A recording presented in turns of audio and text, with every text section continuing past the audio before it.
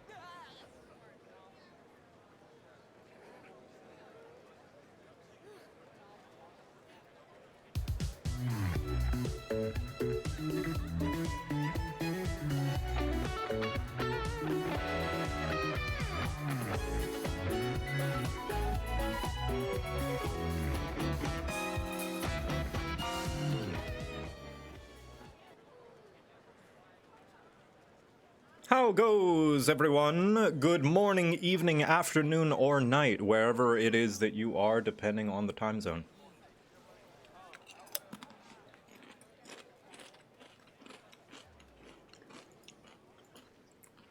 Sorry that took a little bit longer to set up.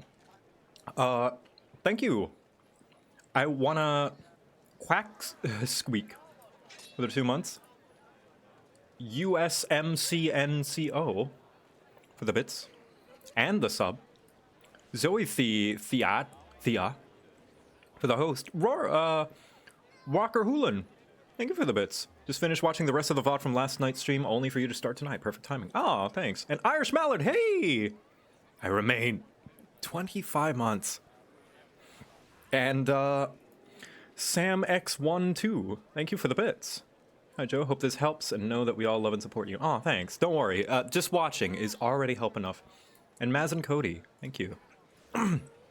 Pardon the longer startup. Today, we continue with the final leg of Stormblood. The final quarter of it. Where we return to Alamigo with our friends, the Scions, and Lise a little bit more experienced on what it takes to actually fight a war. And all our friends here together with us. Yes. So, we return to Girabanya. Wanted to give me food?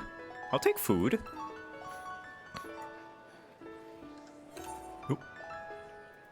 Ooh, buttons in a blanket.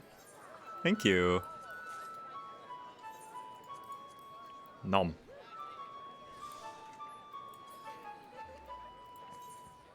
To Girabanya, then. Ooh, a little two-person band going on. I wonder what music they were playing.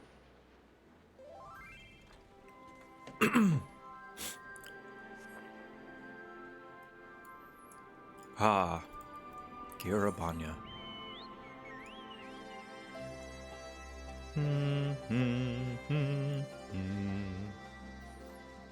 I like how the Imperial Wall is so evil.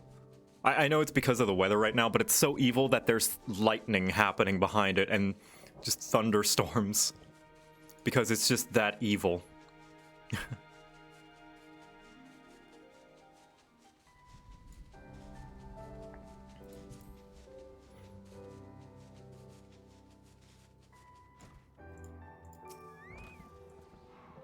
I hate leaving it all to you. Makes me wish there was some way of borrowing the echo. You finished then? Good. We had to use force to secure the crystals. Alizé was not gentle. You have done us a great service this day. Long shall my sisters sing the praises of the Icon Slayer. Let us bear word of them, to them, of Sri Lakshmi's passing. Come, friends, to Vira Nilya. Alright, onwards. If you get close enough, you hear dramatic pianos playing? Really? Huh.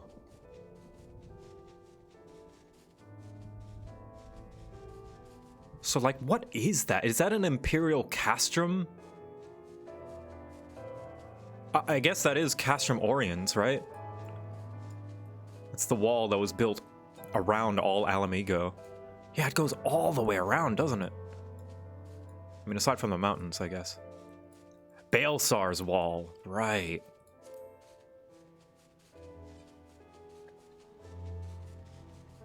It's huge, it seems so. Ah, the winds whisper of your success, and your eyes confirm their testimony. The Lady of Blisses no longer holds our, Kaliana sisters in her thrall. For this we thank you. Gaius built it, damn. Victor did the deed. We were but witnesses to his heroism. However, I feel this is only the beginning. For there is no cure for that which drives the desperate to beseech the gods for salvation. Oh, okay, so the Kaliana are not tempered. Huh. Maybe it was just a very weak temporary tempering? We were lucky enough to kill her before any permanent damage was done? I don't know. There is no cure for that which drives the desperate to beseech the gods for salvation. Should they wish to use their crystals to summon Sri Lakshmi again, naught can be done to stop them.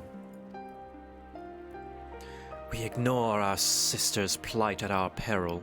This we know. We shall endeavor to show them another path, so that one day you speak of never comes. That day you speak of never comes. We're all in this together. All Alamegans and Ananta. We understand that. Hopefully in time they will too. You and yours will ever be friends of the Vera. On that you have my word. We should be getting back to the Peering Stones. Thank you again, Sarisha, for everything. Might have just been contained in that room. I don't know.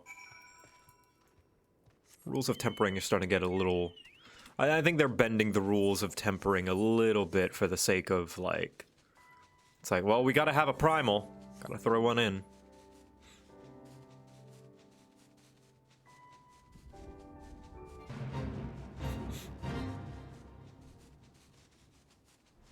Hello? Ooh, M Tribe Ranger. Welcome to the Peering Stones, home of the M Tribe. I must give you fair warning that while travelers are welcome here, any acts of hostility will be met with an arrow shot between the eyes. No exceptions. Yeah. Valid.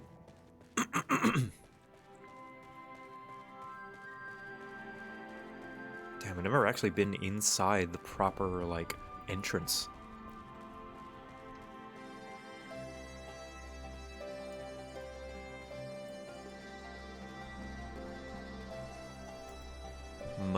Mazaliko? Can't talk with them. Tribe member. Can't talk with them. Mazamko. Is it all women? Where are the men? Oh, here. Ah, there it is. The fires of war spread across Girabanya, and soon we ourselves may be forced to enter the fray. Should it come to pass, then it will fall to me to guide my people through the flames, for I have the rare and unfortunate honor to serve not only as Nun, but as leader of my people. So, for those who don't know, Sun Makote culture says that there is one alpha male, essentially, called the Nun, and that's the one that has the Nun surname. All other males who are not the alpha must leave the tribe and are called Tia to become the Nun of their own tribe, essentially. Yeah, lion prides. Except with less murder. Yeah. Oh, it fills my heart with pride to know that my daughter is fighting for this noble cause. Part of me wants nothing more for her to come home. Nothing more than for her to come home. That said, I know better than to try and stop her. So I wait and I hope and I pray.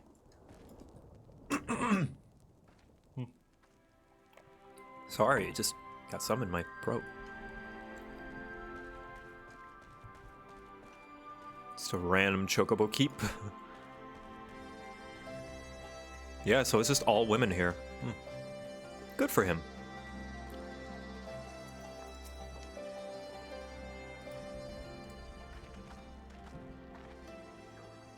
Welcome back. Conrad and Marshal to Rupin came to render aid, but I hear that won't be necessary. It won't. Sri Lakshmi's gone. Ah, but I should probably start at the beginning.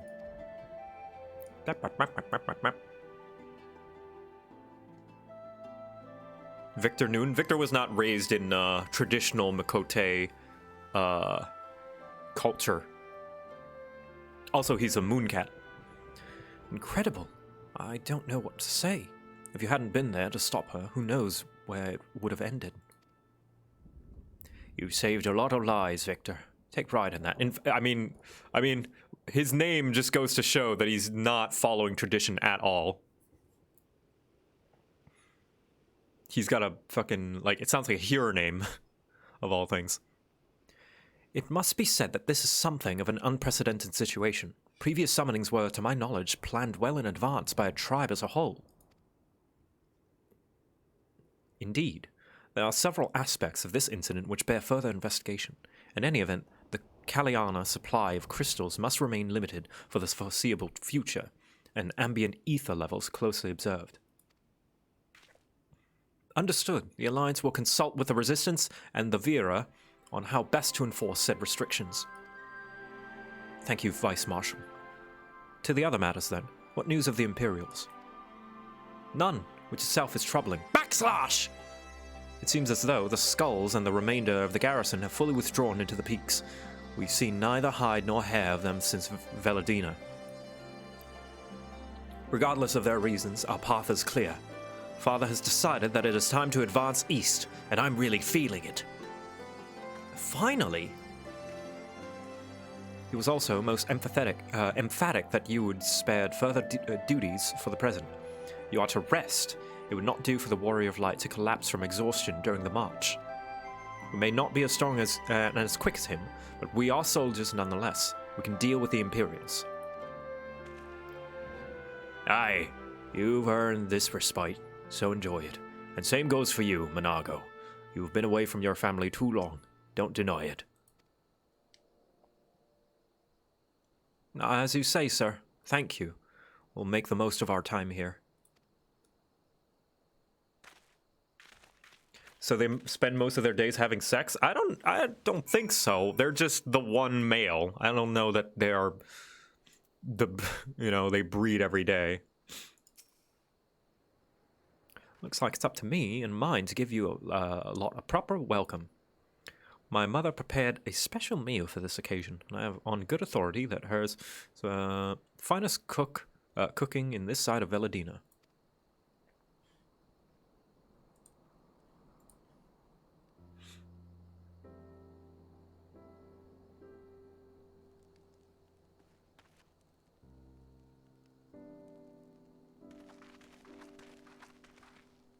Oh, you were replying to Chaz, I see. Honored guests, I pray you partake of our humble offering as we give thanks for your many valiant deeds. Ah, look at that low poly chicken.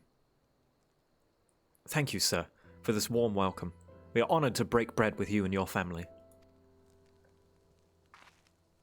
Come, come, eat your fill of our food and drink deep of our spirits. There is more than enough for all. Well, when you put it that way, don't mind if I do. No, I don't need a drink, though. I don't drink anything.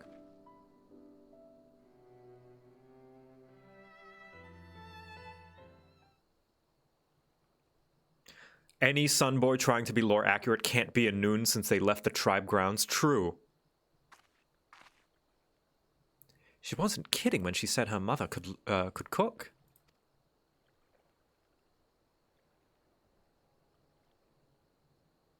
You know, seeing her with her family, I can't help but think of my own. Aw. How my father would come home from a hunt with dinner on his shoulders, and Ida would prepare it with herbs and spices. Our mother died when I was very little, so she did most of the cooking. We didn't have much, but we had each other, and that was enough for me. But they wouldn't let us have that. Theodoric, Gaius, of course Father and Ida had to fight. I would have too. I would have too, if I'd been older. But they didn't have to die.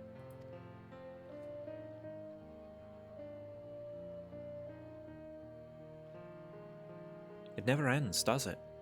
They call us beasts, and they treat us like them.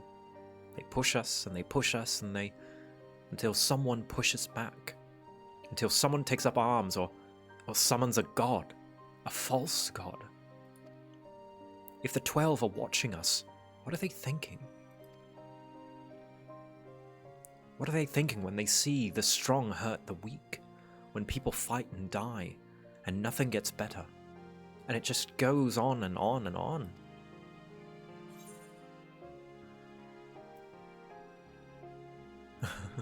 There is no justice, just us.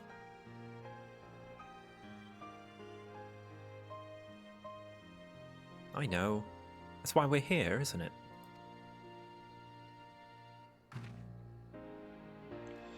Thanks for listening. I know I was just rambling, but I feel better somehow.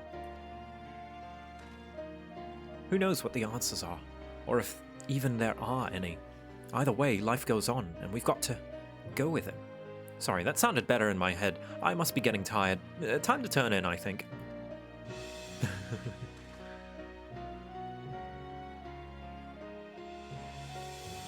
Tomorrow's another day, eh? Let's see what it brings. Sleep well, Victor.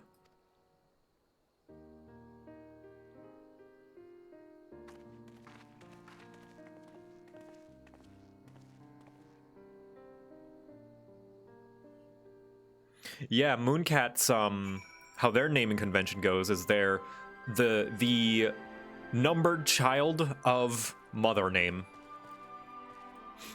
I'm gonna have to come up with how Victor got his name. There's something to be said for a home-cooked meal, is there not? We must cherish these moments, fleeting as they are. The fight will always be there, waiting for us to return.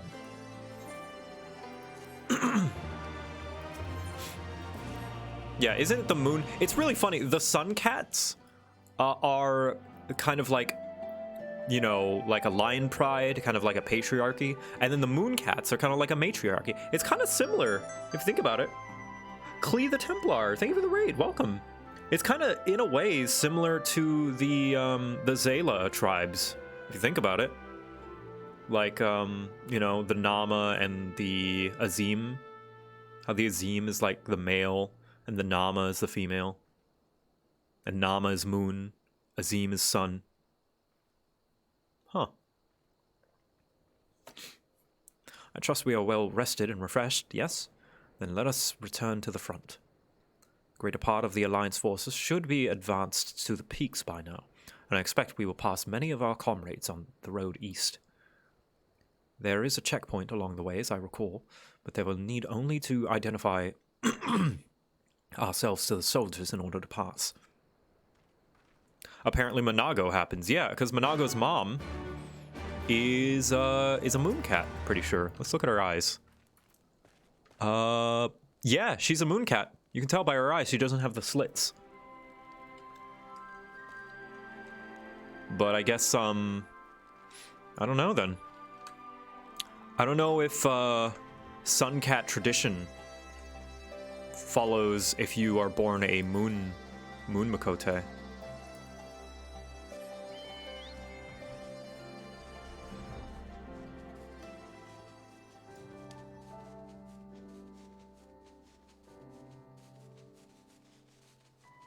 You're gonna rerun Shadowbringers? Oh yeah, I think you guys deserve to see Shadowbringers.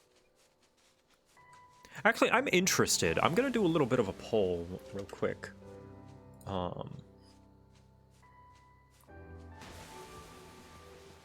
One second. Let me go to my dashboard.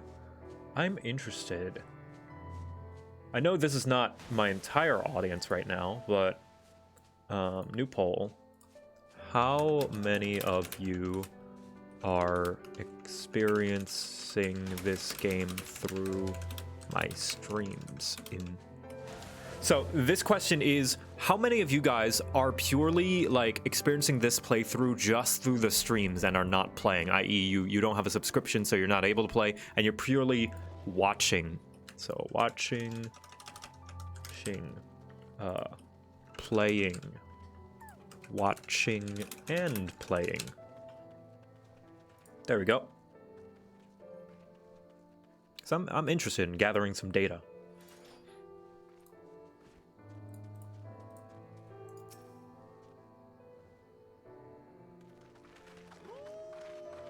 Ooh.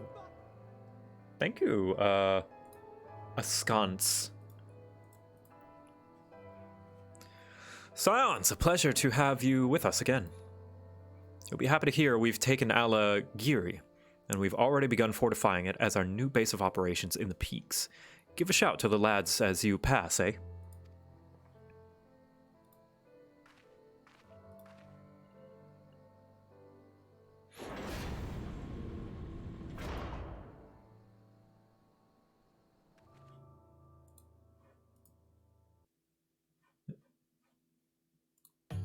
New area. More desert. I can see why most people don't find... How they laughed. Alliance and resistance soldiers, eager for battle, trading jokes as we marched east towards the peak. I can see why many people don't consider the Stormblood areas all that exciting. Half of them are the more desert. The locks and the city. Breaching it would be no small feat. But we beat the Imperials back, just like that. And we liberated a village, the first of many. Look at that etherite.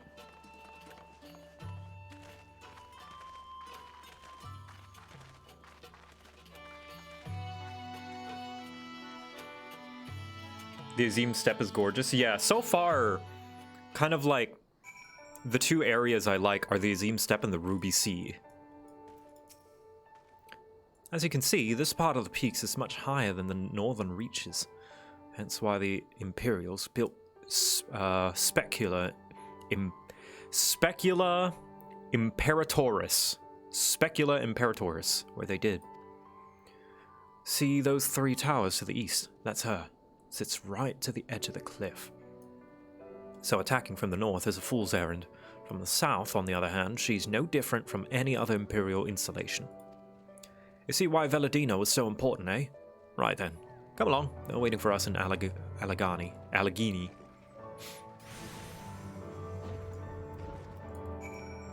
Ruby Sea is 7 out of 10, too much water.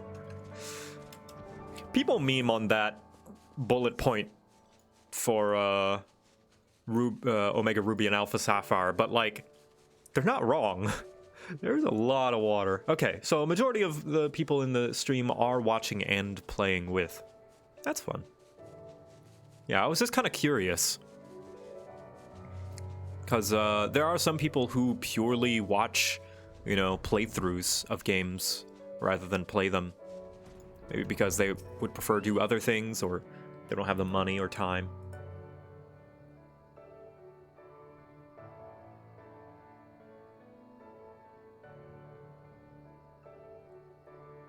What video game character or series has the best paladin experience? I'll have to get back to you on that. I don't know.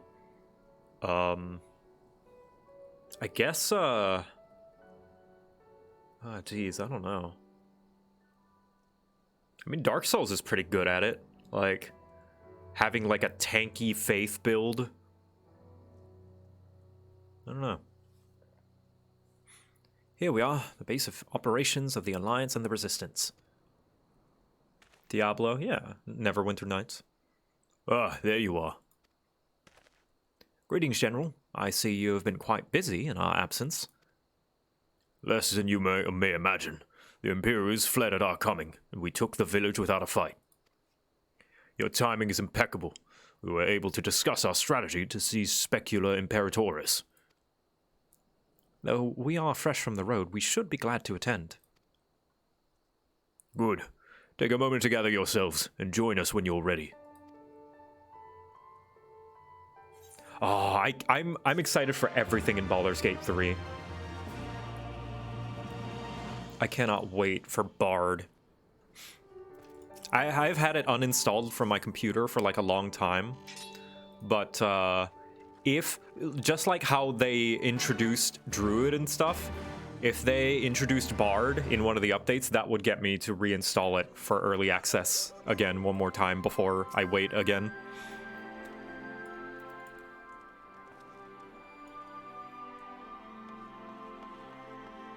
Wow, holding the line.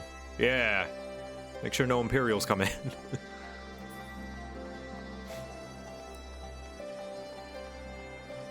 I think they recently added in the Sorcerer or something.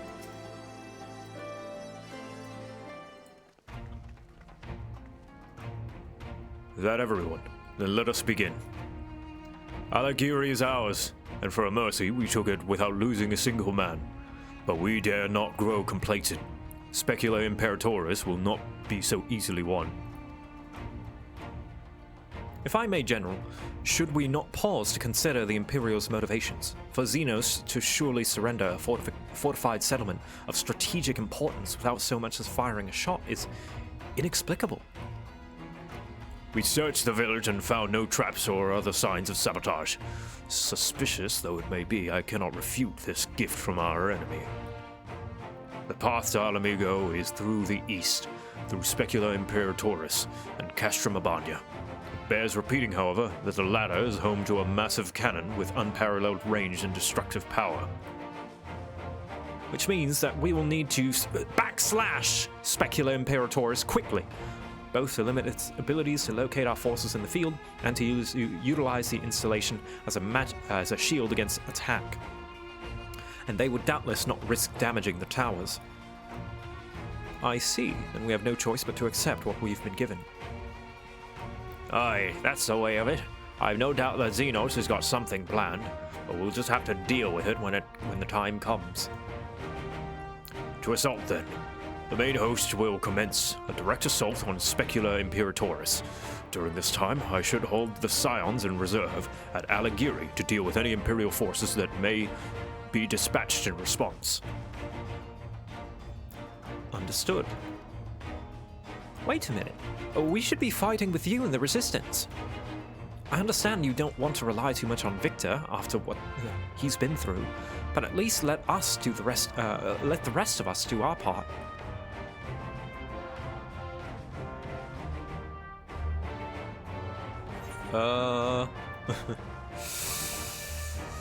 If she wants to fight, I say let her fight. Thanks, I knew you would understand. I like that sudden look over to Conrad.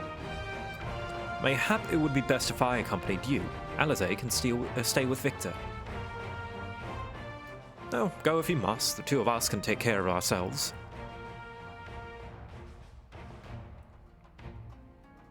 You have your orders. Dismissed. Yes, sir, General.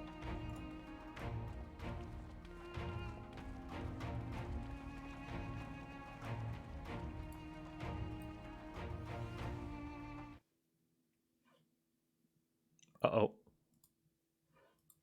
What's this? Meanwhile, deep within an Imperial research facility.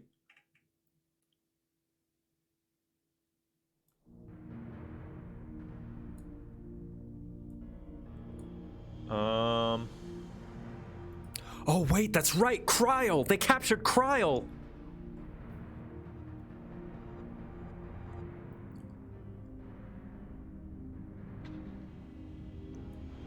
They're gonna learn oh, I remember this.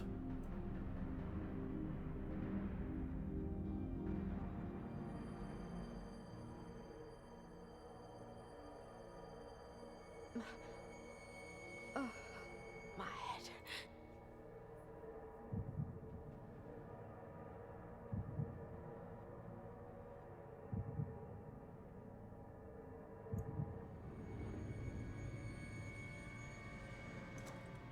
Let us see.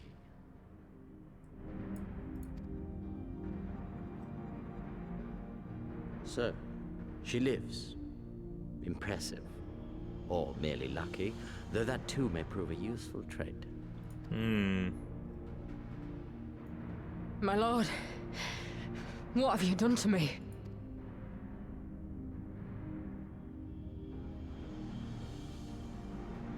Though we Guardians are intellectually and physiologically superior in almost all respects, we lack Is that the necessary? hereditary traits required for the reliable manipulation of ether, hence our unique inability to wield magics.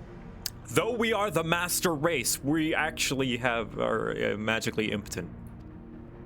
This deficiency, for want of a better word, saw us subjected to decades of oppression by the lesser races, and we were eventually driven to seek shelter in the cold northern reaches of Ilsabard. Fortunately, said region was replete with vast deposits of ceruleum, which proved instrumental in the development of Magitech, a revolutionary technology conceived to compensate for our disadvantage. And here we get a little bit of insight on why the Empire's so gosh darn powerful. it was with Magitech that we grew strong, that our nation became an empire. Yet, ultimately, this was an extrinsic solution to an intrinsic problem. What I wanted was not a crude device to be used in lieu of magic. Through modification of the Garlean genome, I argued that it might be possible to enhance a subject's ability to manipulate ether, effectively empowering them to wield magics. Alas, my theories were met with consternation in the Imperial Court. But she's Only Lord Xenos, with commendable foresight and wisdom, deigned to support my research. So they're starting small, because Fordola is not Alamegan. Or rather, she's not Garlean, she's Alamegan. She's a Eorzean Hure. So she can already wield magics, but I guess this is starting small in testing transferring powers. You gave me this treatment, but I'm not Garlean. Yeah, that's what I said. Alamegan, through and through. What you have been granted is far greater than mere magic. Before that lesser light, it is as a second sun. I am informed that Alagiri was recently occupied by the Resistance, and that an attack on Specular Imperatoris is considered imminent. This could provide an ideal opportunity to test her performance in the field. Your skulls, was it? They have joined the garrison at the Watchtower? Yes, my lord. By your leave, I would rendezvous with them and lead a counterattack against the insurgents. No. Even were you to leave now, you would not arrive in time. There is another duty I would entrust to you.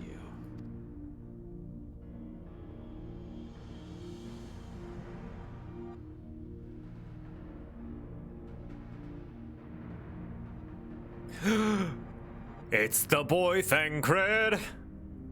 Found you. Being a spy!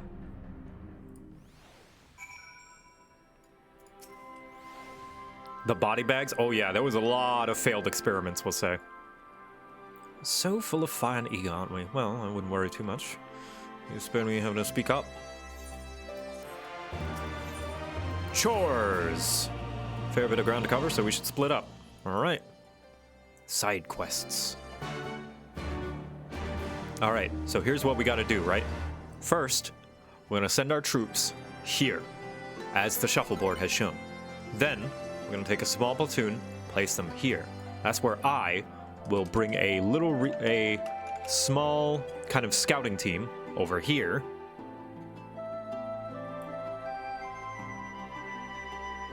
You know what? I'm just gonna sit here. Something feels right about sitting on a table. And I don't know why. Sorry, I'm getting distracted.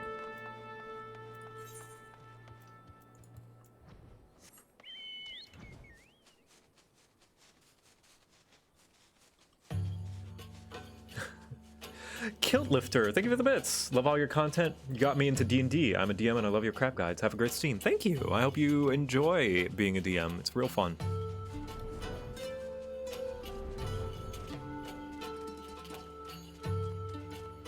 All right, Imperials, come out. Oh, whoops, the now playing should be gone. There we go.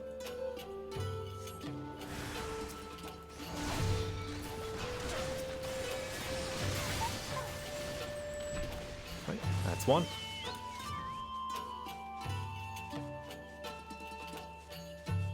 Damn, look at these. Look at these rocks. Ooh, can I go up here? Ooh. Wait, this is a specific place that was made to be flown to. Interesting. Ember Aces Guild, thank you for the raid. Welcome, everybody. We're going through Stormblood New Game Plus. Currently patrolling the area to clean up any Garleans left over from the Empire. About when do you get your first chocobo you get to keep anyway? Level 20. Level 20, once you join a grand company and do a few more quests, there should be a quest called My Little Chocobo, a side quest. Given by one of the company people.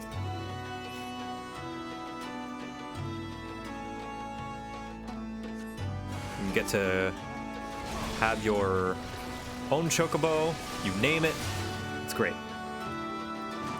Mine is named Mudclaw, because he likes to play in the mud.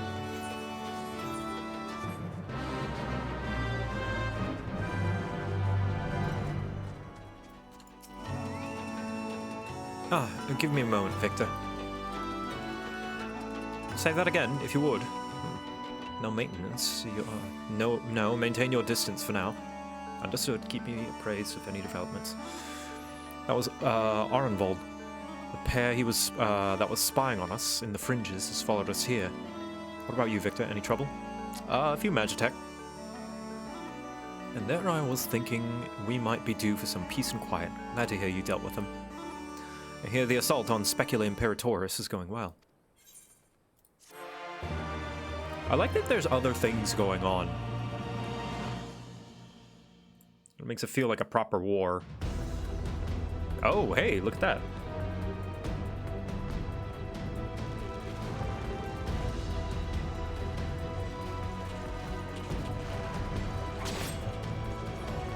There he is, the Bull of Alamigo. Wah!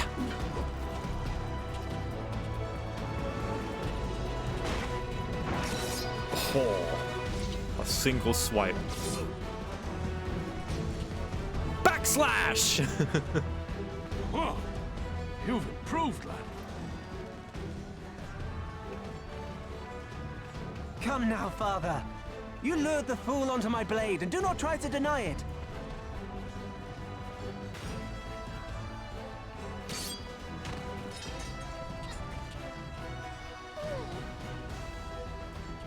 Our work here is all but done. What of Conrad and his men? They are for the main tower. The skulls have offered fierce resistance thus far, but Conrad seems to believe he can convince them to lay down their arms. Now it's short time. Then we will tend to the stragglers down below. With me!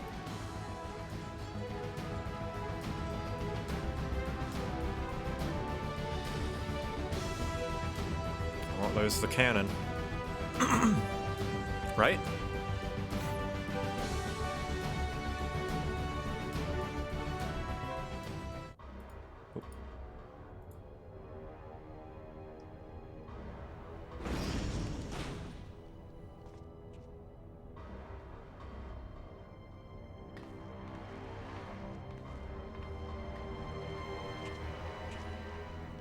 Report. Enemy forces have overrun the lower facilities and appear to be mounting an assault on the main tower. We have already received a request for reinforcements. A unit of legionaries has been mustered and is ready to depart. They await your orders, Commander. Wow, someone actually showing some respect. Stand down. Commander? Oh.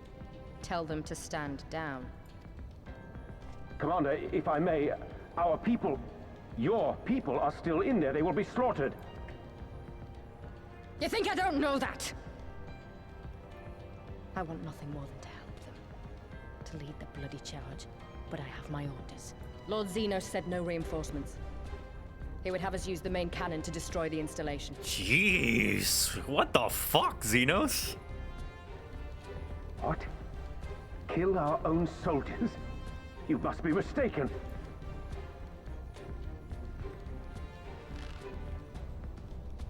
Mayhap you'd like to ask Lord Xenos yourself.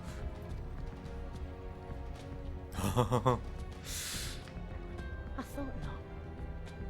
Initiate the firing sequence. Wars are won on the backs of the dead. Theirs and ours. There is no truth but this. We must remain firm and resolute and always, always do our duty. Now, give the order.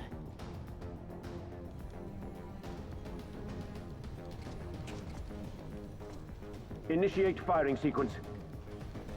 Aye, aye. Initiating firing sequence. Release safety locks. Deploy main cannon. shit. They're just gonna shoot on Ralbon and his men. Ransford, Rudolph, Emlyn. For us. For our people. For our future. I need you to confirm the target, Commander.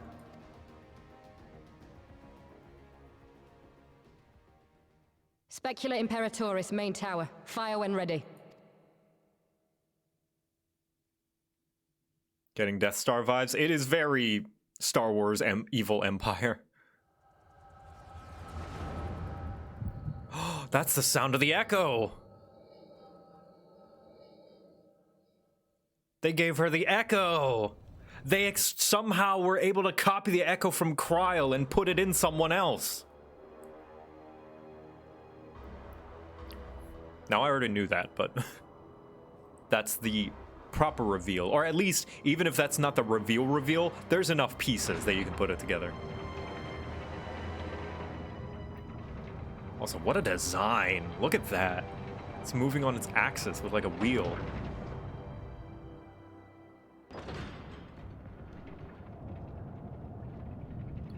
Now, she is admittedly a test subject. They're obviously using her as a test for something greater. Oh, shit. Oh, my gosh. What in the seven hells? Long-range artillery. Those treacherous bastards. Their people were still fighting. Full retreat! Now! Relay the orders! Understood.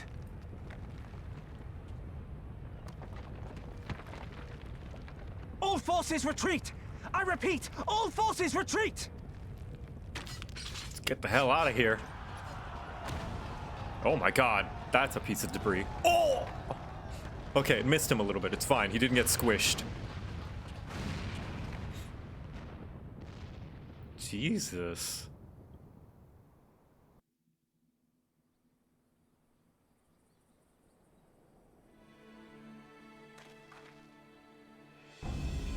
By the 12, do you see that? The main tower just collapsed. You heard it too, didn't you? It must have been the cannon at Castrum Urbania. But that was an Imperial installation, and the troops were still... Damn it, no one's responding. I don't know if the shell's been jammed or... We have to go right now. We have to help. They need our help, sorry.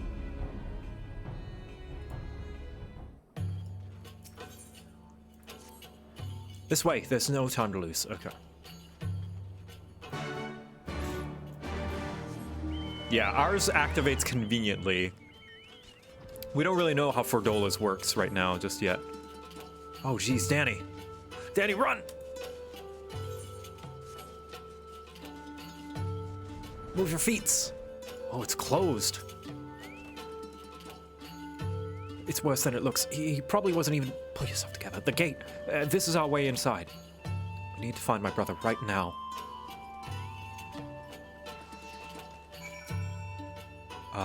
The locks on the massive gate appear to be disabled. You need only prise them open to pass through.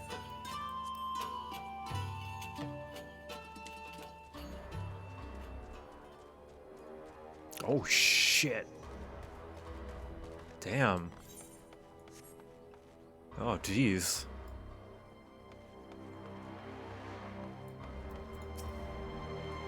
I'm glad you're here, Victor.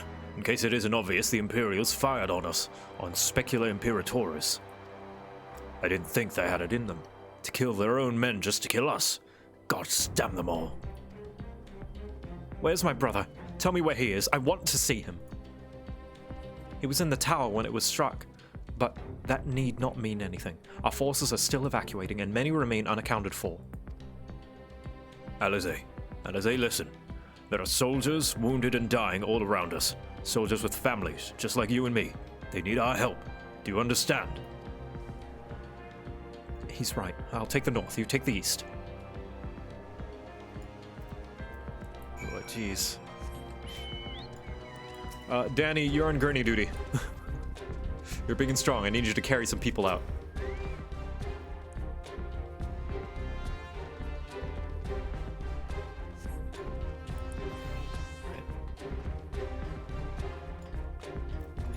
Didn't think they had it in them. Has this dude ever met the Empire? Well, the Empire isn't wasteful, right? The Empire's tactical. The Empire is clever. But I guess they're getting a little bit too clever.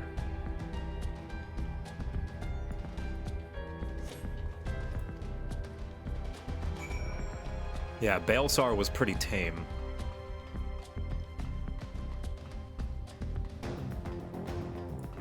Oh no. Yeah, get it, Danny. Push that debris out of the way. Oh, we've got Ishgardian Knights here too.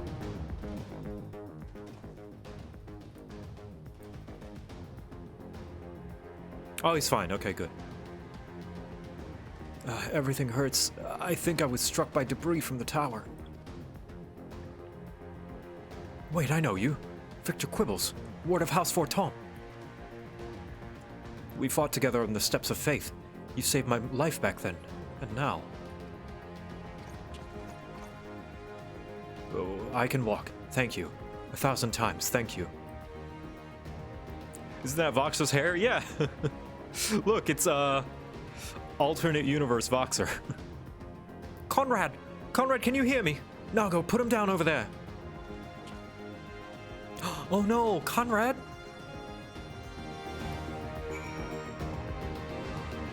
Ishgardian Voxer. Oh no!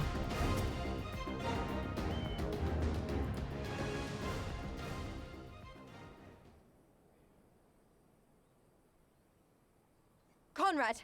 Conrad, speak to me! Okay, he's still breathing. It was all so sudden.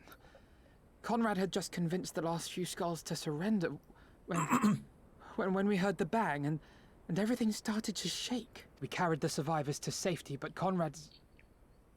We have done what we can for him. All that remains is to pray. Conrad? Is that you, Lise? I can't see a damn thing. Well, that's that then. Time's up.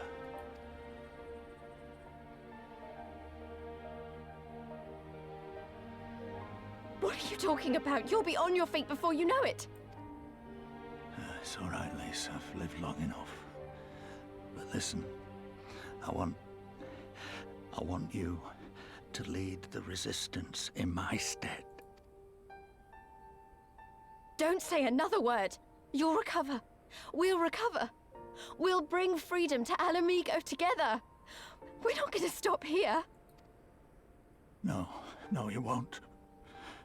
Everything we've built, everyone we've brought together, I know you'll show them the way. You've got it in you, Lise. Not because you're Curtis's daughter or Ida's sister, but because you're you. Because you're you. Conrad.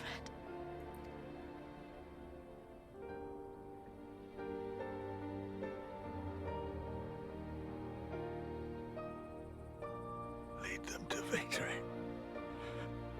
To freedom.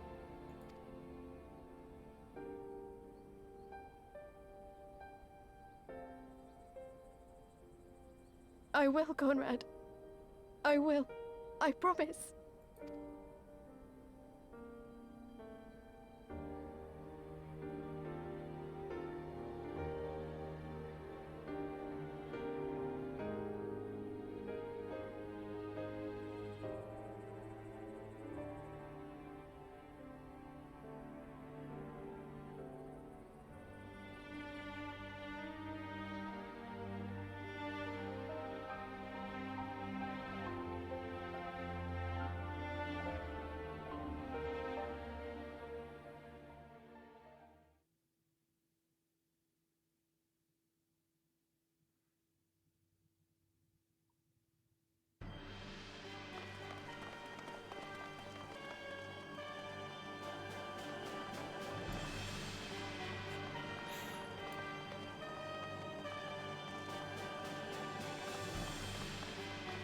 Next round, double the charge.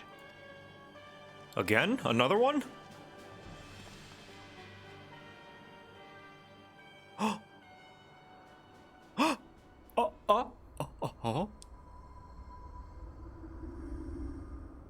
Come, Nidhogg. We are needed. Whoa!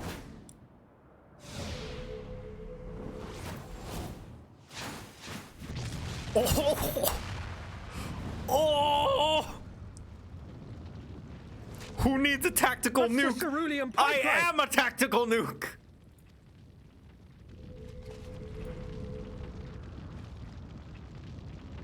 Impossible!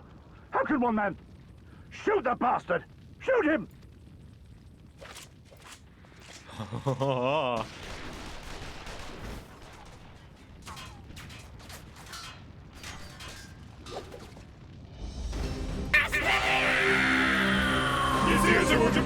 This has slain far greater beasts. I love Bastion! Boy.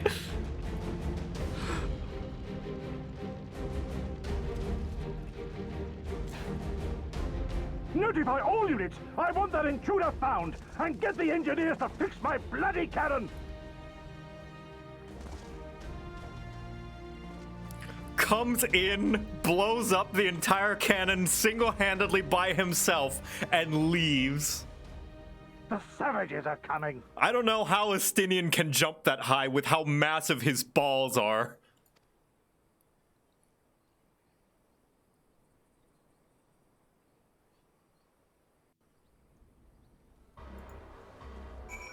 Oh wait, Conrad's dead. Oh yeah.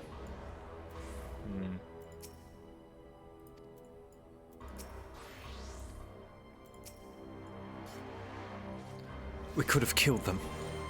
We could have walked away. But instead we tried to convince them to lay down their arms. We tried to seek a peaceful resolution. We showed them mercy, and this was their response. Fire and blood. This was their answer. Such crimes cannot go unpunished. They must not. God's is my witness. There will be a reckoning. Damn, I've never seen Alphino this phased before. Like, he sounded genuinely terrified after the cannon was shot. Jeez. Like, you gotta remember, he's like 16 right now. Forgive me. Now is not the time for vows of vengeance. We must remain calm and rational and in control. The Imperials have demonstrated a willingness to fire on their own. So long as we remain here, we are in danger. Fourth, we three will seek to Commander Kemp's body, find my sister, and return to Alagiri.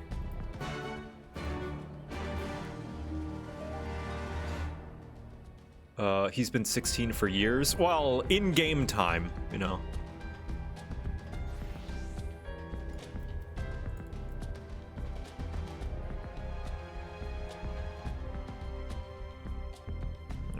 Pouring out for Conrad. Man.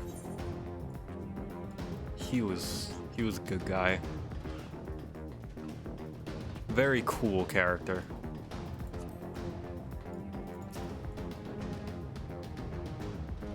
There, that should suffice for now. Go and join the others. In-game time, it's only been months. Yeah, I think actual lore time, it's been ridiculously short. Tell me you found Alphino. Tell me he's alright. He's a little bit shaken, but he's alive. Oh, thank the 12. I don't know what I would have done. Though, saying that, what will the Resistance do without Commander Kemp? Sorry, not here, not now. We should return to Alagiri. Keep an eye out for any wounded who need our help on the way. About a year or a bit less. So from the beginning of ARR to the end of Shadowbringers, how long is that? About a year? 2 years? It's gotta be, right?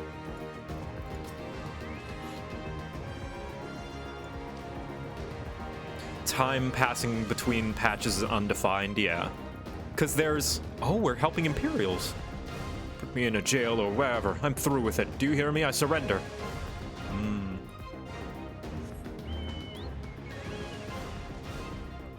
Yeah, because there's implied time passed not only between patches, but between quests as well. So, like, I'm gonna say at least a year has passed, like, over the course of all 14 story.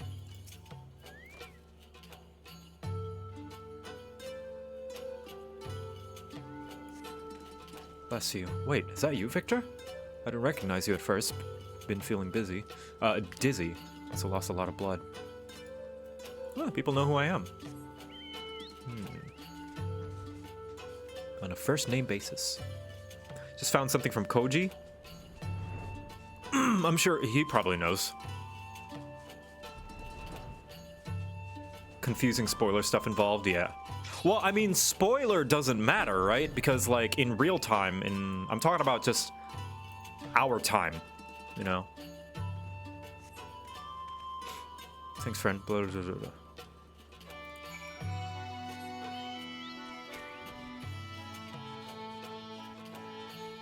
There have been several threads about Hydaelyn's timeline not matching up with Earth's. It has been 2 years since the release of the game. Why is it still 1572 in Eorzea time? At the time of patch 1.23, this is a dilemma faced by a lot of MMOs. To allow everyone that joins the game, regardless of what they do, to experience the full story, there simply has to be stoppage of time. Okay, not really a stoppage, but more a time bubble in which a span of about a year is contained. That's from Koji about 1.0. Yeah, well, that's about 1.0. But I'm just gonna headcanon it. I'm just gonna headcanon that the end of Shadowbringers is like two years from the beginning of ARR. I prefer to think of it that way. Victor, we've given our commander Kemp's remains for safekeeping. Later, I've no idea when, Wrightsmith needs to be performed. For now, however, we must carry on. We must press forward. We must not give in to despair.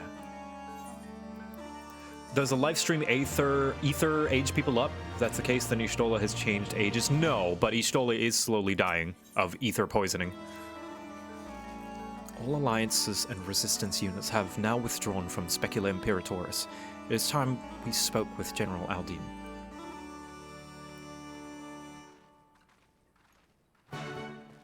First time sub to your Twitch, found your videos when I was trying out Monster Hunter World for the first time, and absolutely love them.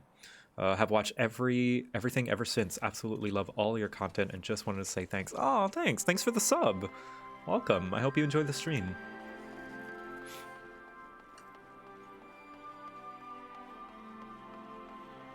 Y'shtola has self-inflicted super cancer. Joseph Astray, I saw you on that table. Better not be mucking up my plans. These deaths weigh heavy on my soul, Commander Kemp's most of all. He was a wise leader. He was a patriot, but above all else, he was a good man who will be sorely missed. One of many lost this day. I ask for a moment of silence to pray for the souls of the departed.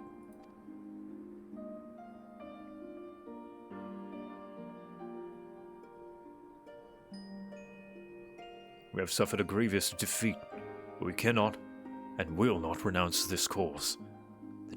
The die has been cast.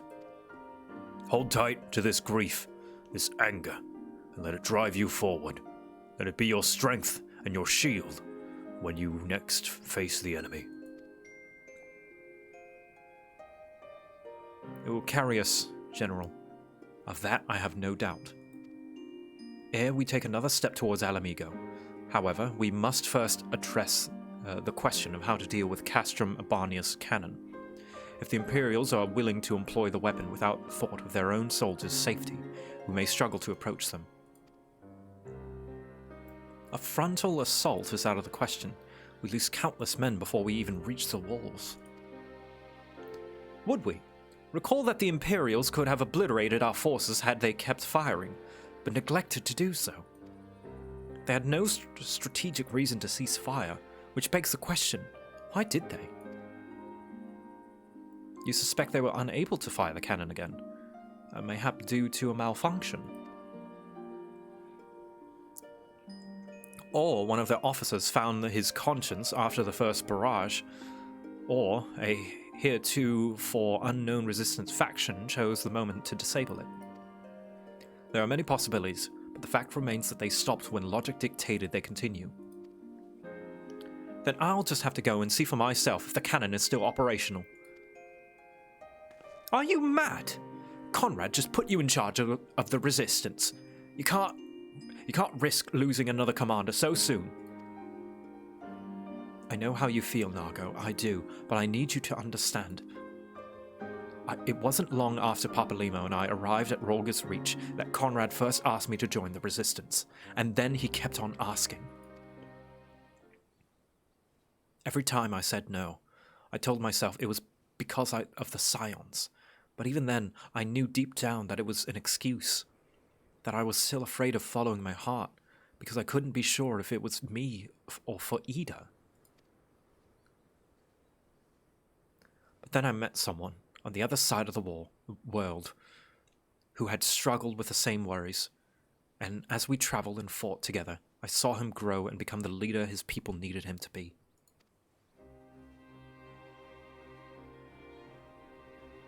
And now it's my turn to do the same. There's not a lot of us left, and of the ones that are, many are still wounded. We have to make do with what we've got, and I'm the best qualified. It's as simple as that. But don't worry, Nargo. I'll come back. I promise. Girlfriends.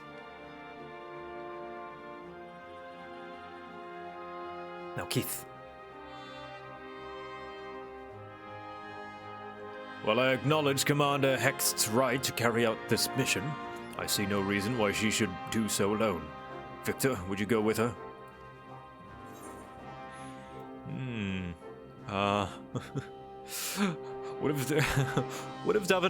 Would have done it even if you hadn't asked, sir. I like that I get to call him sir. Then it is settled. We will await your return. Leader of the Resistance. Sorry to drag you into this, Victor. It may not be a decision Conrad would have made, but I'm not Conrad. I never will be. I don't know what kind of leader he was hoping for, but right now, all I can do is be myself. Yeah. She's not gonna lead like Lys. She's not gonna lead like Hector. Was that his name? She's not gonna lead like Conrad. Sorry, she's not gonna lead like Ida. Sorry. She's gonna lead like Lys. If you don't mind, I'd rather not wait around and have people trying to talk me out of it. Let's get going. I know a good vantage point to overlook the castrum. Nune Krep. Nune Krep Hope. Nune Krep's Hope. The ship's stranded on the rocks to the east of here. It shouldn't take us long to get there. Alright. Alright, we'll reach the ship. Yunkrep. What a name. Oh, we're going to the thing! The thing that I saw. Oh, look at that! Whoa. It's a ship.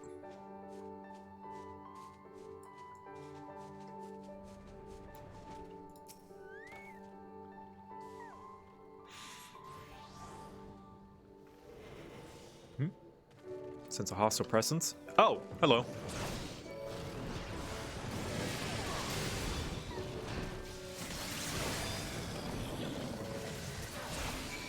Here we go.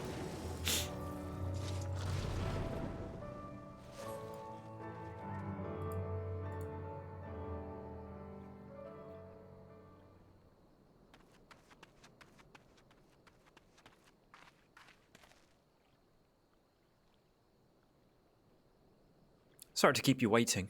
I see you've met the golems. Looks like the old stories were true, eh? In a way, I'm glad.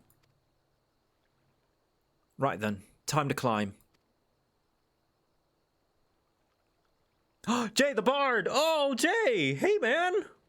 What's up, dude? Thanks for the raid. I don't have the I'll play the notification as soon as this cutscene's over. We're in a cutscene right now. Hello, raiders. Careful for spoilers. I'm in Stormblood, i.e. the 4.0 patches. So if you have not made it here, then I warn you, if you care about spoilers, this will be the time to bounce. But thank you, Jay. What's up? Jay the Bard, everybody. A wonderful, cool guy and cool singer and musician. Yeah. What classes have taken to 80? As in, what classes do I have at 80? I can show you after this cutscene. Whew. That took a bit more out of me than I expected.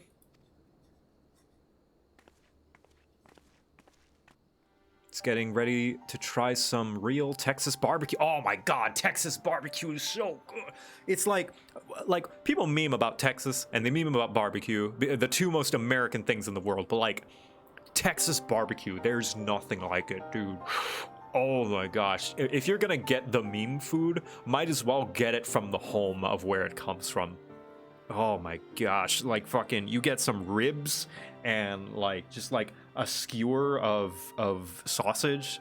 Oh, I want to make a barbecue. I need to get myself a grill. And here she is, young Krep's hope, the ark that one man made to save countless others from the flood during the 6th Umbral era. It's comforting to know that there's always been people who cared this much about their fellow man, who accomplished such great feats that people couldn't help thinking they must be made up. But the proof's right here, isn't it? Brisket! Oh, brisket's so good. If you can get pulled pork, like, get some pulled pork, get some hamburger buns. Oh. Living out in Texas for 2 months and wanted to try some places out here before I go back to Cali. Yeah. Do try all of the food that you can.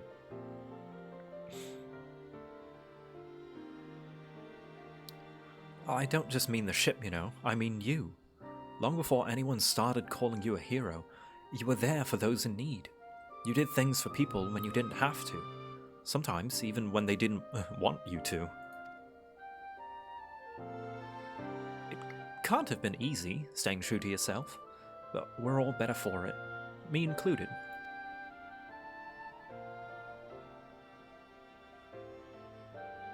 Wife.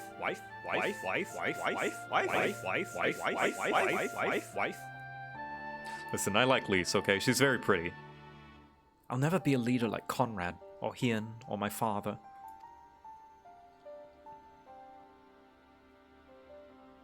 But I can be a friend to you all, and I can fight by your side. I can be me, and that'll just have to be enough, eh?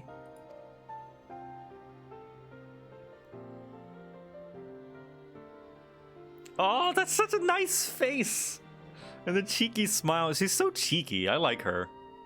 Like, as much as I do have a little bit of gripes about her writing and her just like, not giving her enough development, like, I do like her as a character. I just wish she had gotten more, you know? It's just a few missteps getting her to this point. But, like, I'm not offended by her, you know? She doesn't, her writing doesn't make me mad. Strange to think back on it. If we'd been standing in different places, or if the shell had struck the tower differently, it would have been me instead of Conrad. Or maybe the both of us. I think maybe perhaps it's like, she's not a very deep character, and she doesn't have to be. But like, I think maybe they were having trouble trying to find things to give her. Because so far, a lot of her arc has been, I gotta believe in myself. I do believe in myself, you know? And it's like, okay, we've been over that. What else? What kind of monster murders their own? Is that smoke from Castrum Urbania? Wait, it's coming from the cannon. I can't tell what happened from here, but I can tell that it won't be giving us any trouble in the immediate future.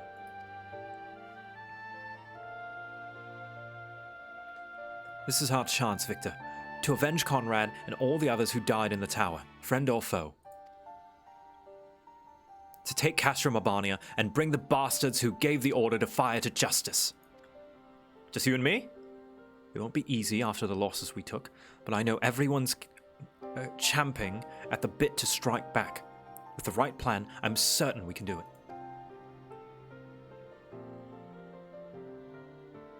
So I wonder if Justinian ever told the wall that he was the one who destroyed the cannon. I don't know. I guess we'll have to find out. He doesn't seem like one to brag. We have to tell the others. Come on.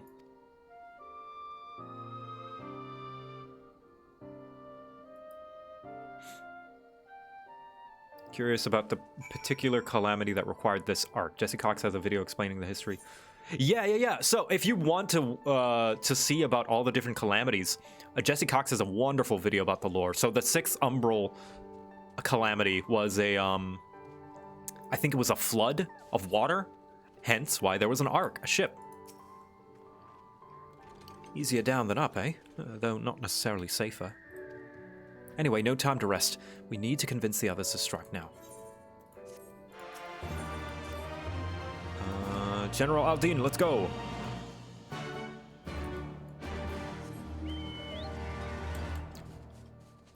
Justinian says very little about his adventure. Seems he's content to just be the hero in the shadows. Yeah, he sees no reason to brag, and he's not insecure. He's very secure about himself. He doesn't need to prove himself to anybody. General, I think we have good news.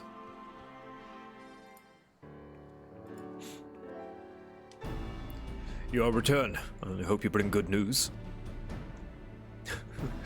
We scaled the cliffs of Hope and spied smoke rising from the Castrum Urbania's main cannon. I think Marshal Terupin's right. They didn't fire again because they couldn't. The cannon seems to have been disabled somehow. Then we must attack Castrum Urbania at once. It could still be a trick, but if it isn't, we may not get a better opportunity. Bluntly, General, if it is a trick, it is an utterly baffling stratagem. Had the Imperials wished to wipe us out, they could simply have kept firing. Be that as it may, we need not backslash everything to seize it. I say we dispatch a small contingent to infiltrate the Castrum and secure control over the short time. If the enemy is preoccupied with the repairs, we may be able to take them unawares. If, on the other hand, they're really feeling it, our token force will prove an elusive target, and we will at least know the cannon is operational. Either way, it seems well worth the risk. But how are we to infiltrate the Castrum? In anticipation of the day as this, men and women under my command have backslashed to cultivate a network of backslashes through Garabania, including Backslash. Radiata is home to many who would hold menial positions in Castrum Urbania and other nearby installations. With the aid of our allies there, I believe we can backslash a route to the fortress. The Resistance will handle this. You may have recruited these informants, but they'll be just as happy working for their fellow Alamegan. And at the end of the day, it's our land, our responsibility. Let us do right by Conrad. I should be able to accompany her, General, as would Alizé and Victor, I'm sure. Let's go fight some Garleans. Well then, if you're all in agreement, I see no reason to refuse you. We will make ready to march on Castrum Urbania. Go, and may Rolger watch over and keep you.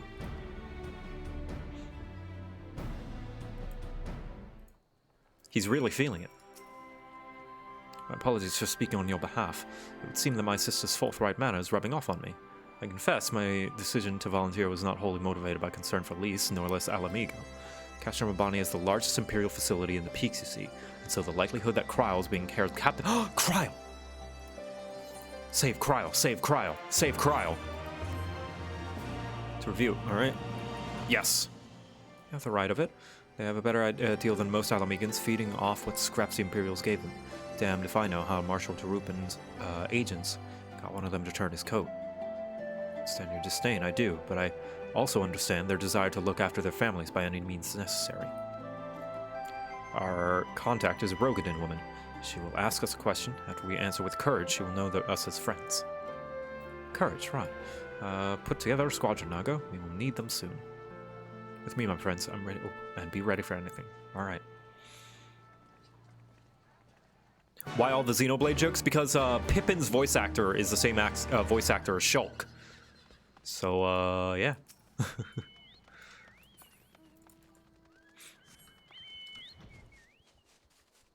Is Shulk a Xenoblade? Agir Perez, thank you for the bits. I like Lise even before she took off the mask. Granted, that was because she is a monk character still. Yeah.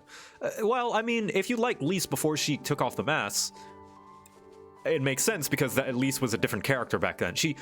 For all intents and purposes, it's a new character that we had to learn new things. And it does retain some of the stuff, but like, all that stuff about Ida isn't all that relevant. She might as well be a different person.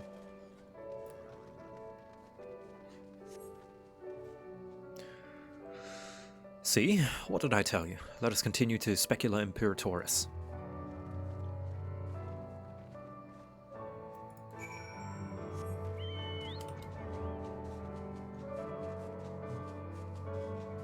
Hello? Do you wish to enter Specula Imperatoris? Yes. I thought I had to say courage. Oh, a Rogadin woman, sorry.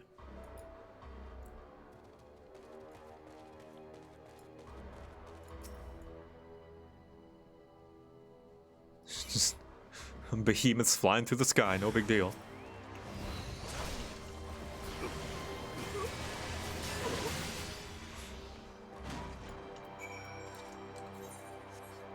Onwards. Hello. Hello, my soldiers. Today, we take over Castrum Abania, once and for all.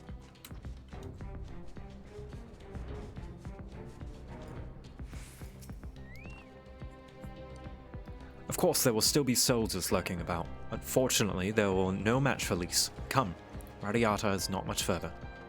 Of course, in light of our recent encounter, it would be prudent to proceed with caution and remain vigilant of Imperial forces.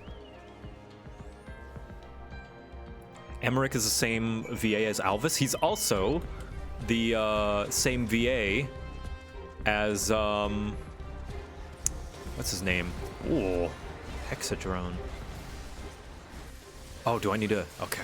He's also the same VA for Hawkwood. Hawkwood, the Crestfallen Knight in Dark Souls 3. You know, gives me conniptions. That guy.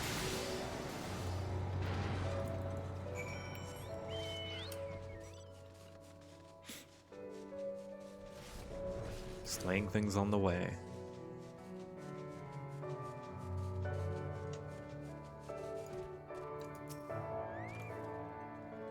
Looks like it's safe to enter. I don't see any Imperials. I don't see smoke above Castrum Abania anymore. Do you think they fixed the cannon already? Alright, well, time to go home. Alphino said we were looking for a Rogadin woman, right? And that we should answer her question with courage. I suppose we'll have to strike up a conversation with every one of them until we find our contact. But let me know if you find her, and I'll do the same. Ah, time to put on the charm.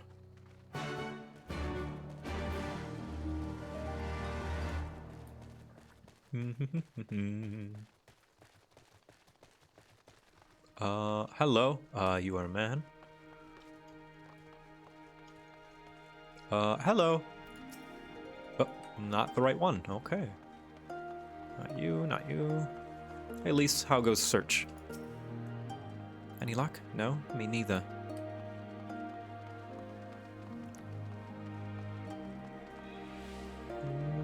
There she is.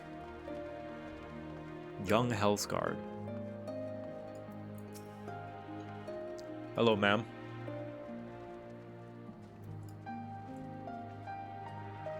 Ain't seen you around before. Takes a certain kind of man to walk into a place like this uninvited. Wither the wild rose blooms. Times are tough, but so am I. One with courage, I suppose. Courage, you say? Wow, that's in short supply these days. Better to keep your head down and go along to survive. Call me a coward too if you like, because I'll not speak on it anymore. At least not here. Outside Radiata. Behind those barricades over yonder, on the other hand.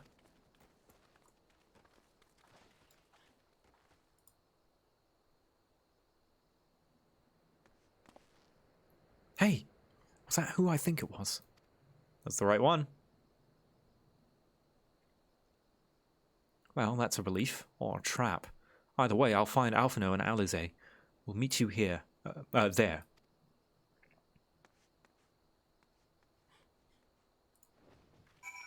I don't know if that was necessary to put a cutscene, but okay.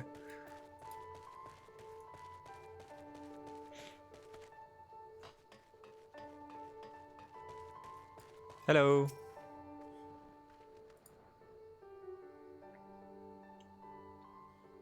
Not followed, were you? Good.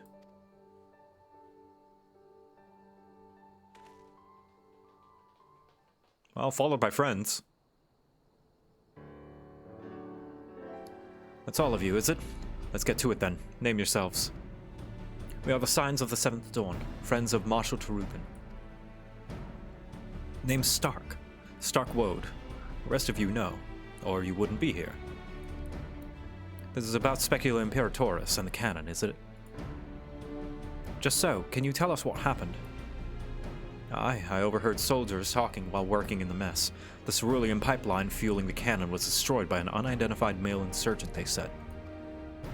One man single-handedly disabled the cannon. That beggars belief. Nevertheless, that's what they said. It took a while, but they finally put the fires out, and the engineers have been working a day and night to repair it. Wish I could tell you more, but the incident had everyone jumping at the shadows, and afraid to say much more. To make matters worse, the Alamegan help have been sent home indefinitely. So the cannons could already be fully operational. We need to sneak inside Castrum Urbania and ensure the cannon is no longer a threat to our troops. Can you help us? Aye, that much I can do. I've pieced together a map of the interior over the years, and I know for a fact that there are multiple points of entry. Impressive. If we split into several groups, we may improve the odds of reaching the fire control center. We may be few in number, but I have faith that we can see this through. Infiltration squad!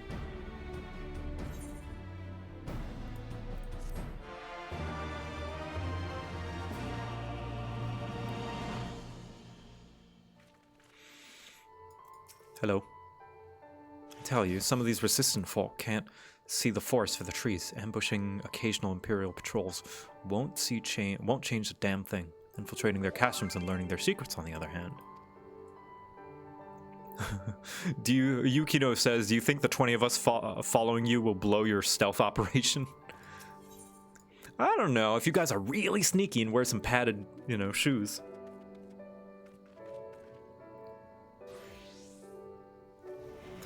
We have that which we came for. All remains is to make our preparations. Allies, alright, cool. Some of you will come with me. We'll need to deal with the Magitech patrols before we can infiltrate the Castro. I have a unit of ninjas, yes. We all sneak. Oh, there we go, ninjas.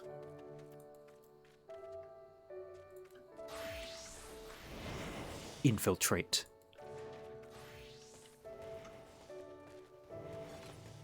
It is time to infiltrate. Danny does not suspect a thing.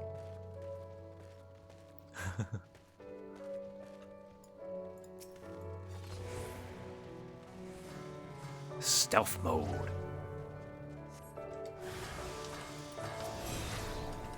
Yeah, that's right. I know how to do my mudras without looking.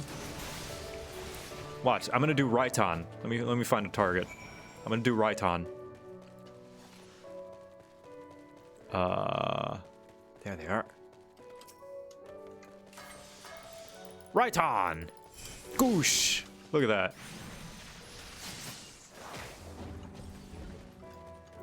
I know them by heart.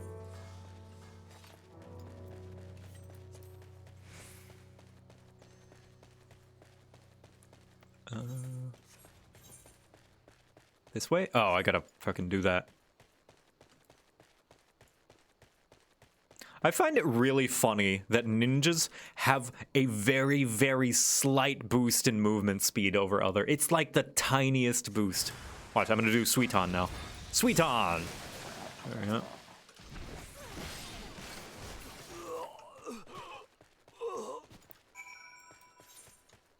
So are they getting rid of Mudras and Endwalker? I didn't quite understand that part. It's like Mudras are getting their own buttons or something? You're almost there, friends. Your point of entry is just around the bend and up ahead. The last patrol should be here any moment. Still with them. Alright, cool. Back to Paladin. Huton gets an ability. Okay.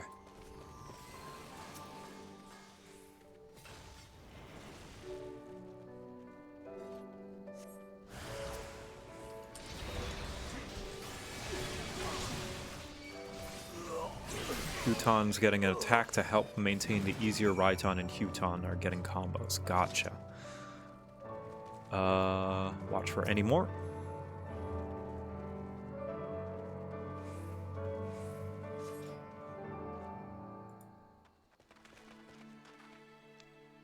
By Rolgar, I knew you lot were good, but I never expected you to defeat them so swiftly. Victor's the finest warrior I know. I should like to think that we have learned something from our time in his company.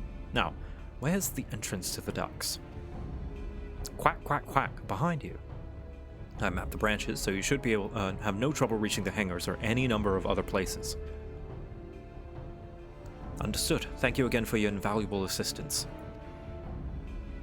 As discussed, Victor, we shall divide into 2 groups and proceed via separate routes into the castrum. Remember that our objective is to cause as much chaos as possible to draw the Imperials away from Lys and her men. If there is nothing else, I'll return to the Resistance forces and show them their entrance. May Rolgar guide you to victory. This is your last chance to make your preparations, Victor. When you and yours are ready, we shall begin. Infiltrating another castrum. Okay, alright, who do I bring this time? So, pardon me, I'm still, you know, I mentioned before that I'm trying to bring in people, you know, rotate out and other people that have their chance. So, Turvy, I haven't had you in the squad for quite a while. Rival, I've seen you around the bend a few times. And lastly... Okay, alright. Alright, Ash. You look very excited. I'll bring you along. There we go. Castrum Abania, here we go. And we're gonna go in unsynced. Whoop. Just so we can speed it up a little bit.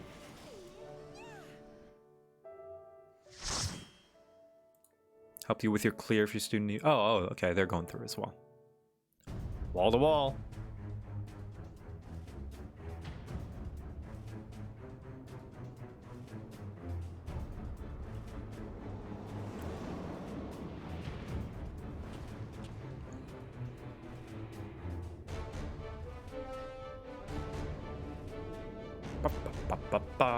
Ba-da-da.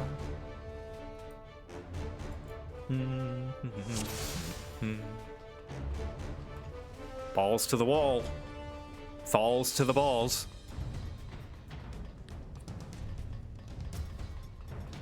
Hello.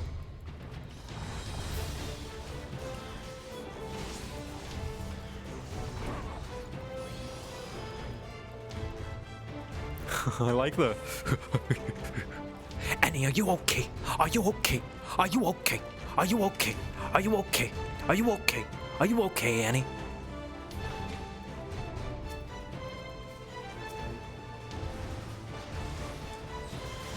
Get them.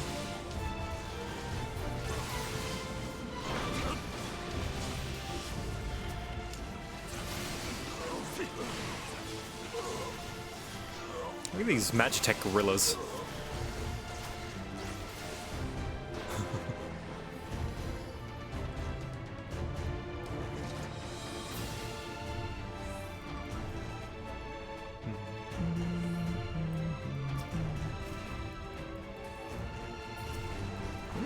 we got a monk on our squad.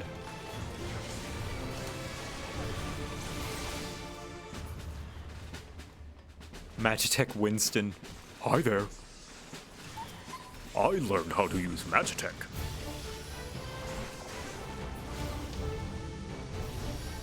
The Magitech Field online.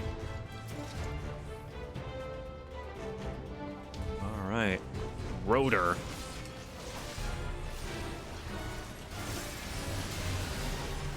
It's an aggro fight. Fighting for aggro. Aha, I win.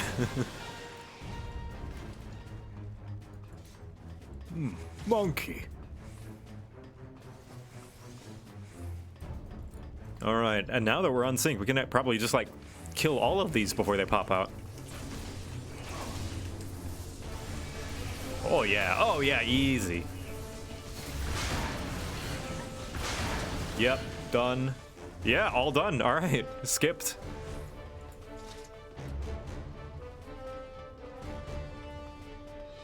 Now to fight some dogs. Some dags. Look at them. They're kind of ugly cute. What if you can get a minion of those?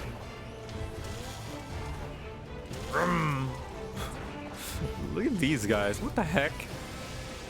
Rotor. Just a fleshy thing with wheel hands and legs. Gosh, kind of gross. It's the pug? Oh, nice. Alright, I'll take this one then. Sorry, I was a bit slow, you know, tank speed.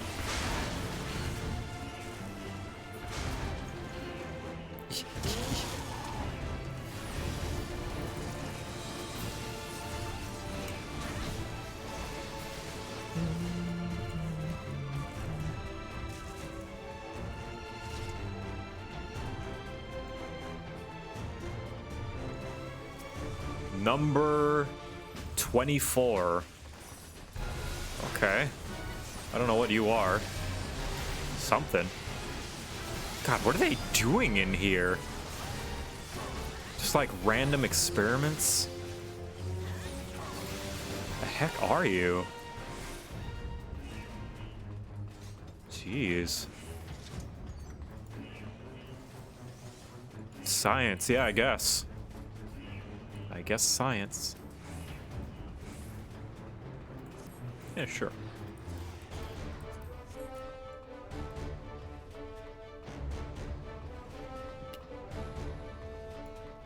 So people at the wall with chemicals and see what mutates. I guess so. Seen a lot of mutations. Oh, look, we can see the arc from here. I've never noticed that before. Look at it, off in the distance. Wow. You can see the rest of Girabania. Oh, big mob pull. I want to be a part of that. Oh. Wait. Oh, more mobs. Yes. Yeah. Dead.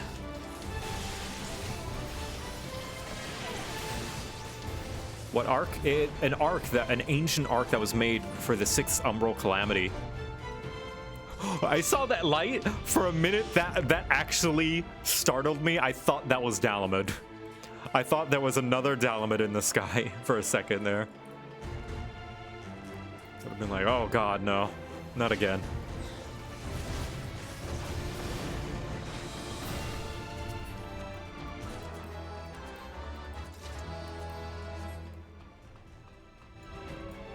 Don't give the Garleans ideas. Oh, I don't need to be the one to give them ideas.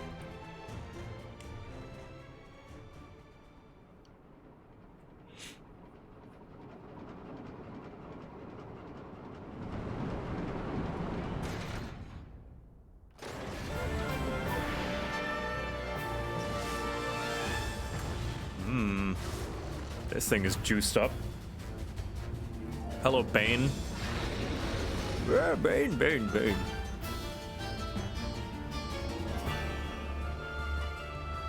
This guy I cheesed in Boja. Yeah.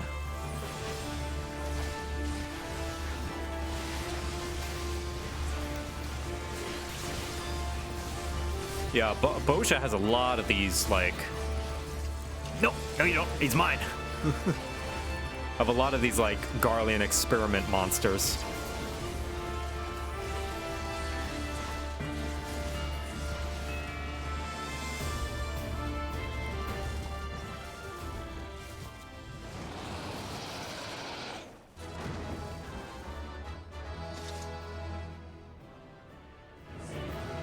Most Garlean ideas seem to be, what if this animal was a robot? Yeah. All right, thank you, everybody. Oh, do we have an all Makote squad? Oh no, there's an Aura here. Ash, you're the odd one out.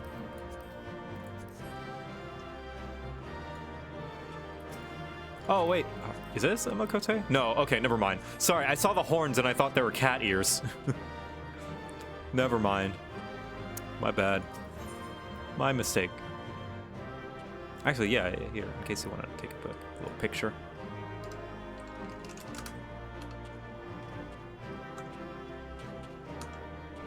Here we go.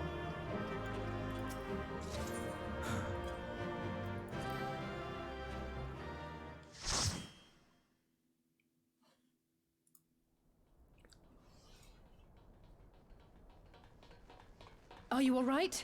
Yep. Seems the other three that were with me are totally gone now, though. Ah, I think that answers my question. We've accomplished our objectives as well. Lisa's unit should be advancing upon the fire control center in the command tower. Let us join them.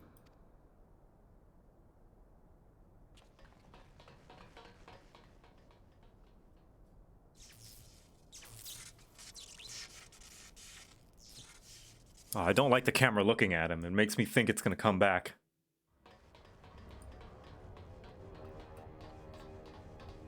Monago!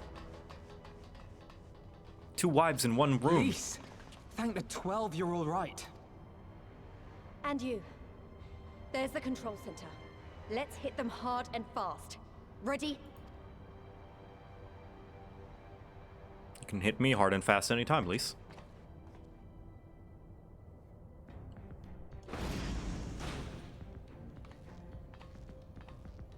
They're here!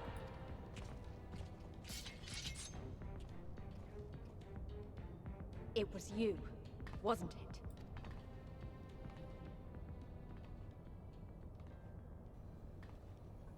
Aye. I gave the order to fire. It was over! The Skulls had surrendered, no one else had to die, and you killed them! Your own people! Your own comrades!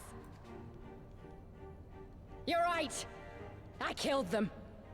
Ansfrid, Rudolph, Emlyn, all the rest. Trained and fought with every last one of them. Good soldiers to a man. I gave the order that led to their deaths. And I knew exactly what I was doing. But why? Why would you do that? They died so that all Alamegans could live free. That was all we ever wanted. We made a promise that we would do whatever it took, so that one day the Imperials would learn to accept us. But everything comes at a price. And if you haven't got the means to pay, then you pay with blood. Service guarantees citizenship, but citizenship guarantees naught. It's not enough to do your part, oh no. You have to run faster, fight harder, kill more and more and more, and only then will you be equal. That's just how it is out here in the provinces. You buy your freedom with blood. There is no other way. Shut up! Shut your mouth! You don't get to talk about freedom! You killed your own! They trusted you, and you killed them! Murderer! Butcher! Traitor! Oh, careful, Lise. Oh!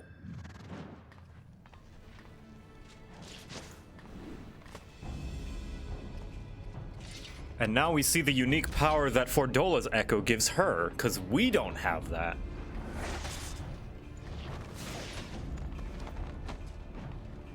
Lise!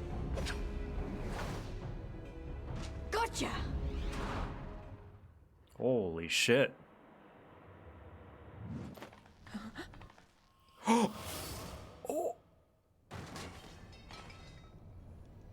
I know what you can do. I've already seen it. Alize!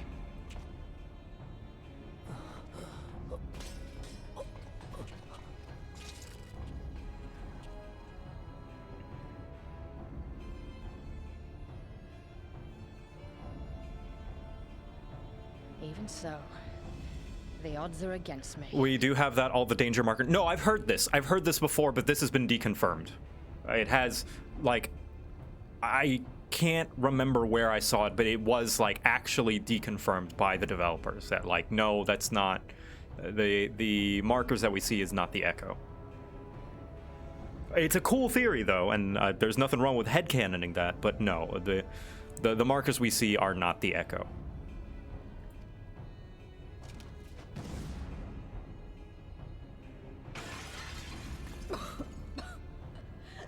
Coward! Get back here!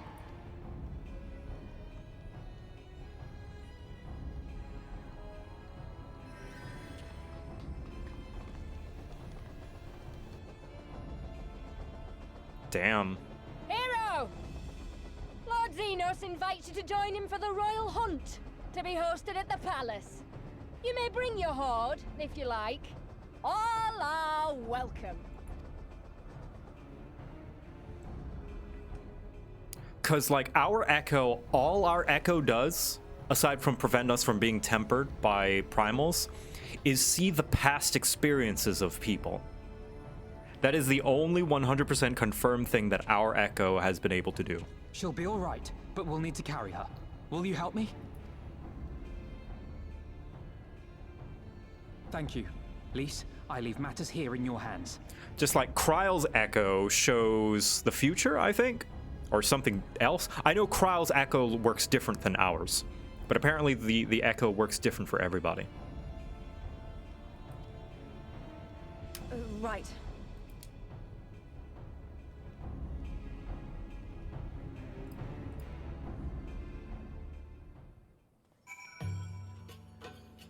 Here, let me make sure that I'm not just pulling it out of my ass. Let's see. 14 Echo C danger markers.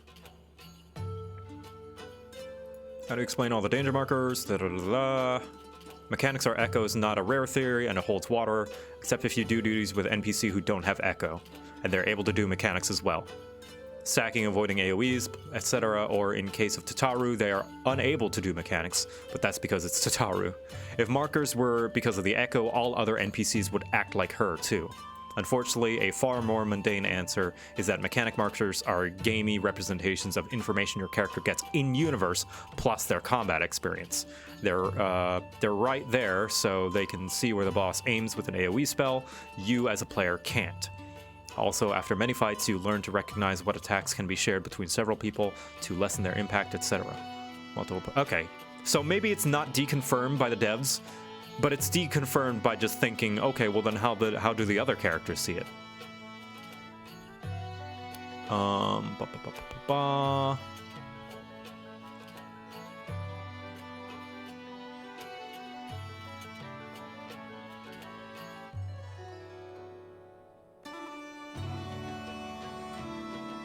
Going around for a while now. These games are mechanic da-da-da.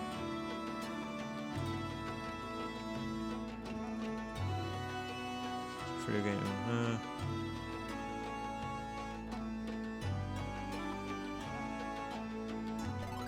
Okay, so I was wrong.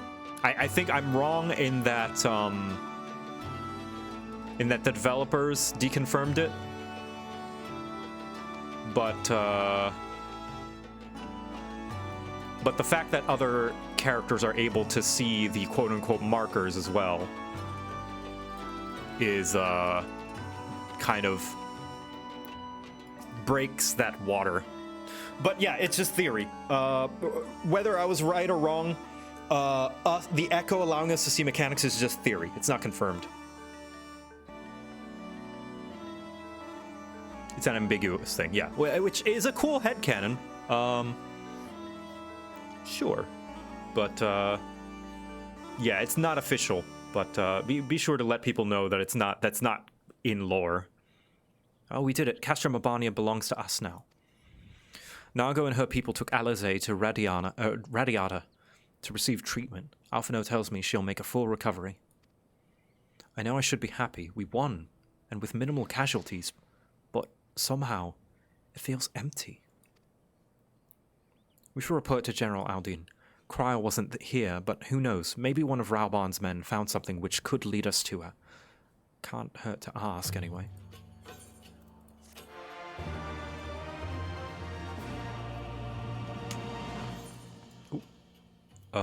Do I want to go to Alighieri? No, I don't think I do.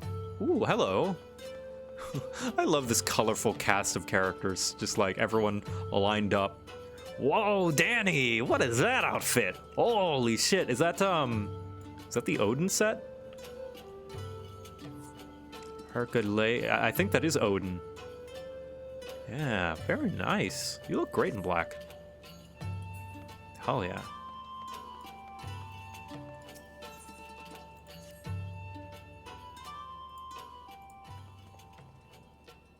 Victor, Commander Hext, fine work you did today. After Specula Imperatoris, we needed a resounding victory like this. Thanks to you, Rolga's star yet burns bright. I'm glad, I really am. But you should know that Alizé was injured in the fight.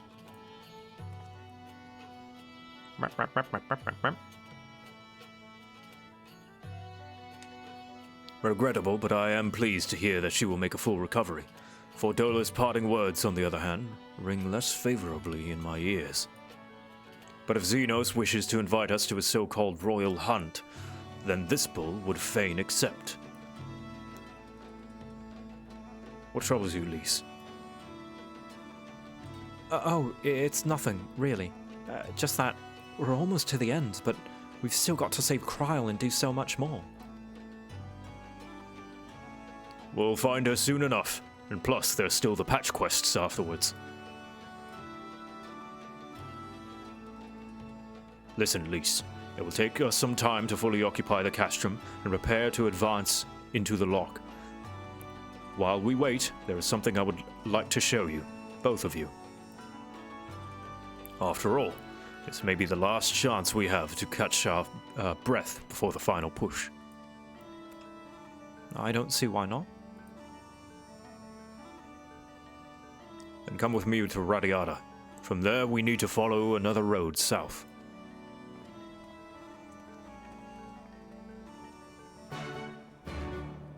Whoa, what is this purple and yellow? Is this, like... Is that, the Alamegan Grand Company colors? Because I know Alamigo is purple. Oh no, that's a Serpent Officer. Huh, your outfit looks different than the other ones. I'm told one of your comrades was injured during the operation. If there's aught I could do to help. Okay. Huh, interesting. Must be a rank I've never heard of.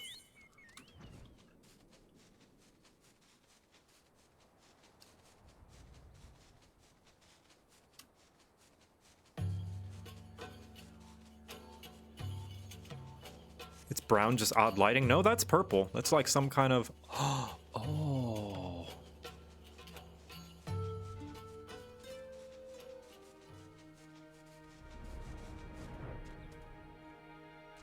Poppin'. Ma said the Garlean people ran away. Pa will be so happy when he comes home. He's been gone an awful long time, though. I hope he's okay.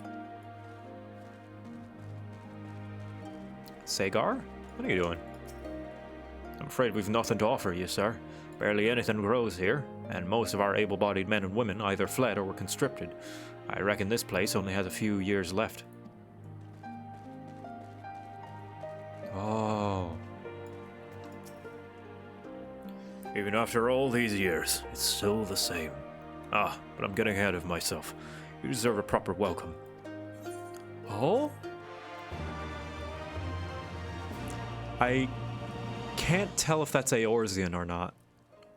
I think that is Eorzean. I can't read it, though. Victor, Lise, I brought you both here for a reason. Where is Lise? Where is Lise?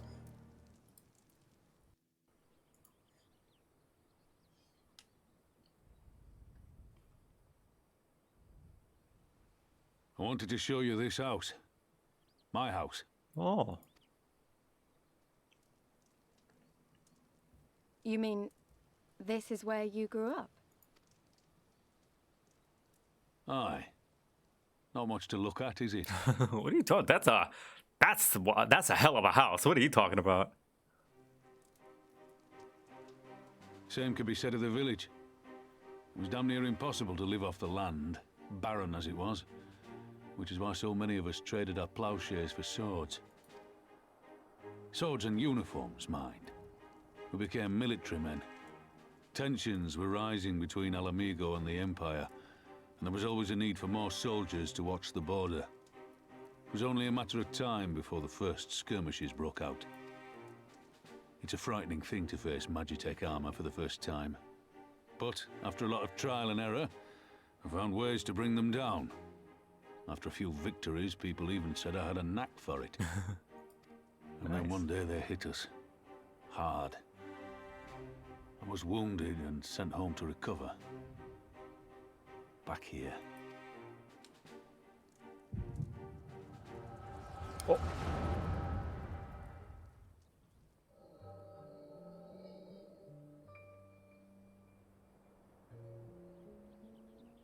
Will you remain silent Curtis. for fear of the Mad King's vengeance? Of his eyes and ears in the shadows and his knives in the dark? You, who call this living dishonor our nation. It is but a slow death. This is Lisa's dad, who is like 8 shades darker than she is. Slight retcon, I guess. It's whatever. I've talked about this already, how Lise looks nothing like an Alamegan, but it's whatever.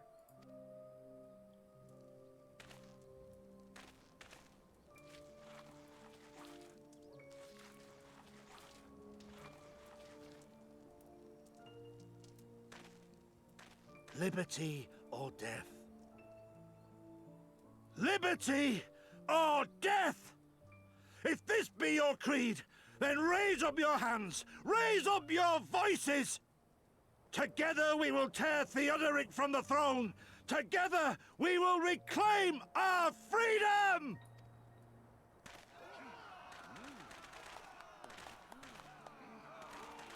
Adoption, like mother, other excuse. I don't think she's adopted.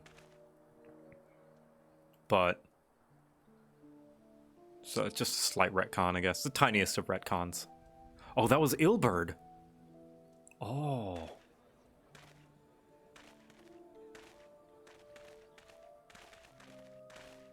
And this is young Raubon.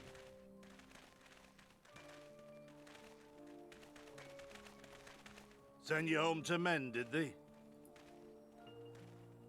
Aye, sir. Garlean's got the better of us. The chirurgeons say I'm healing well, so it won't be long now. Oh, I sound so young and spry. Liberty or death, is it? Tell me, soldier, what do you think those words mean?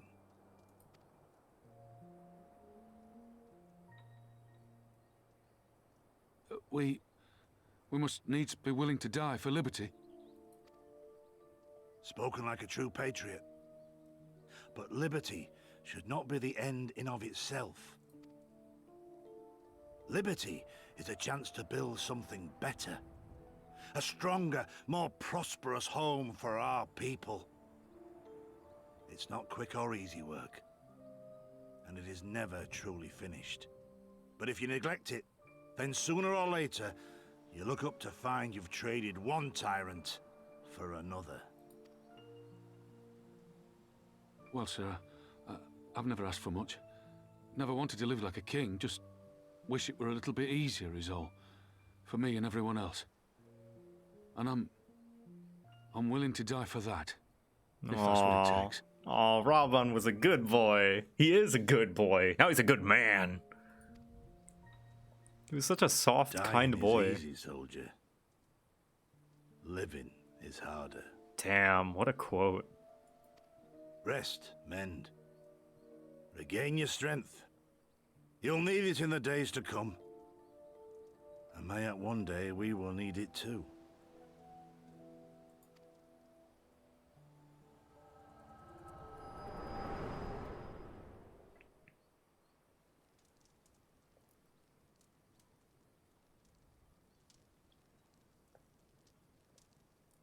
Conrad chose you as his successor, Lise, and I will not gainsay his decision. I have but one question to ask. Liberty or death? Those were Curtis's words and his creed. Will you swear by your father's creed before your comrades and the gods? Liberty or death. That's all you can hope for in war. Father understood that. And you want to know if I do too.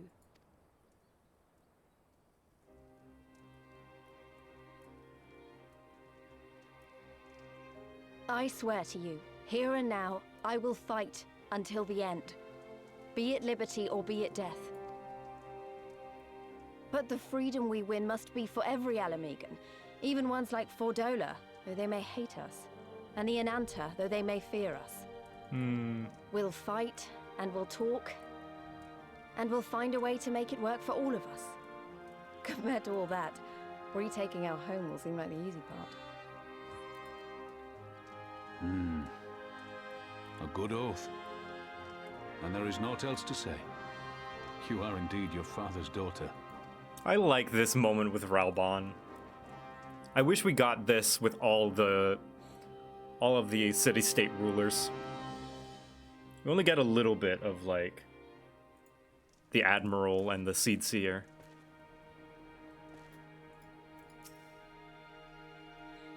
Even a blind man could see that Lise wasn't herself. Not that I don't understand. To be thrust into a position of authority under such circumstances, to be made responsible for the lives of so many, it isn't easy. And when you see your friends get cut down before your eyes, it'll only get harder. I'll wager she thought Alize was dead for a moment back there. 'Tis one thing to risk your life for a cause, but to risk that of another is a burden no soldier is ever truly ready to shoulder. The fear, the guilt, it weighs on her, and that's good. It'll make her a better commander. But first she needs to learn to carry it, to not let it break her, to remember that some causes are worth fighting for. Liberty or death. Her father's words give me strength once. Mayhap they'll do the same for her now. Right then. I think I've said enough. The two of you can head back. I mean to stay a bit longer. Aww. Seedseer had the Sky Moogle section of Heaven's Word. Yeah, but we don't really get to know them as people. Not like Ralbon. But I guess they're too busy to have a date night like with Emmerich and stuff. I understand. He's been away for a long time, and he probably wants to be alone for a while. Let's head back to Radiata.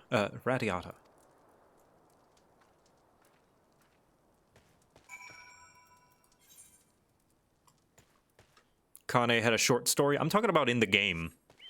You know? Not outside media.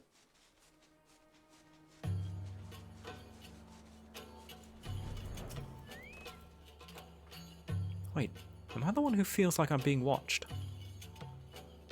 I don't know if it's Imperials or bandits, but I should know that there's more than one of them. But I know there's more than one of them. Let's split up. You head northeast, and I'll head... you head northwest, I'll head northeast. Okay.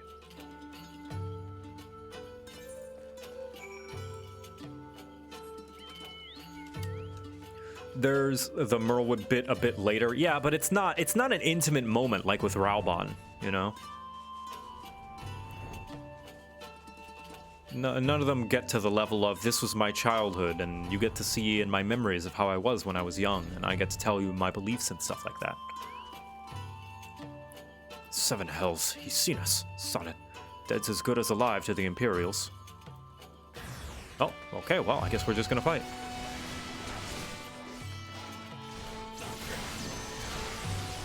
Rogue didn't attack her.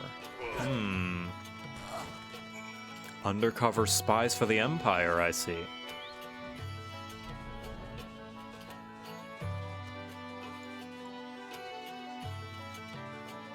Yeah, the Merlewood moment just showed us how cool she was, which we already knew how cool she was. We saw it towards the end of the patches in 2.0. The 2.0 patches. They attacked you too, didn't they? I had no choice. They're Alamegan. Not even conscripts by the look of it. Barely adults. In fact, some of their faces look familiar. Wait, I remember. They're from Radiata. They must have seen us when we were looking for Stark. They probably thought the Imperials would reward them if they captured or killed... Oh gods. Alizé and Alphinaud could be in danger too. We have to get back to Radiata and find Nago. Oh jeez. People are getting desperate.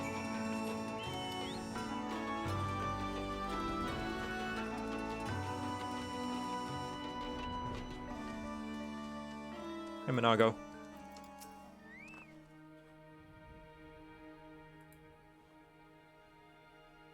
What's all this about? You two look ready to fight. We were ambushed by villagers outside of Radiata and thought they might try to attack you too. Are you all right? Aye, we're fine.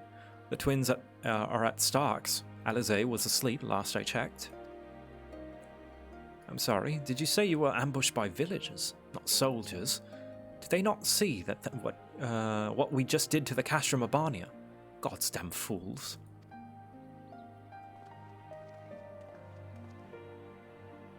Lise, Victor, we overheard, Lise, Victor, we overheard you talking. The ones that attacked you, they were young, less than 20 summers. Jeez. Aye, I thought so. It's always the young ones, the ones who have only ever known occupation.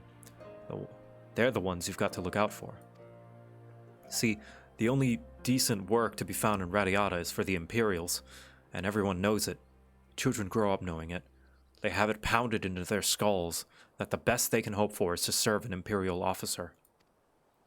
Bloody fools! After everything they've seen us accomplish, they ought to be begging to fight for the Resistance, not against us. They've been living in the shadow of a castrum their whole lives. A few victories won't change that. Aye, you get some who can't wait to spit in a soldier's eye, but they get beaten for their trouble, or worse. Even so. And the ones that don't fight back but refuse to beg, well, they just starve. Beat the dog that bites his master's hand, and ignore the dog that refuses to do his bidding, see? In the end, the ones that learn to abide are the ones that survive. Now, you may say that's all about to change, and I believe you. Many here do. But a young man or woman who grew up only knowing what he knows has got every reason to doubt. Remember that.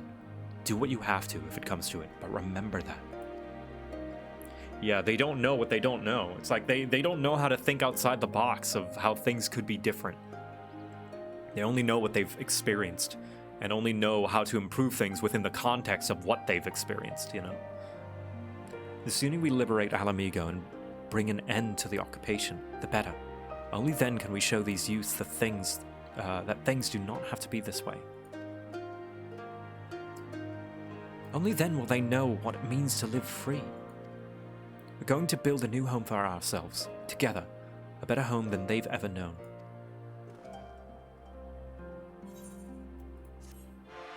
Yeah, you don't miss what you've never had.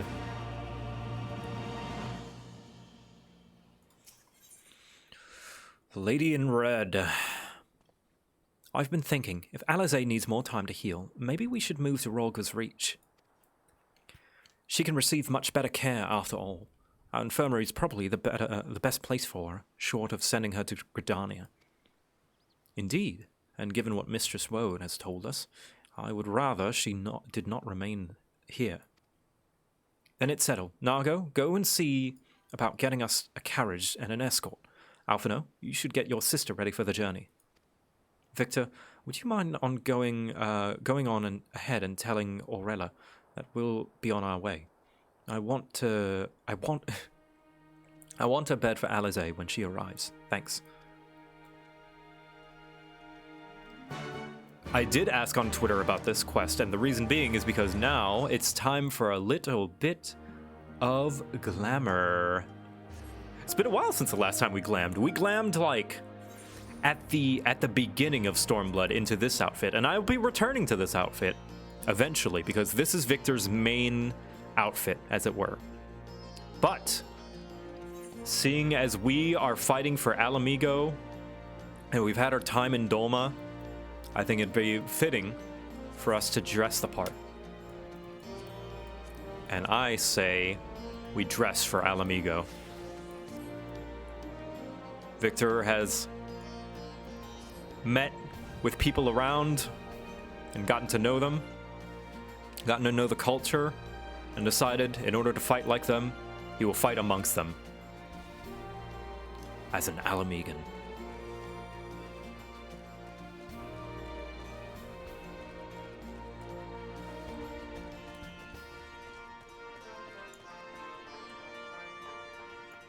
Expose more flesh. Yep, it is the desert.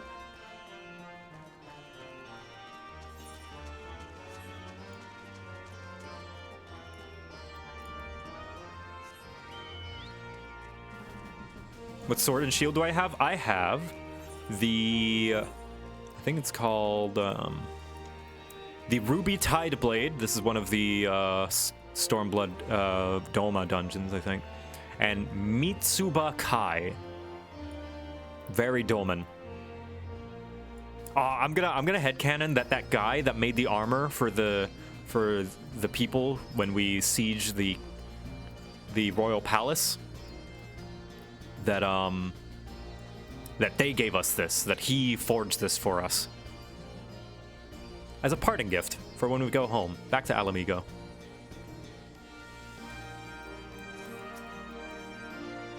Do you require assistance? Very well. We will make ready to receive the patients at once. Give me a hand, would you?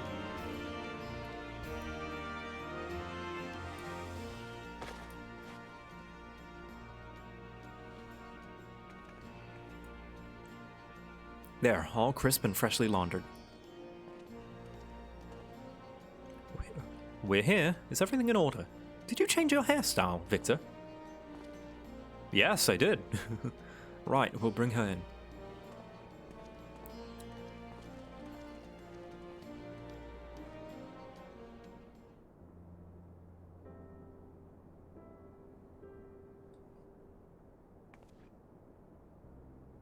Honestly, Alphino, you needn't have gone through all this trouble. What can I say? It seemed a good way to discourage you from limping off to battle when my back was turned. Listen to Aurella, please. You need to rest. Aww. I know. Any news of Kryl? She'll be cross if you make her wait too long, as will I. Huh. A chilling prospect indeed. I'll find her, sister, and I'll fight twice as hard for the both of us.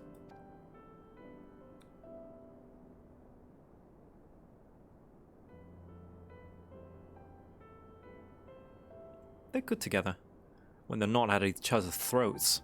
I miss that feeling. Victor, I have a favor to ask. Would you mind waiting outside for me? I won't be a moment.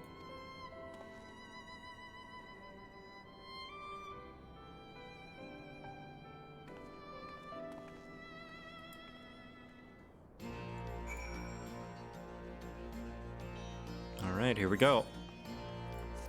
She wants to show me something.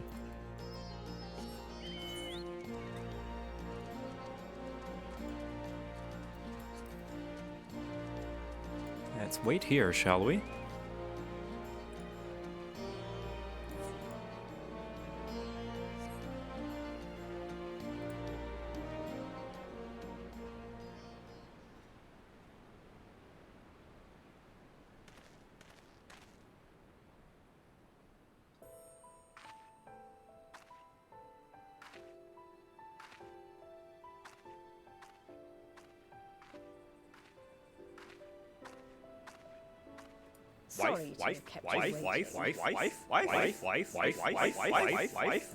Wife.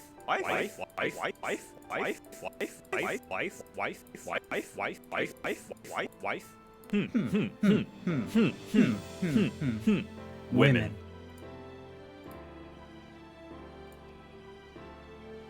Well, what do you think? I know it's a bit old-fashioned, but in a traditional sort of way, Ida wore it whenever she could. Aww. It's Ida's outfit. Not that I'm pretending to be her or anything. Not again. It's just... if this is the last battle we fight to free Alamigo, then she ought to be a part of it. I love that delivery. Not that I'm pretending to be her or anything.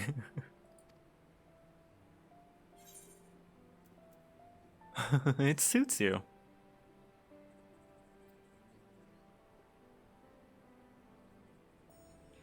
It's nice of you to say so.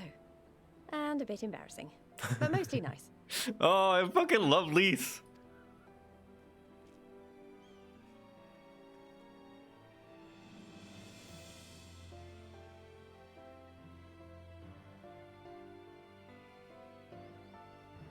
Anyway, the real reason I asked you here was to sneak in a warm-up before the final battle. Fight date? There's this place I know where monks used to spar as part of their training. Care to join me? Now, I don't know if there's any official confirmation. I've only heard this from friends several times, and I'm bound to believe it. But I heard that they write each character deliberately to where they write them just affectionate enough that you could headcanon a ship between your Warrior of Light and the character. And I could see that being a thing, you know?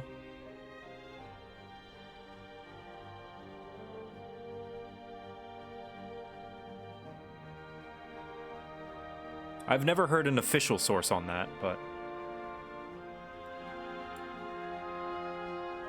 oh, she's got a tonfa.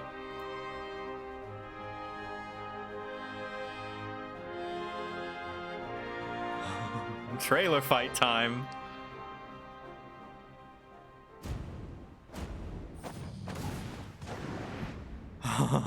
Kiss.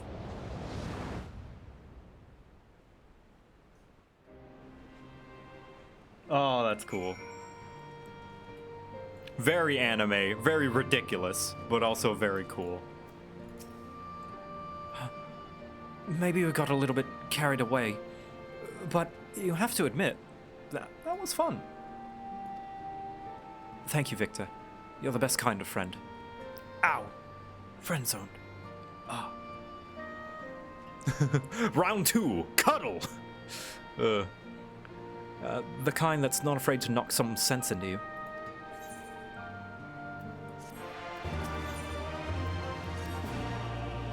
Now that Alizé's settled in, it's time we join the fight.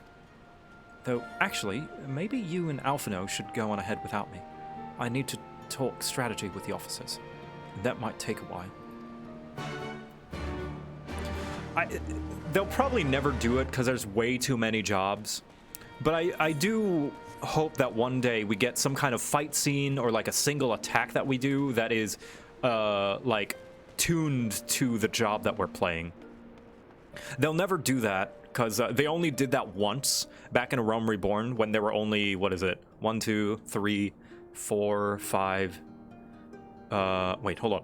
2, 3, 4, 5, 6, 7. I think 8 jobs, you know? 8 classes to start out with.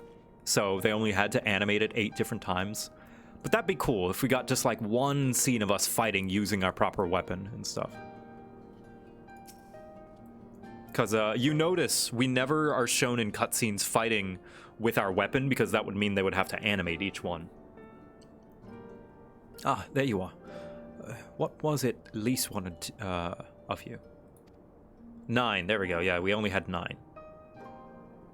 Ah, a sparring match on the Destroyer's very palm. I would have liked to have seen that. But she's right. We have lingered here long enough. I'm ready to depart when you are. Take care, you two. Don't do anything I wouldn't. And you had better not rise from that bed until you are given express permission to do so, or Rianger will be paying a visit to you soon, and he is already worried enough as it is. We have a long road ahead of us. Lead the way, Victor.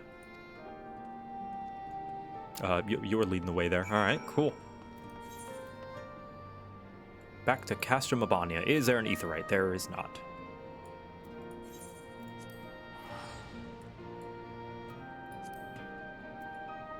When did that happen in ARR? At the very, very beginning and the very, very end. When the beginning opening cutscene, when like we see the masked figure, and then Hydaelyn is like, "Hear, feel, think," and then we like conjure a weapon made out of light. I think that is the one case where each job got its own, like, unique animation.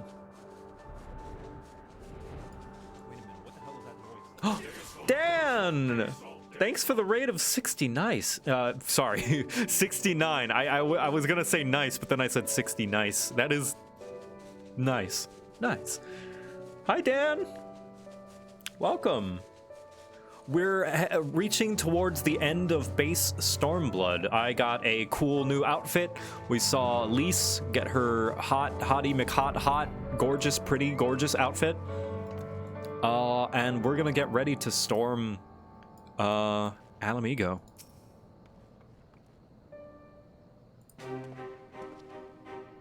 You are returned. How fares your sister, Alphina? Her rapier wit remains undulled, for better or for worse.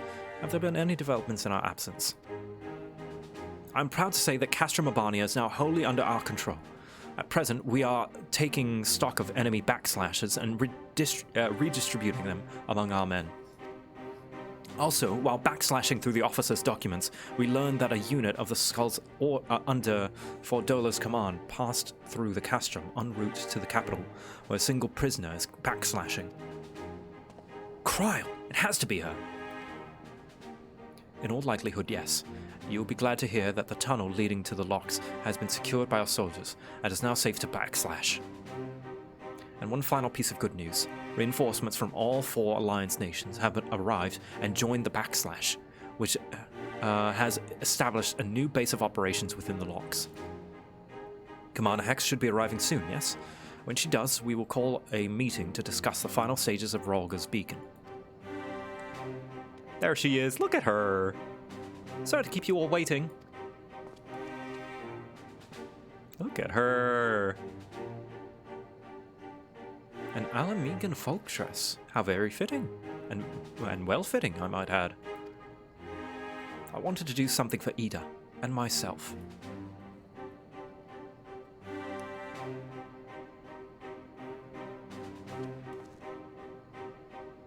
This is it. The last push. We're coming, Cryle.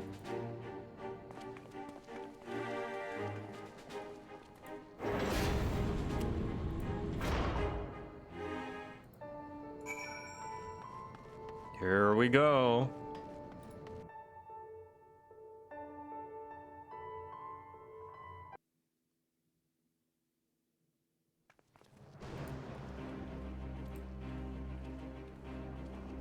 Once again. I remember my father's words.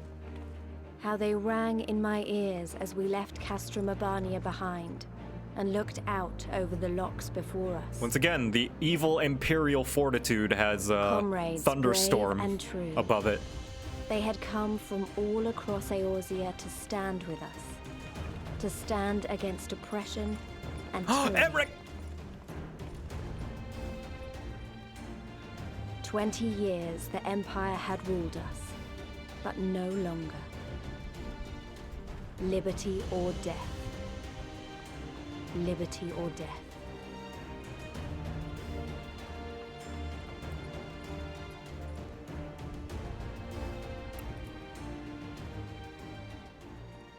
Ere we begin, I would say to you as a proud son of Alamigo that I am grateful to each and every one of you for your part in this endeavor.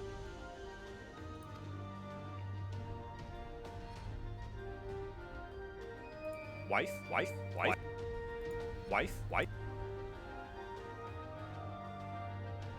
Now, to the heart of the matter. The enemy appears content to remain within the city walls and await the inevitable siege. Open conflict has been sporadic thus far. Whether Xenos is biding his time until reinforcements arrive, or attempting to bait us into a trap, none can say. We know better than to trust his word. Regardless, we can ill afford to present Garlemald with a chance to ready her legions. It would be in our best interest to press for a swift resolution. A long siege wouldn't be good for the people in the city either. If food becomes scarce, you know who'll starve first. It's nice Just that so. Lisa's thinking about. Therefore, I propose we commit our the forces innocents to an as well. all-out assault. What say you?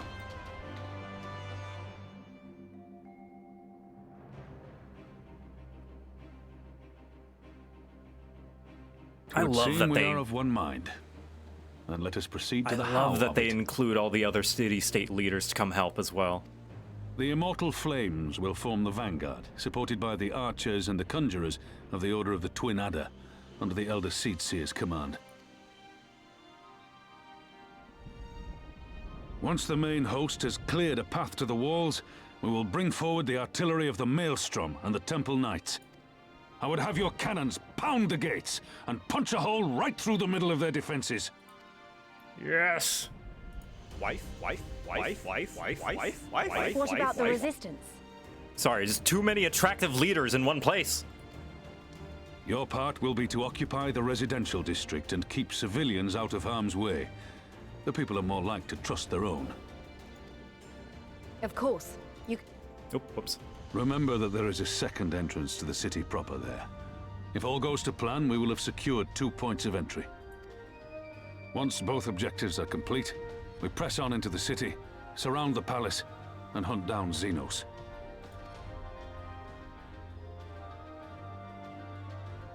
No wife for Raubon. Raubon is big daddy material. I don't have a daddy button, unfortunately.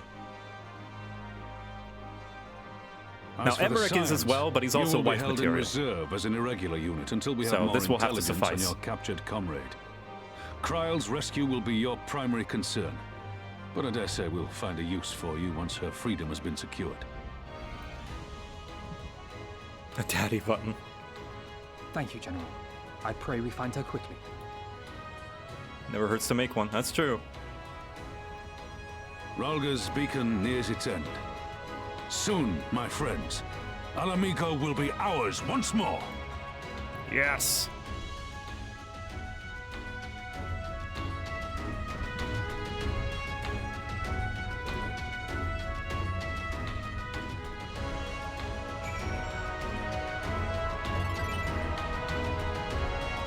Yeah.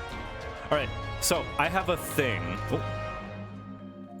The battle for Castro Mabani was brutal, but the one for Alamigo will be unlike any we've ever known. All right. So you guys ready for a little bit of over-analysis? Cotter built those walls to give shelter for his brothers and sisters, and now our people's freedom rests on us tearing them down. All right. So let's do a little over-analysis.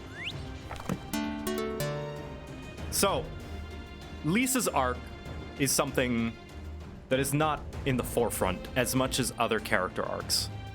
But the arc is there. Right? There is an arc there. I still admit it's not nearly as strong or as big of a character, like, growth point as other character arcs, especially even in this same game. But it is there, and we can see it subtly here, or at least I interpret it as seeing a little subtlety here. In that she has confidence now. She knows what she has to do, and she's willing to put up with whatever consequences that come from it, right? She's not questioning anything anymore. She's not frustrated. She's just like, we gotta do this. Let's do it. Let's just do it now. And like, you know, that is as a leader should, you know? I mean, it's fine to question stuff as a leader, but like, you do have to act like certainly. You have to have certainty and act. Like Thancred said, Thancred learned that lesson like the hard way, I'm sure, in that you don't always know what to do, but whatever it is that you intend on doing it, you do it. and you deal with the consequences. And I think Lise is learning that. Anyway, this has been JoCat's over-analysis of the story. Thank you for listening. The stage is set and the players are assembled. Eorzea has come at last to drive the invaders from their lands. What would Grandfather say if he were here with us today? Say why he. Thank you for the 10 gifted subs. Hi. Thank you. I think that's how you say it. I think you mentioned before that that's how you say it. Thank you. That's very generous of you. For all our other accomplishments, Cryo remains in the hands of our enemy, and I find myself wondering if I could have done more. Though we know now that she was taken to the city, we have found nothing which might tell us where she is being held. You could just ask me. Hey! Thancred, what have you learned? I shall spare you the particulars of my infiltration and simply state that I have seen her with my own eyes. She is being held within the residential district south of the city proper. I tracked her to the ruins of an old temple to the Fist of Ralga, within which the Imperials have constructed a research facility. A research facility? What manner of research? Why, methods to imbue Garleans with the power to manipulate ether, in pursuit of which goal their scientists have, I'm sorry to report, performed many questionable experiments on living subjects. What? Calm down, Alphino. We already been tasked with securing the Alamegan quarter. This just gives us a reason to do it faster. I entered the excited and exited the facility by stowing aboard Imperial transports, but that method is not suitable for a larger force. And it goes without saying that a direct assault on the rather substantial main gate would be ill-advised. I think I might know someone who can help. One of my many men, he had an idea about how to get into the city. Actually, it might be best if I let him explain himself. Alright. Nago said I know a guy. This guy, the cynical youth! It's been a while. I'll not take offense if you don't remember. Might even be glad of it. He was the guy who told Lise that's like, you don't have a right to fight for the, your home or whatever. Because you weren't there. Alagana, am I right? Aye. Whiskar's the name. I was raised in the peaks, but my mum grew up in the city. Or any road, I reckon that we can get inside the Alamegan quarter by way of a Lockseld. What? How? It was a story my mum told us, which made me think of it. She was always going on about what life was like when she was a girl, see? How they used to have to boil the water from the well before they could drink it, since it was full of salt. They were drawing water from the locks, which means that there must be an underwater tunnel or something. Aye, that's it. But it won't be as simple as going for a swim. The well was closed, see. Apparently, Theodric decided one day he wanted to control the water supply and forbade water trading. So even if you come up through it, you'll find yourself on the wrong side of a locked gate. At the time, my grandfather had being an enterprising sort, befriended a guard and lifted the key from his belt. He made a copy and carried on selling water until the Imperials invaded, and he ended up working at the saltery. In short, we need your grandfather's key, assuming he still has it. I'm certain he does, and I can take you to him, but it'll be dangerous. Don't you worry about that. We're used to dangerous. Nago and Orenvold will assemble a squadron, while the rest of us go to get that key. Ba-da-da, ba-da-da. Yeah, if only I could breathe underwater. Oh, an instance. Let's not waste any more time. Alright, let's go. Oh, can't be in a party. Sorry, Ash. You can shoot your way out of some other place. Whoop.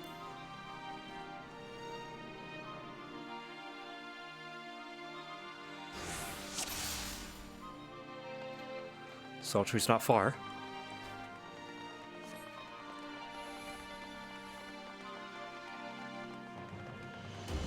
Oh, those things, those rock eaters. What are they called?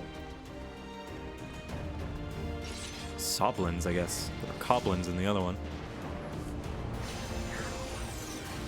What are you doing? Putting on buffs and stuff. Why are we fighting the... We could just avoid them. Okay, well, I guess that's fine too.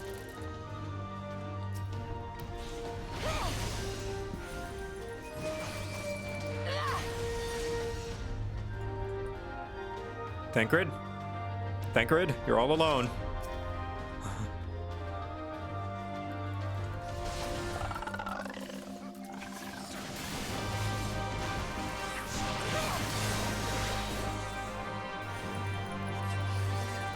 Thank you. I enjoy the head pats.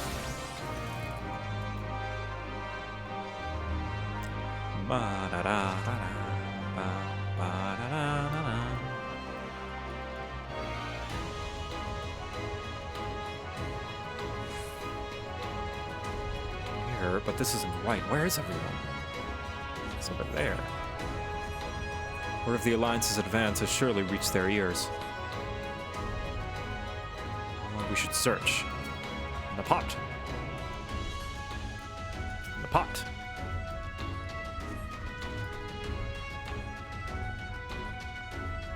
In the pot.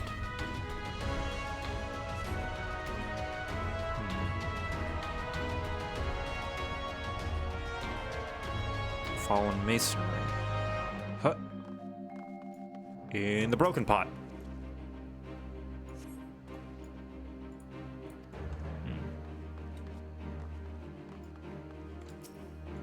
Nothing.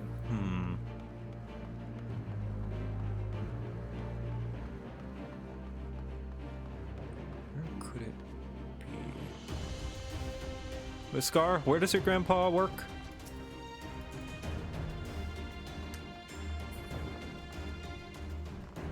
Obsidian carbuncle. Oh, I wish. Is it weird that I kind of wish we could, Eggy glam our fairies?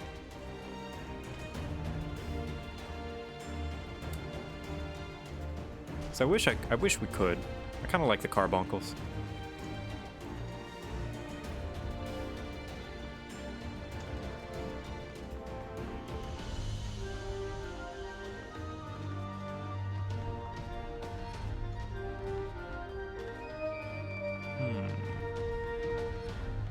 Where is it? Oh! Queer device. Oh! Uh-oh! Oh, shit! Oh, shit! Oh, sorry! Sorry!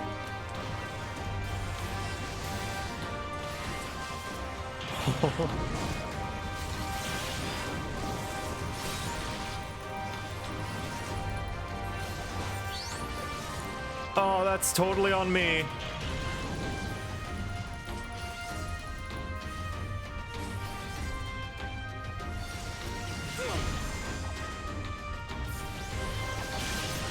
Ready?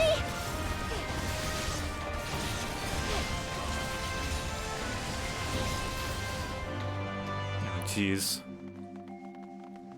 And a Colossus. I like them walking all in a line.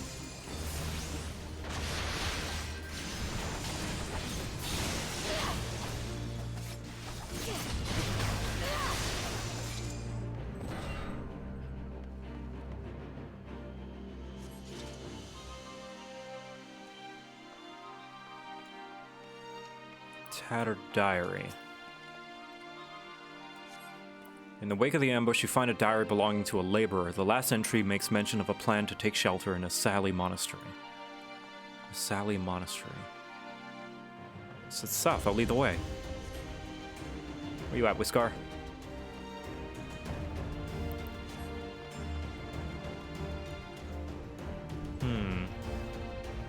Lead the way? Okay. To the south. Okay.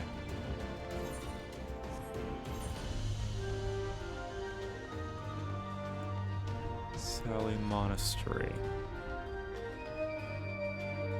There it is. Okay. That is quite a ways away. Alright. Protect Whiskar. Okay, no fall damage. Good.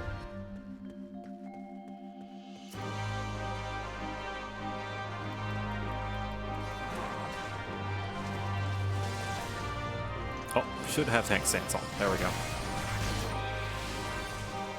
A yabby! Yubi. Yubi.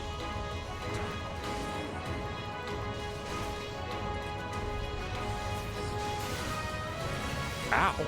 Hey. Hey! What does Yubi mean?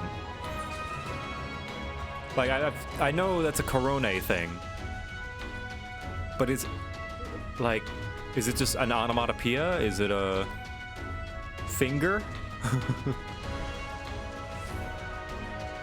Huh. Finger. Does she just say finger? Randomly? Alright, sure.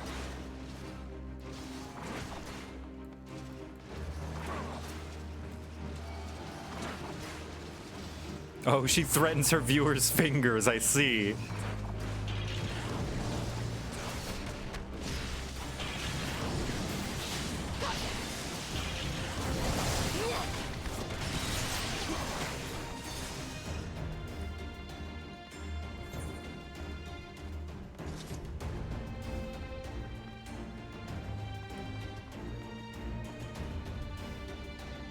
It covers too large of an area, yeah.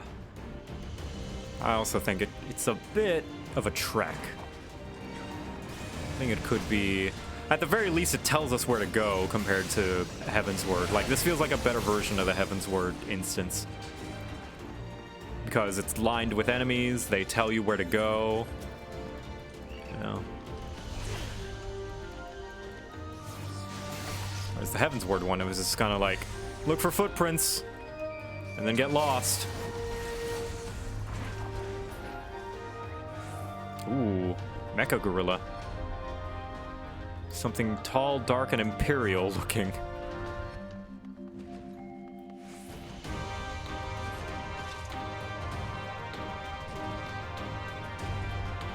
Ladies, you like tall, dark, and imperial looking?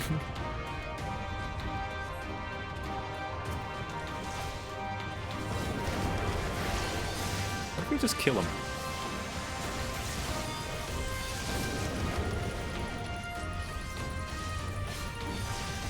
What if I just kill him before I destroy the generators?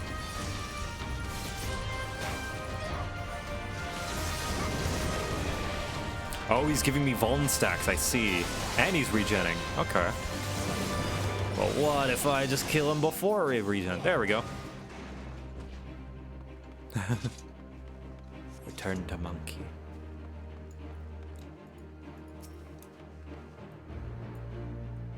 Oh, this place has seen better days.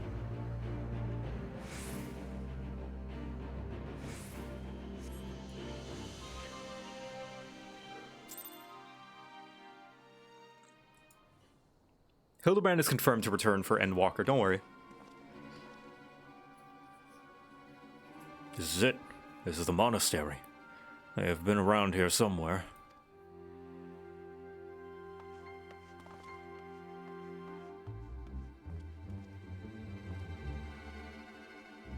What? What? It's me, Whiskar, your grandson. Whiskar? By Rolga, is that really you?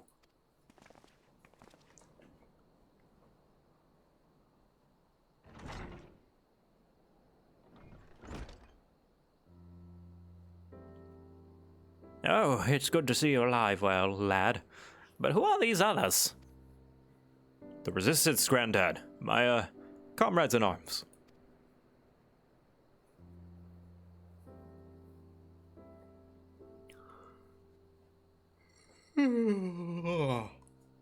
She told you all about my thumbing my nose in the Mad King, did she?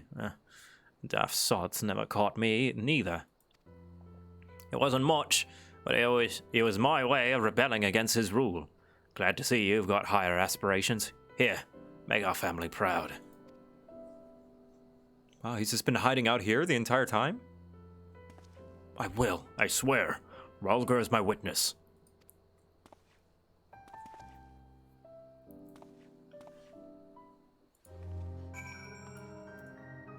Oh, yes. Heal thee.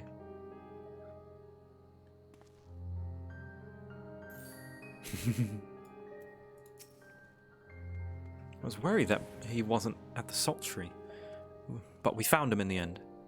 Now that we've got the key, it's time to find that underwater tunnel.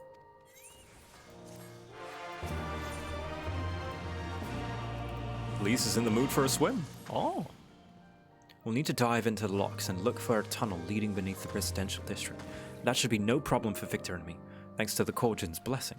But for the rest of you, I will have you know that I can hold my breath for 10 minutes. I think it best I support Monago and Ornenwald's unit. Oh, right, you can't swim. I'm aware of that, thank you.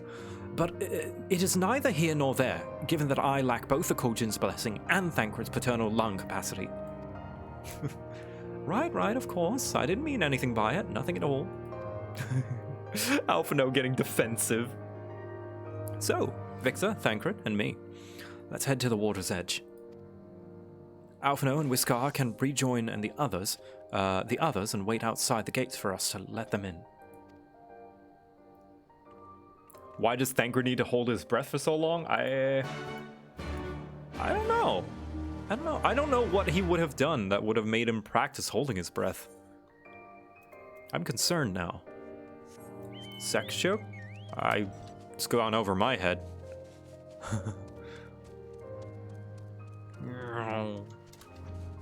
Spy work? Probably. I'm gonna put my money's on spy work. Breathing less means you make less noise.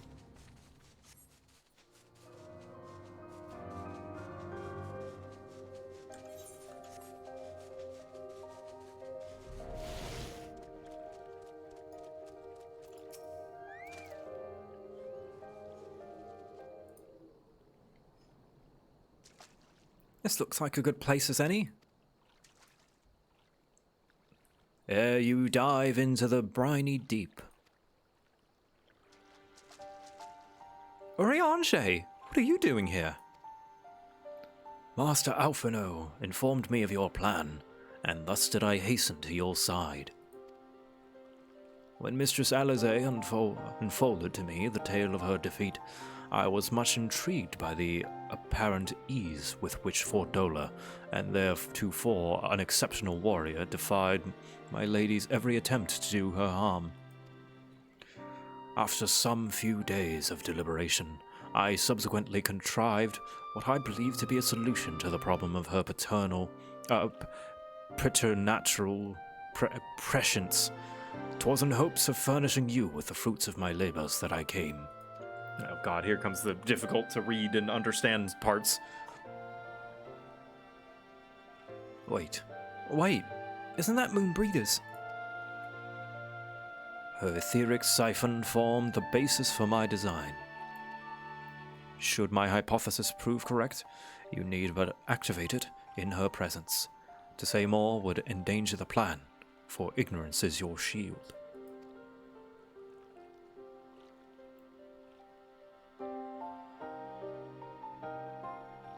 It was Moonbreeder's time. It is not yours, my friend. May you ever walk in the light of the crystal and return. That's kind of a Deus Ex Machina. We will, for you and for her.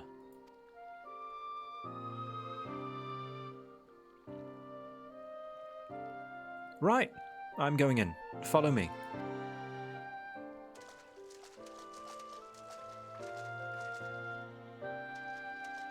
I mean, it's not out of the possibility that Urianger would know a thing or two about the echo and stuff. I don't know, that just feels kind of out of nowhere. Luckily, we have this thing that I have studied that can help you fight Fordola. Just kind of out of nowhere.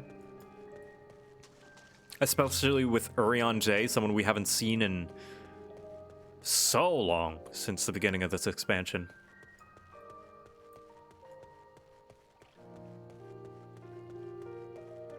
Yeah, I'm sure it makes sense.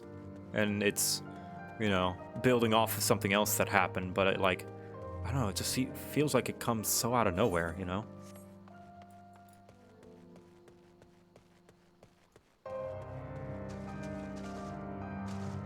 And just because it makes sense doesn't mean it's not still silly. So you know what other story makes sense? Kingdom Hearts.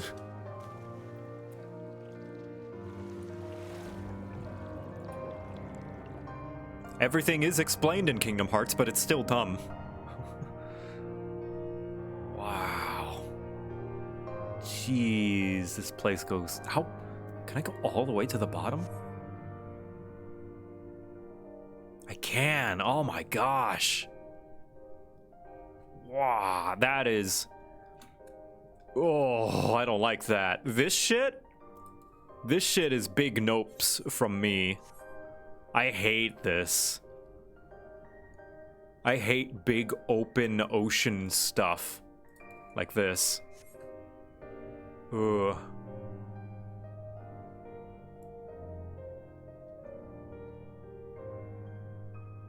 No, in the Kingdom Hearts, it makes sense in the sense that it's explained. That's what I mean by, no, it makes sense because they explain it, but it's still dumb. The tunnel leads east. Thancred's already gone ahead. Let's not keep him waiting. Like, you know what else makes sense and is explained in the story? Quiet breathing through her skin. Sure, it's explained, but it's still dumb.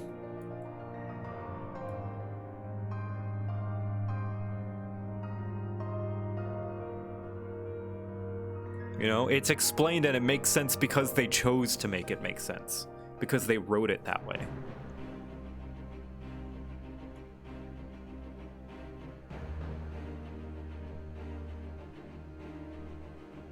I don't know. It's just a small thing. I have more gripes about that, like, excuse more so than the actual moment. It's a small, nothing moment, and we need it to progress the story, so it's whatever.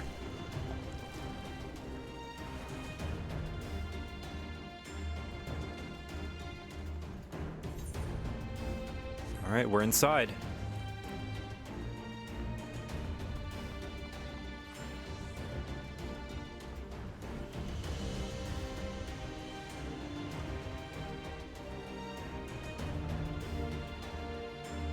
And just because it makes sense doesn't mean it's not worthy of criticism. And I don't think that criticism should be like set aside just because, oh no, like you shouldn't look at it as if it's a real world history thing. Like you don't use the Thermian argument of like, oh well, it's that way because this thing historically happened in this world. Oh, are we sitting? Are we making a plan? Yeah, we can make a plan. Okay. So here's the plan. Oh, everyone's in swimsuits. You gotta dry off as well. Alright, so here's the plan. We get in there. We find Fordola. We tell her to stop being mean. We ask her, please, pretty please, with cherry on top. And then, when she inevitably listens to us and puts down her sword, then we can go out for ice cream. And then it'll all be great. Right? It'll all work out. I think that's a good plan. It's a very good plan. Yes, let us.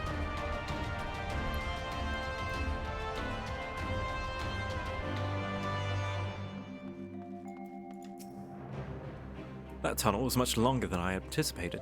I'd rather not make that trip again, if it's all the same to you.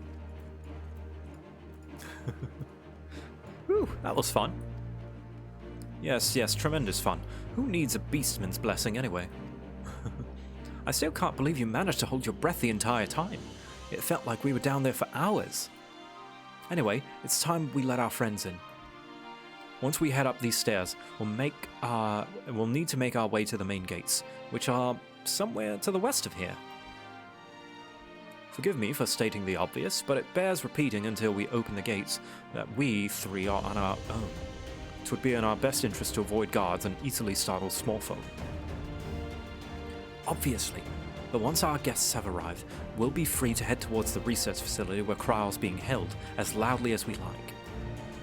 Since you've been here before, will you lead the way? Of course, but I will move quickly, so see that you do not fall behind. Nothing left to say then. Let's get to it. Oh, another instance. Alright, sweet.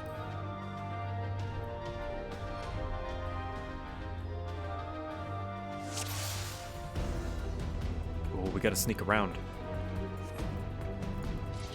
Sure, let them pass. Okay. With her tongue, you wouldn't believe. What did he say? Tumble a savage, sick bastard. Wait, what? Oh, he's talking about he slept with an Eorzean. Good for him.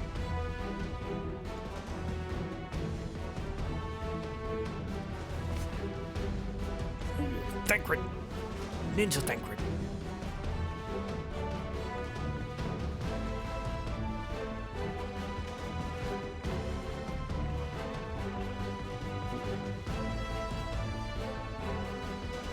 The Viceroy's plan.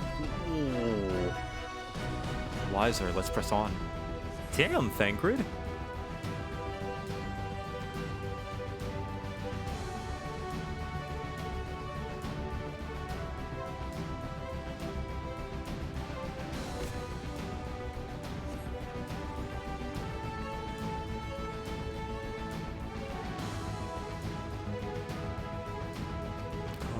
Over.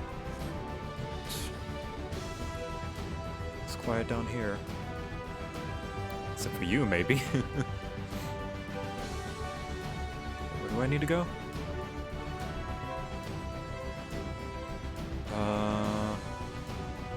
Look for a lever or a winch. Oh, there we go. And... open!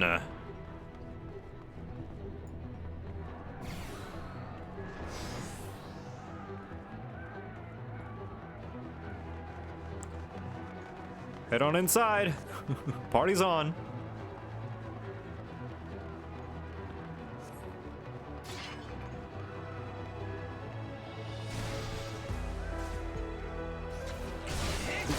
Remember the reach. Remember the towers. Attack!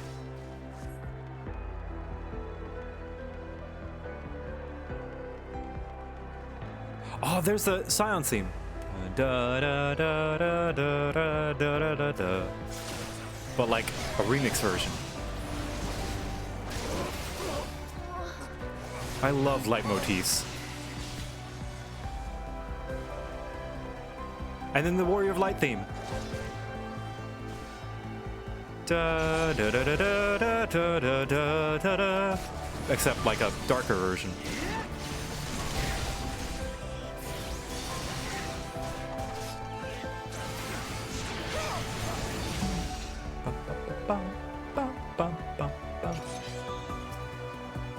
At least that's what I'm attributing to. Yeah, it plays in the Praetorium.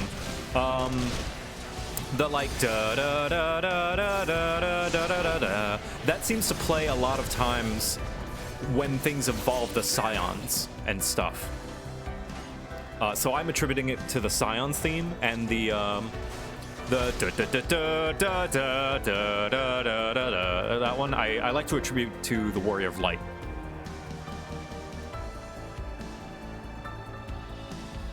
They know we're coming. All right.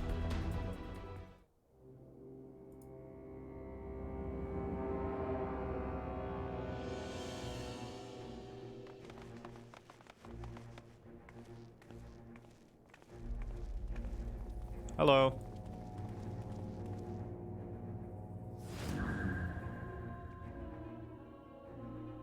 I reckon you lot would come, but I didn't think you'd have the nerve to break the bloody doors down.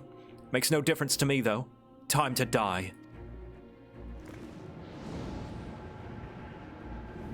What the heck? My echo can't do that! Use Etheric Siphon to weaken Fordola and defeat her in battle.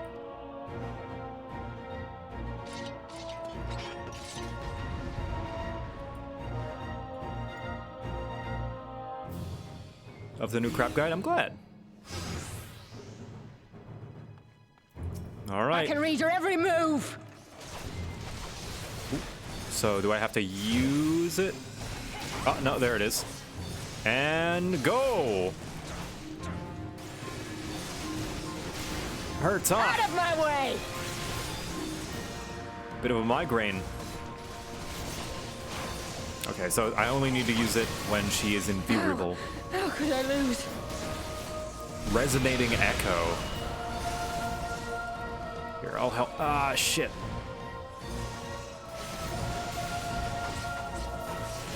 Hold on. Here you go.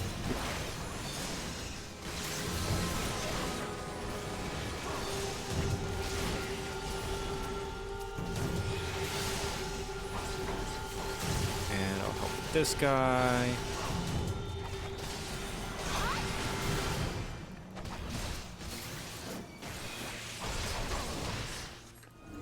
Oh, shit. I'll cut you to pieces! The Order. Jeez. Let's finish this! If only you knew the power! Come on, Lise. Do your thing. Monk LB. Come on. Oh, no. Lise. Can't charge for that long. That's not healthy for you. If you are charging LB for more than 5 hours, please see your doctor.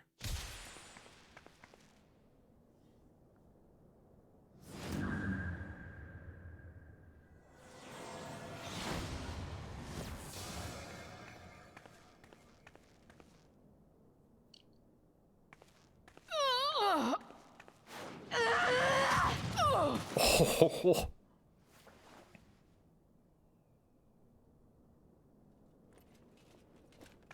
No.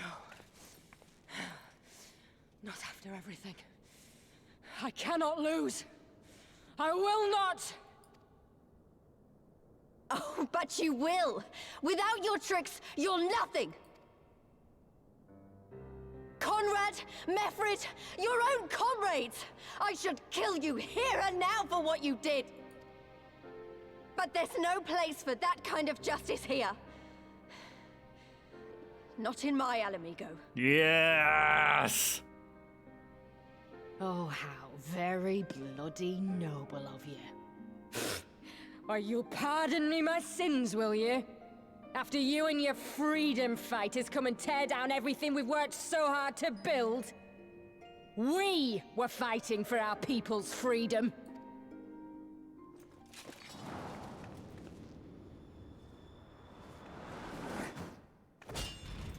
Oh.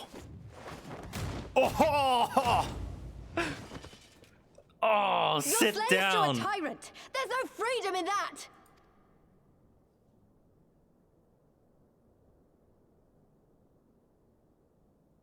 Now, my friend!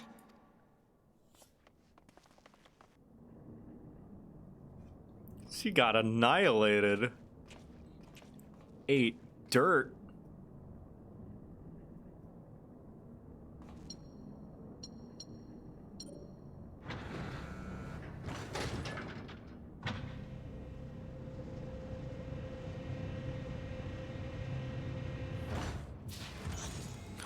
Kryl, hey.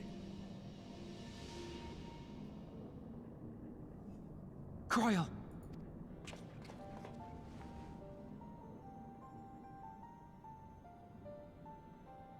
Alphino? I knew you'd come.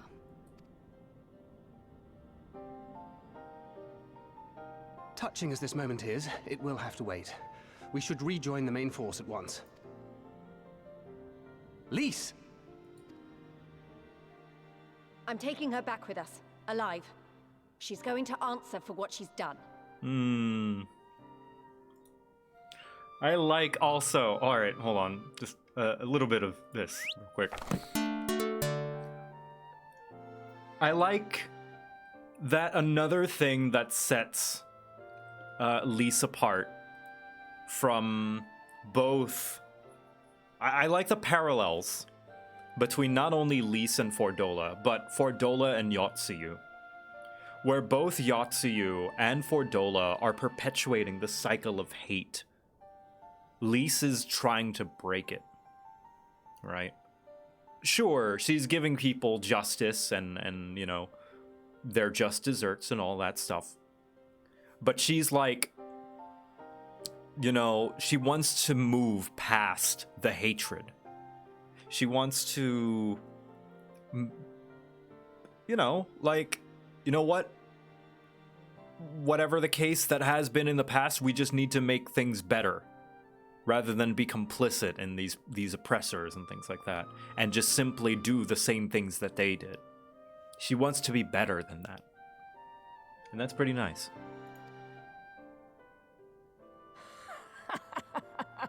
Listen to you, talking like you've already won. Xenos is gonna tear you apart. He commands a power, echoing that of the Icons. Oh no. What are you talking about? The hunt, you stupid cow. I'm talking about the hunt. He said you'd come, and here you are, his willing prey. You and your friends are dead, just like mine. And all our misery, all our sacrifice, it was all for naught!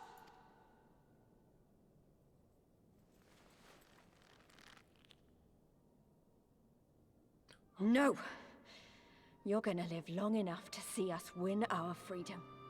I promise you that. Ah, the one time Lys is like, no, I will not punch. I'm gonna prove you wrong. I love that moment. That is a good moment. May I live 1,000 years. Interrogations can wait. Let us be off.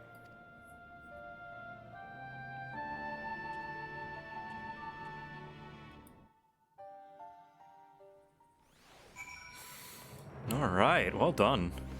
Nice. What a relief to have finally found her. Though our greatest challenge yet lies ahead of us, on the eve of this final battle, I find myself overcome with joy. We could not have saved her without everyone's help. Thancred, Lys, Urianger, and of course you. But yes, there is still much and more to be done. I should be very interested to learn the meaning of Fordola's ominous words for one. Hold on. Cryo, what do you have to say? They used medicines to keep me in torpor for much of the time. I fear I'm still recovering from their effects, but I will be fine. I will.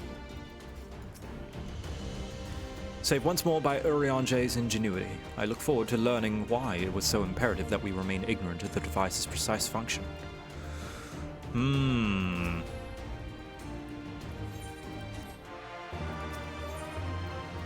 legacy of our fathers. How close are we?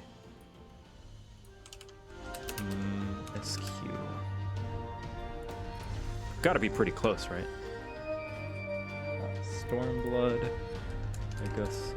Oh, so close. 3 quests left. Shit, man.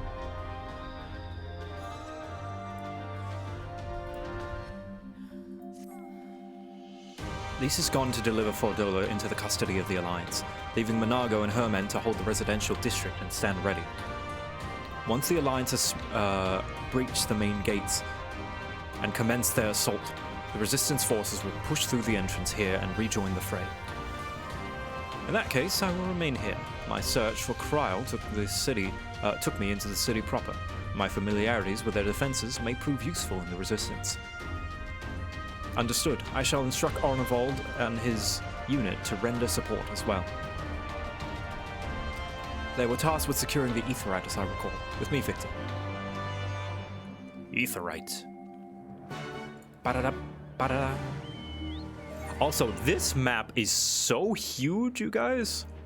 And this place, I kind of like that this place is about as big as like a small area. Hello, Mr. Pompadour. kind of like a small, like, town, kind of like Idleshire or, you know, Ralger's Reach. You can fly here. I think it's pretty neat. It's like essentially a town you can fly in.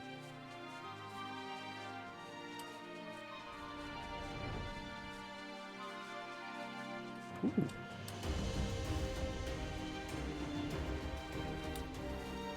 Can I stand on that or something, please? Please? Please? No? Maybe I need to jump. Huh. Nice. Sad we never got an actual city to explore, yeah. I guess their quota is only one large city and one small city. So they probably had to make some concessions. Gods, Cryle, it's good to see you. I feared the worst. It wasn't your fault. You saved me, all of you. Thank you. We will be departing shortly for Porta Praetoria to rejoin the main host. Are involved, I would have your unit remain here with Thancred, that you might support the resistance troops in the coming battle. Understood. We won't let you down. I trust you will refrain from doing anything I would not. We are both far too young to die. Right, no noble sacrifices. Got it. Victor, Cryle, let us be off then.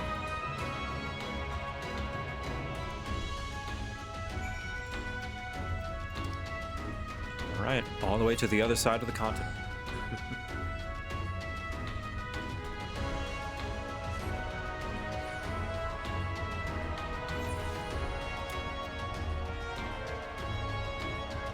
General, we have our heading.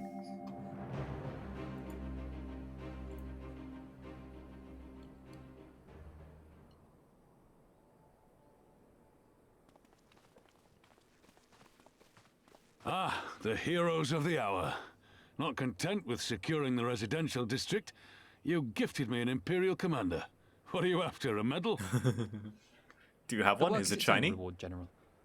I must say, however, that Fordola's claims were not a little disturbing. What manner of power could Xenos have acquired that might equal an icon? Might you speak of our missing Omega? Oh, wait, shit. Omega and, yeah, the remains of Omega and the fucking Shinryu are still unaccounted for. Very possibly. The Empire's fondness for comparable Allagan technologies is exceedingly well documented. Have we made any progress with our own investigation? None. The search goes on in earnest, but Cid has thus far found nothing of note. Mayhap the Garleans beat us to it. If they were working desperately to repair the machine, that might explain their decision to remain within their walls. Ah, Lys. I trust you surrendered Fordola into custody without incident. We were just discussing the pilot's claims. About Xenos and his newfound powers. She hasn't said a word on the subject since we rescued Cryle, even when the interrogator asked nicely.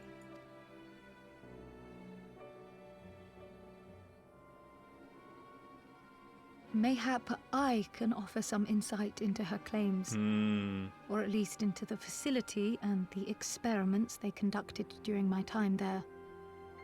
Though my memories of the period are somewhat muddled, there are a few things I remember with painful clarity. Do we need a healer? Are you okay? You literally just came out of captivity. They probably tortured you.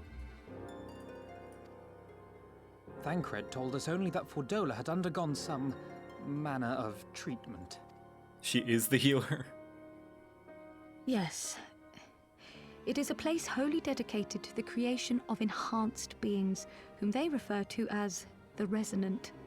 As I understand it, the process aims to imbue a test subject with the qualities of an individual with demonstrated magical aptitude.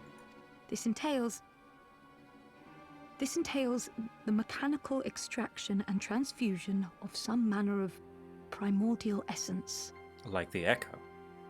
So that's how Fordola improved so fast. I knew there had to be something. She wasn't half as strong or quick to predict my attacks when we first met. If it weren't for Oriange's siphon thingy, I really don't think we'd have beaten her. I also just really appreciate that Lise just talks like a normal modern day person. Everyone says pray tell or like, you know, yours is a good story or like all that stuff, but Lise just talks like a modern person. I find that kind of funny. My humble scheme asked far more in the execution than it required in the conception, I do assure thee. Oh, you've got to stop doing that. In calling upon Lady Alisaie after her defeat, I was most intrigued to learn of the apparent effortlessness with which Fordola countered her attacks. 'Twas as if she knew the blade's destination ere its journey began. A most impressive feat under any circumstances, but an almost miraculous one when considered in the context of Fordola's unfamiliarity with my lady's arts. How then could she so perfectly predict an unknown opponent's every move? Like she came off as someone who wasn't as learned. Yeah, she's rough and tumble. I like that about her. After much deliberation, I surmised that Fordola may be possessed of a preternatural ability to divine meaning from the fluctuations of an individual's ether and to instinctively react. To employ a metaphor, one might say that she was attuned to the whispers of my Lady Alisaie's soul.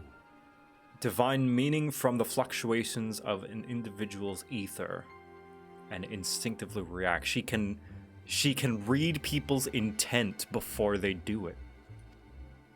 Wait, have you not just described a manifestation of the Echo? I had no conclusive proof. The available anecdotal evidence suggested only that Fordola was uncommonly sensitive to etheric fluctuations, and 'twas this which led me to develop my stratagem.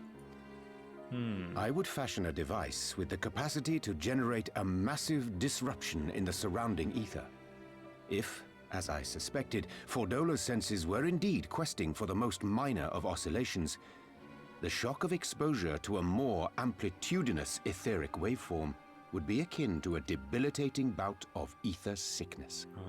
Oh, so that's why he didn't want us to know what it did, so that she wouldn't know our intent and she wouldn't be able to react to it. Because then if we knew exactly what it was, like, and what it did, then she would know. Huh. Clever. Still a Deus Ex Machina, but ingenious. Clever. I note that the success of your plan hinged on your device's wielder remaining ignorant of its purpose, lest Fordola divine your intent.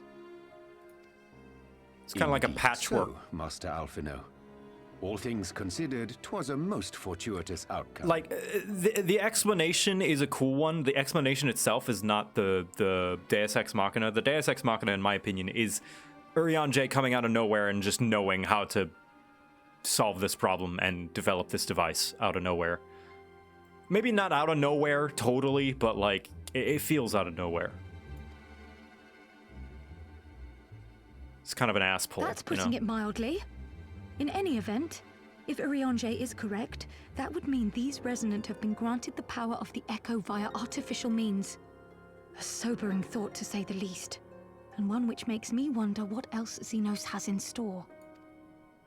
Whatever the Viceroy's newfound powers, I know of none better equipped to face him. And face him you must. For there is now but one path forward, and it leads straight to Alamigo. But also, wouldn't that thing work on us? No, because we can't see the intent of people. Our Echo works different. We can see the past, but we can't see the future. And no, us seeing the markers and the stack markers and all that's a theory. That's not confirmed. That is a fan theory. But nothing in the game's story has officially depicted us seeing the using the Echo to see the future. And it's not as if we came unprepared.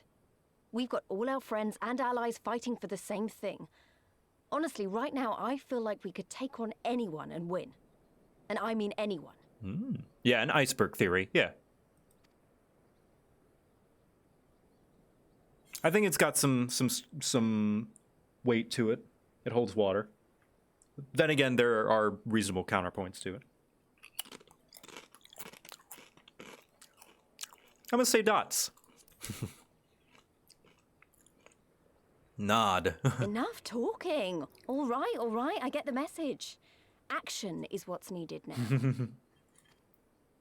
That's the first time I've selected the dots residential option. District. Thancred and the resistance forces are waiting.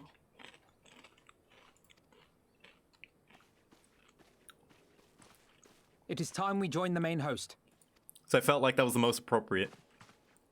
Kryl, in light of your recent ordeal, might I suggest that you remain with the rearguard for now? Aww. Oh, if you insist.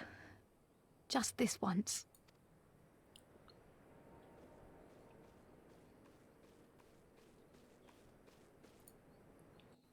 Do we see the future in the Baja side story? No, that's another character saw the future.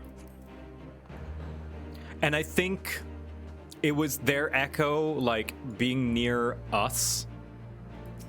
I don't know, the echo's weird. The echo is just whatever...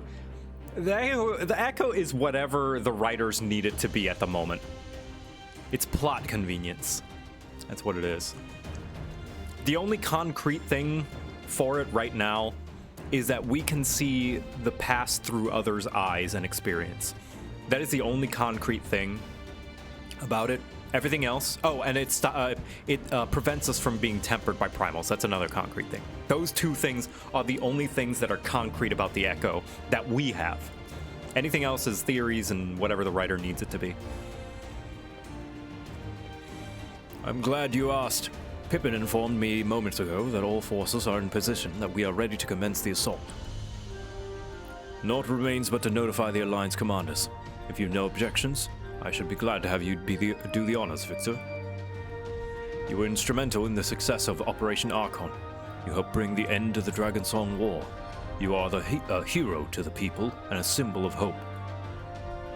Some might judge it an empty gesture, or worse, a waste of your talents, but I know it would mean much to everyone. Oh, I get to talk with the leaders. Yes, and all of you as well. All right, let's go talk to the leaders. Let's go get them pumped. Get them prepped. Emmerich, I love you. Lucy, I love you. Xenos has never cared a whit for politics. He lives for war and war alone. Kill him, or he will kill you. Ah, that you should be going should be the one to bring me word. By the Fury, it is good to see you, my friend. You who stood with us in our direst of hour will ever be an inspiration to my countrymen and to me. Though Ishgard's debt can never be repaid, it is my hope that our deeds this day shall go some small way to redressing the balance. Several times you defended our gates. Let us return the favor by demolishing theirs. Hell yeah. Oh, hey, Rick, I fucking love... Oh, they're giving thumbs up and stuff. That's really cool. Oh, yeah. God, I fucking love Ishgardians. Huh.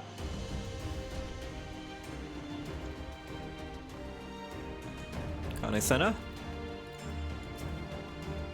The Elder Seer saw fit to grant me mercy at Cardinal.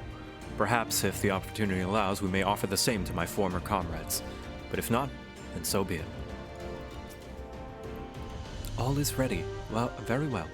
Though many will fall in the coming battle, how many more shall know liberty for their sacrifice? There is a time of peace and time for war. Even the matron understands this.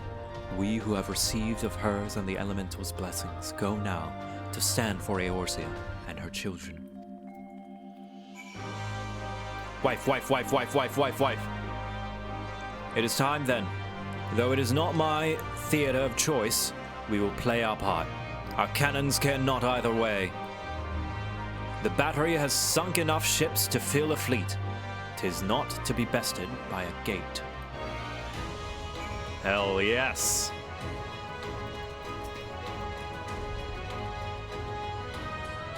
You guys ready to retake Alamigo? As I am.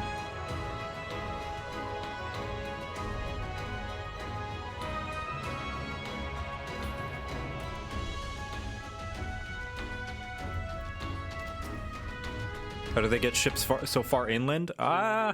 Well, I think I'll have to look at the map, but I'm pretty sure Alamigo is towards the eastern side, like the eastern shore.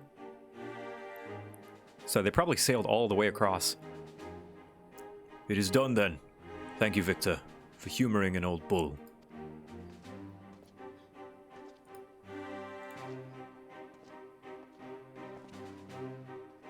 Maelstrom, Adder, and Ishgardian forces are in position, General. Resistance forces in the Alamegan quarter are ready to and await our signal. Naught I left to do, not left to do, but the deed itself.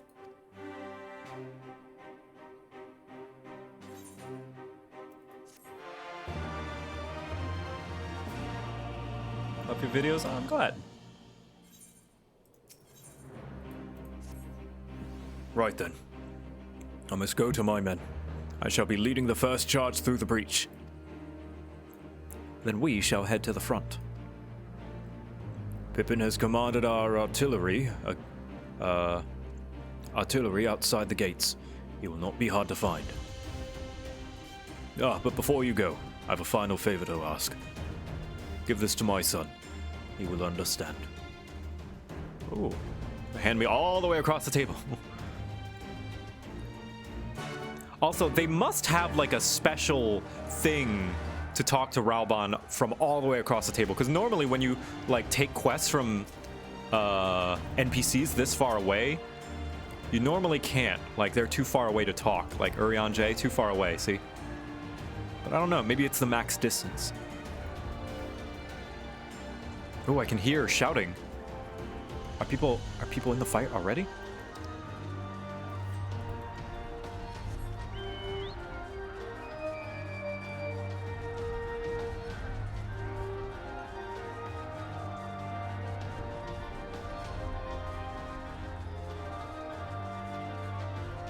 It's about the max distance, I see.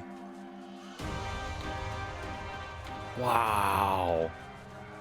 I didn't realize Alamigo had such a big... This is like Ul'dah size. Like bigger than Ul'dah. Holy shit. I never actually took in Alamigo like this much before. And here I was thinking it was just some like small like city-state. No, it's huge.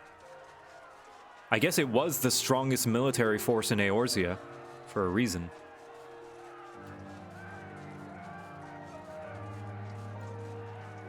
Wow.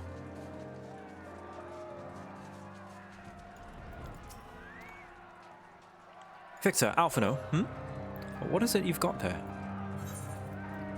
Raoban's package. Oh god. Okay. One can only imagine what this bulky package contains.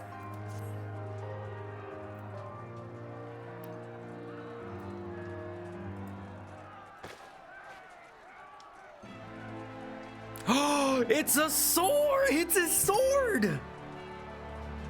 By the 12! This is Tizona! Or the bowl of Alamigo's legendary sword, forged from 2 cursed blades. This sword is a symbol of everything my father fought to achieve, a weapon claimed on the blood sands, and with it fortune and glory. Its flames consume the unworthy, but by fire he reborn. That he should bequeath it to me now, to carry on his legacy. Well, I shall endeavor to deserve it, but I'll be damned if this is his final battle. Oh, it shrank. Once we begin, there will be no respite until it's over. Are you ready, my friends?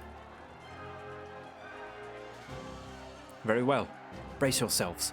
This should be quite a spectacle. Vice Marshal! Vice Marshal! Imperial units approaching from the north. Aiming to destroy our artillery, are they? How many? Total numbers are unconfirmed. At least 1 squadron, sir. But sir, they're wolfmen. What? Wolfmen? Feyre Domite. Bloody hells. That's all we need. Call up the Bloodsworn. Tell them to make ready. Marshal Tarupin, wait! Wait! These wolfmen of whom you speak hail from Doma.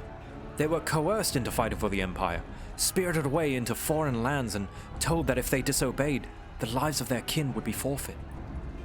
But their homeland has been liberated. They have no reason to continue serving their imperial masters. Ere you engage them in battle, I beseech you, grant us a moment to go and attempt to convince them to lay down their arms. It's true, we did talk about that potentially more of them would be willing to stand aside if they know their homeland is free. I'm loath to give our enemy more time to backslash, but if there's a chance, then this conflict might be avoided. I suppose we must take it. Go on then, but be quick. We will, Vice Marshal. With me, Victor.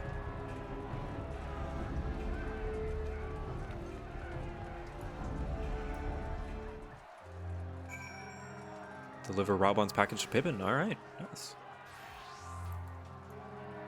The measure of his reach.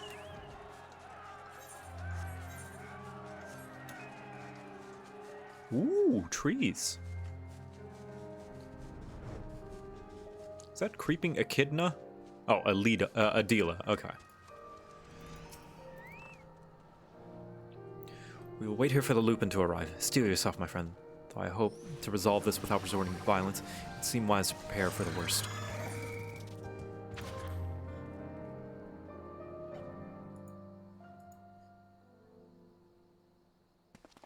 They come, Victor.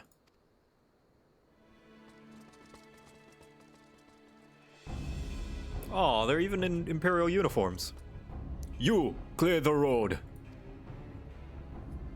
Honorable warriors of Doma, my name is Alphino Levier, and I come before you with news of great import. Silence, boy. You stand upon a battlefield. Be gone or be cut down. Doma is free. Lord Hien has returned and driven Yotsu and the Imperials from your lands. We were there. We helped him. There is no need for you to fight for Xenos.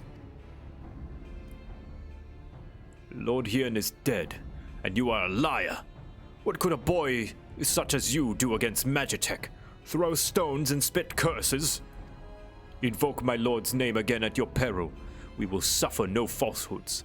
They're really big. I speak only the truth. Put up your weapons, I beg of you. Let us speak as friends and not shed blood in vain. If your claims were true, we would gladly sheathe our blades and embrace as brothers. But since they must surely be false, we would be traitors to accept. Our lives and those of our loved ones forfeit. Words are air. You will prove the truth of your tale on the battlefield, or die in dishonor.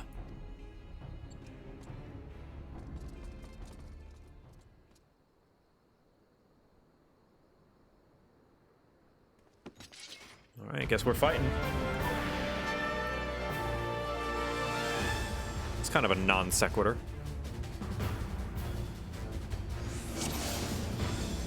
All right.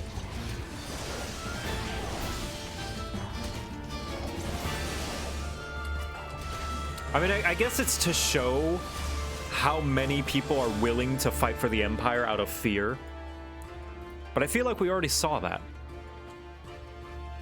You are no strangers to battle, that much is plain.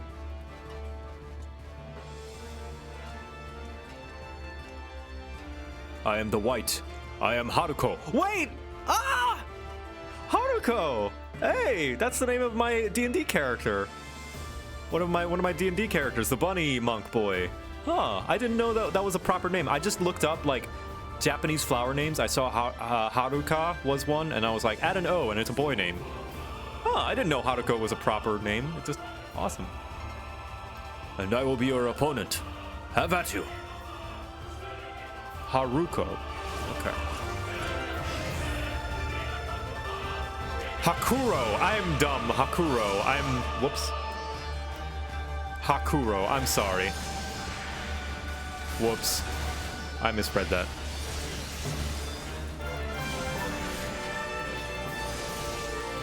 Never mind. Forget what I said. I feel silly.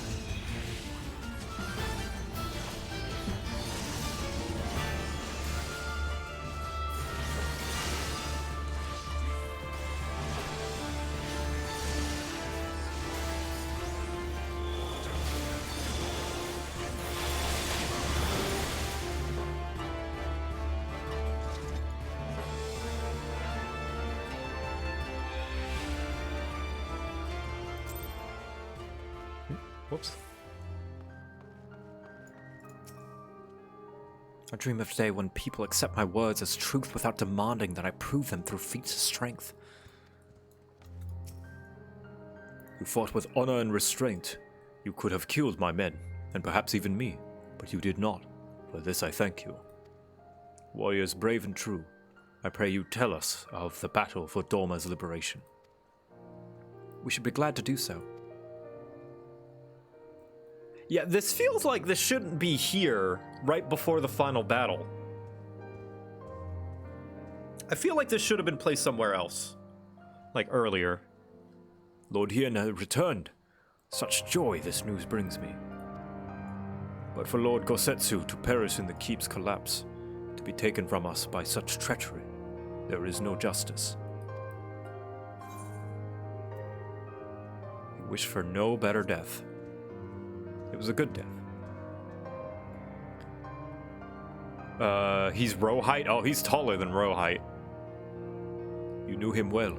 Aye, he would not suffer us to mourn with so much undone. And so we will not. Duty comes before all. All Lupin shall know of Dorma's liberation, and of your part in it. When you breach the gates, we shall turn on the Imperials as one. With fang and claw shall we rip open the throats of our masters. This the White swears.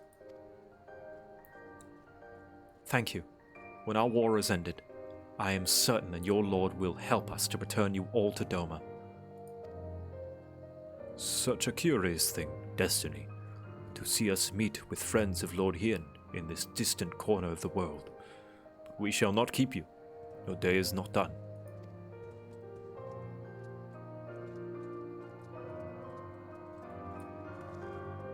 Come, let us not let our comrades wait.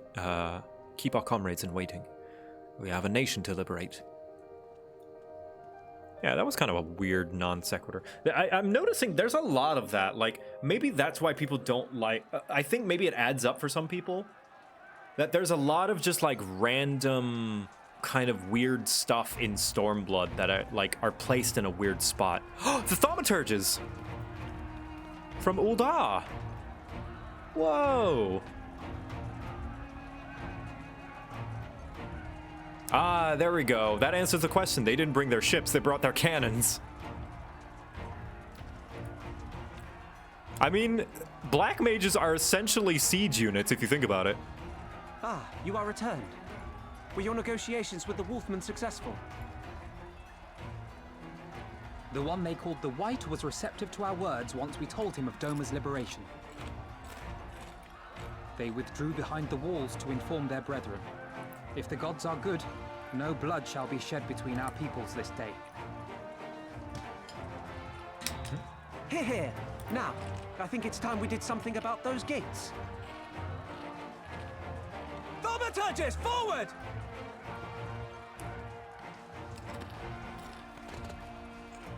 Give me hellfire!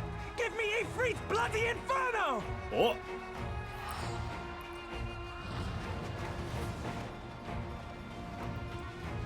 Oh, did they reverse engineer Ifrit's fire? Oh my god! Oh shit! Now give me a Curthan winter! Enough ice and snow to bury a behemoth! Damn, Vice Marshal!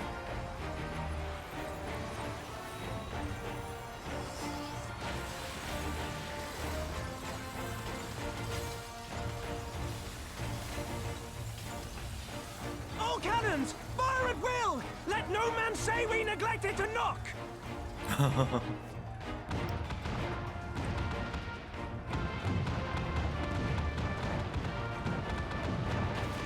Knock, knock, open up the doors, real. Marshal Pippin Tarupin knows how to break stainless steel. Oh, ooh, ah. Ah, shit. Damn that armor! We nearly had it!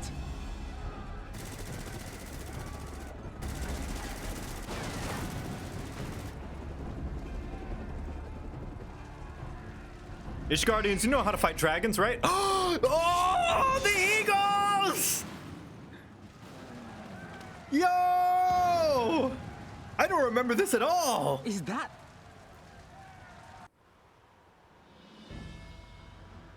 Bear witness, my Eorzean brothers and sisters. Doma has come to pay her debts. Lord Ian! We will deal with the flying machines. Forward, my friends, for freedom and justice! God, this is so cool.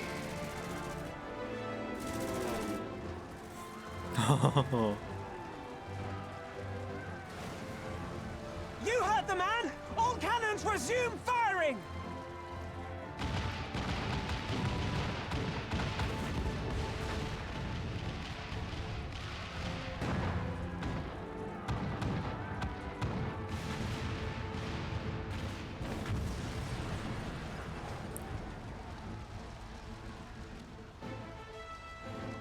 Yugiri! We're through. The way is clear.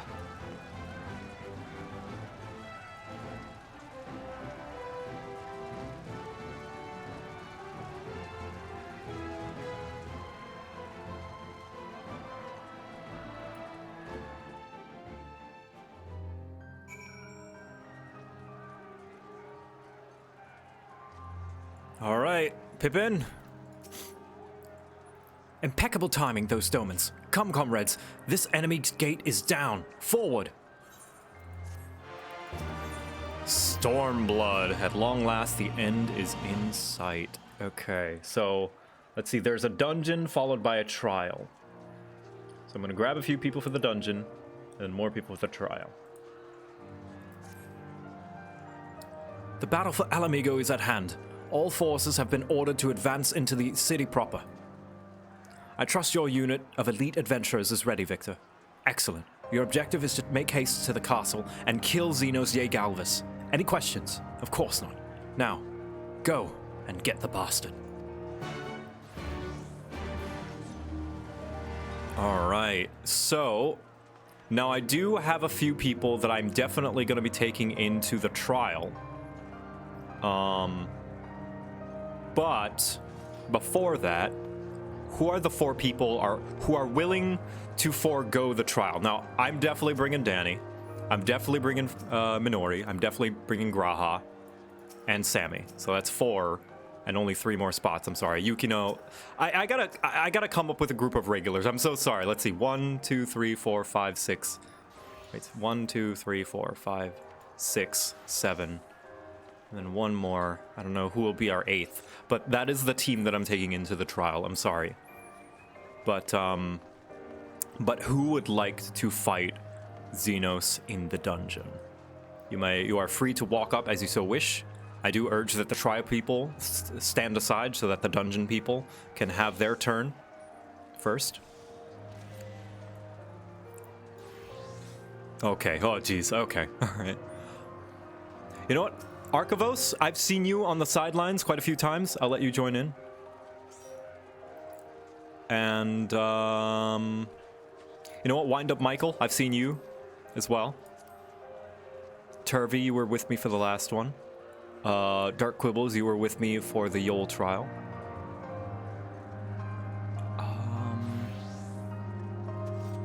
Leonard, I invited you for one of the trials, I think. I will take...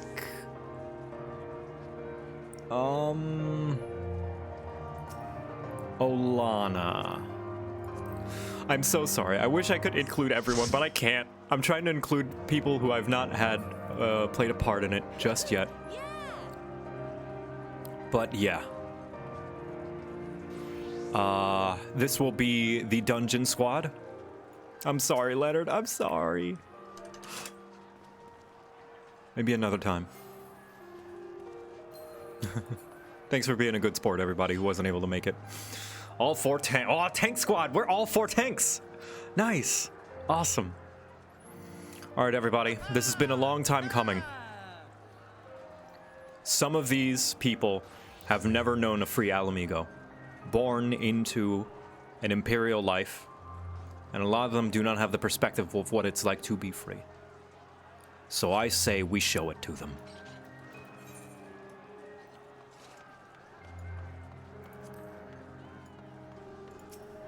Blue DPS. Let's go. And you know what? Let's do it synced. Yes. That must have caught them off guard. Blue DPS.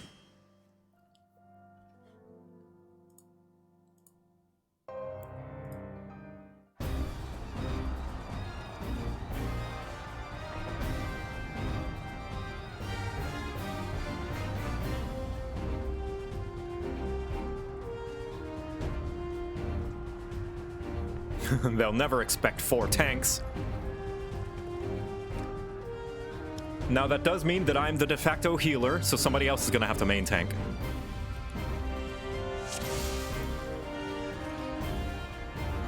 My vote is Olana, since they are a warrior and they can gain HP all on their own. So me and Archivos, we're gonna be we're gonna be the healers for this fight.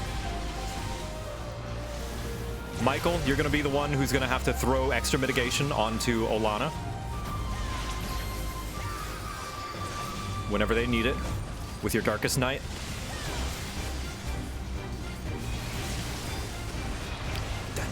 Da, da, da, da. Blue DPS. Tanks, onwards.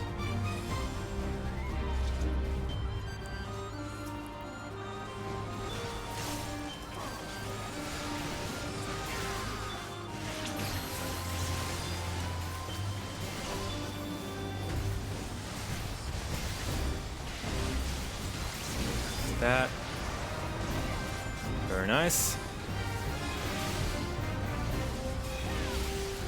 There we go. We're going a little bit slow, but we will survive. We're tanky. Tanks together, strong.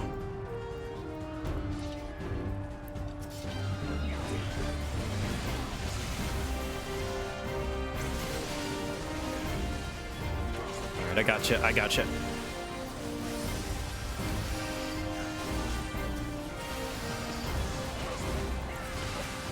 This is probably the most clemency has ever been used in a dungeon.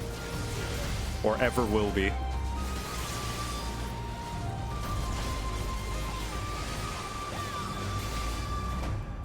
Man, it's gonna be really interesting to learn how to heal raid-wise as a paladin. Oh, we got ourselves a relic weapon holder! Look at that, 535 item level. It's obviously scaled down for this dungeon, but still. Oh, whoops, that's my bad. I didn't mean to grab aggro. Oh, well. Habit, sorry.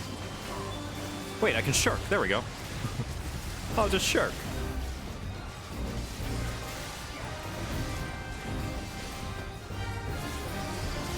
Let's see, what is intervention again? Okay, yeah.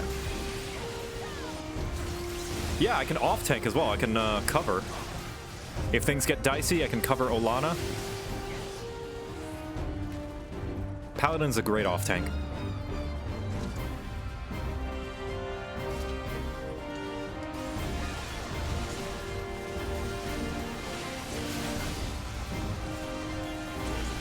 Plus, if one of us gets low, we can just shirk off to another tank.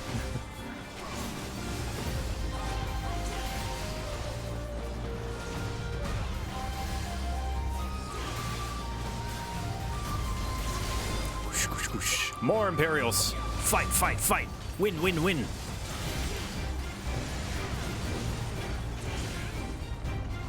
Here, I'll take the damage for you. Haha. Or give you a little bit of that. There we go. And now I am the tank, even though I'm not the tank.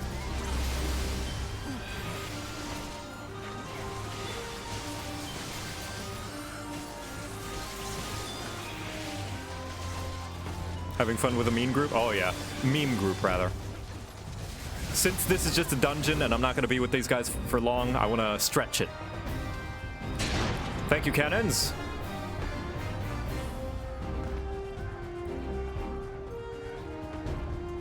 All right, tanks.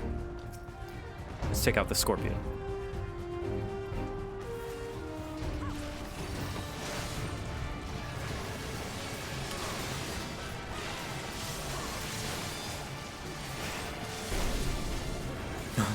Raid wides mean nothing.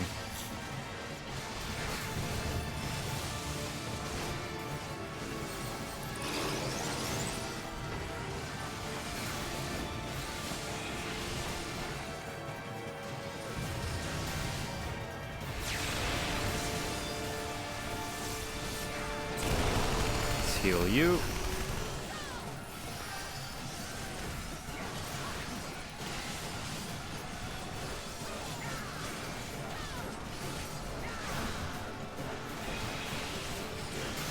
We're actually not doing bad damage, I gotta say. Item level combined with everybody knowing what they're doing, you know?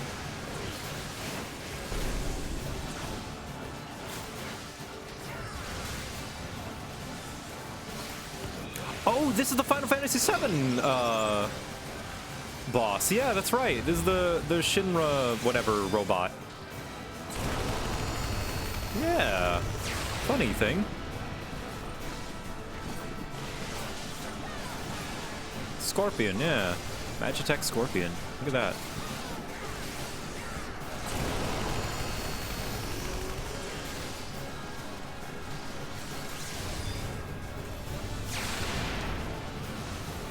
Ooh, good snapshot, Alana.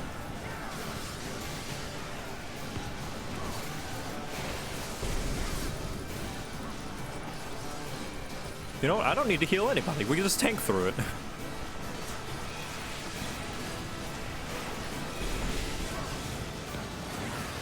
There we go. Yeah, that was not bad time. We didn't even see any repeat phases, I don't think.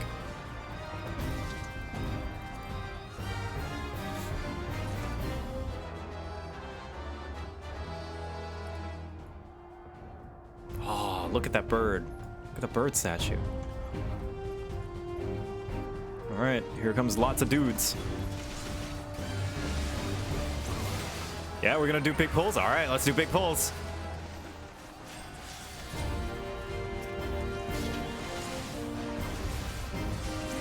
All right, I'm gonna heal you. Oh, jeez. Oh, boy. Oh, boy. I gotcha. I gotcha.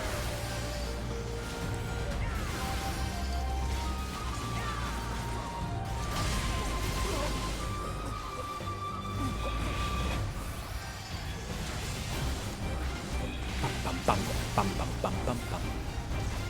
Bum, bum, bum, bum, bum.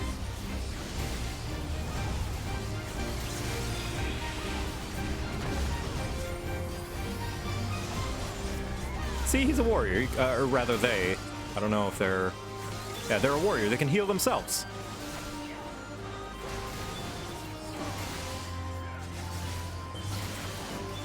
There we go. We are speed. How's Stormblood going? We're doing the last dungeon of base Stormblood with all tanks because I'm a crazy person. I didn't even, I feel, actually, you know what? I feel a little bit bad. I didn't even give them enough time to respond if they would like to do this. Oh my, that's a lot of dags. Oh gosh, that's a lot of dags.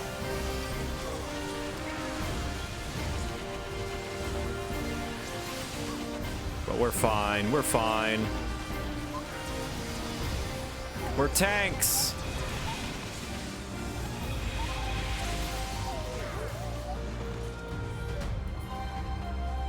This is the tanks for the memories. All the AoE combos are kind of melting these mobs, TBH. Yeah, but I mean, like, I'm sure DPS AoEs would do the same, right? If not better.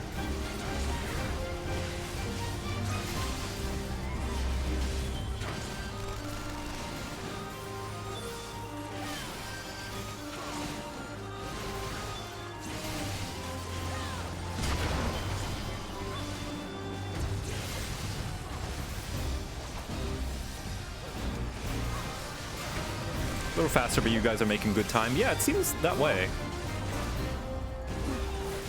This is like the average duty finder speed that I get.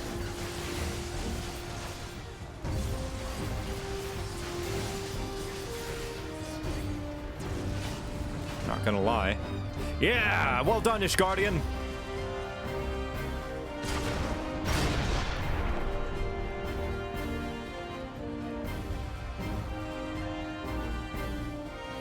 Oh, it's this guy, Alis Mal Asina.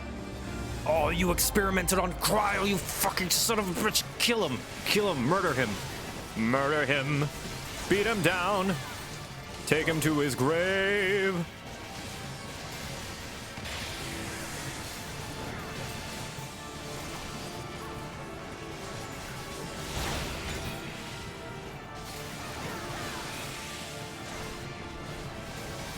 Ooh. And then I ran and ran and ran and ran. If you guys have never heard that, like, I have to share these findings.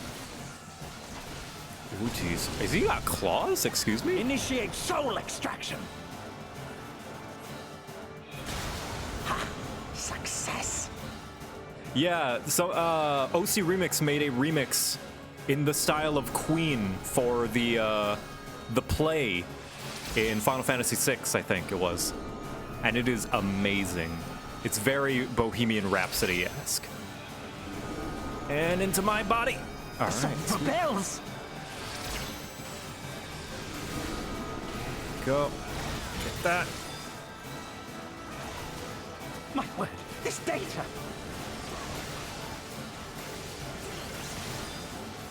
What are my opinions on Black Mage? I'm dipping into it. It seems good so far. So Black Mage is really, really fun, but only once you're at the end game. Because leveling Black Mage is probably the worst experience in the world, because I think at around level like 40 or like 30, that's all you have until like level 70. That is really all you have. It's very like nothing. It is so boring for so long. Also, I forgot to heal Olena, but it's fine. They're alive. 60 and up is good, that's true. But basically, expect a slow leveling experience for Black Mage, and expect it to not get a lot of changes to how its skills work for a long time. Because it just does not get all that many different skills to use.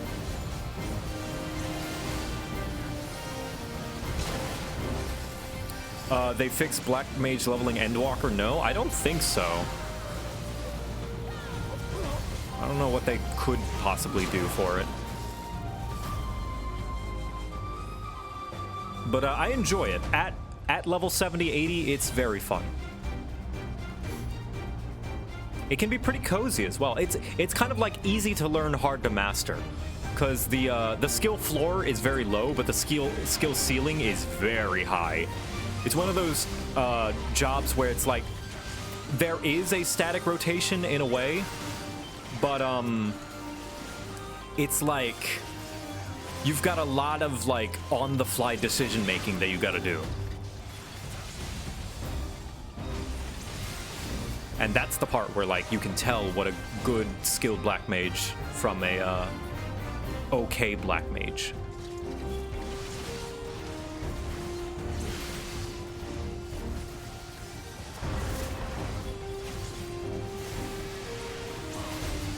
They'll be making it less of a pain to level an Endwalker. Are they going to change the levels where you unlock each skill? Because that's the only way I could see it not being as big of a pain to level. Because you get, like, nothing for the longest time. You get your Fire, you get your Blizzard, and then that's kind of, like, it. for so long. Give more XP so it's easier to get XP. Gotcha.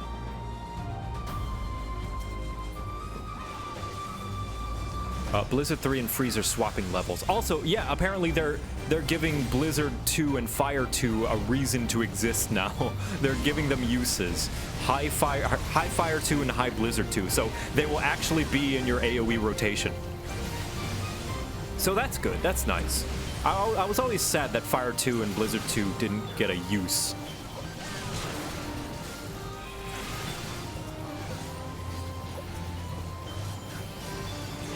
They just became buttons that you never press. Especially, whose idea was it to make Blizzard 2 hit around you in an AoE around yourself? That was a strange decision. Oh, also, when we get to the next room, don't fight. Don't go full in fight yet. I want to do something fun. There's something really, really fun.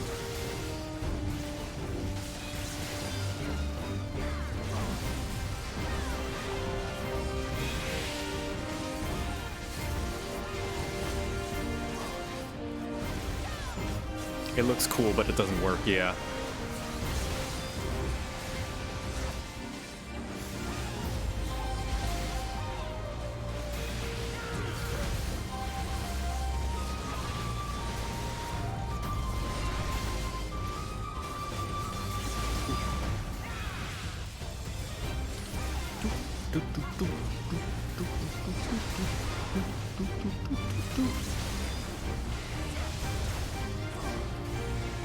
And dead.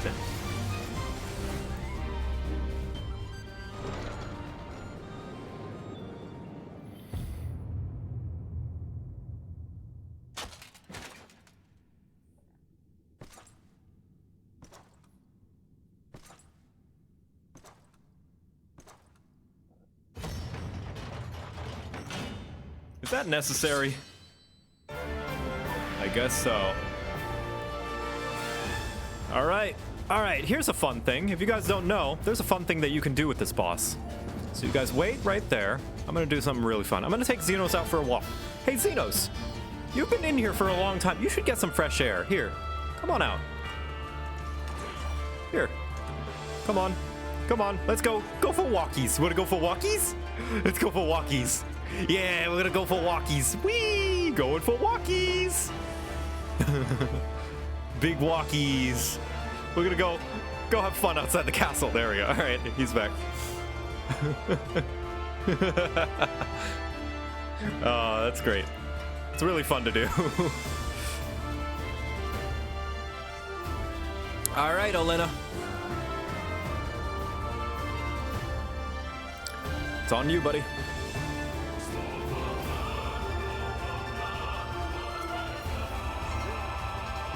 La la la la la la la la la la la la la la.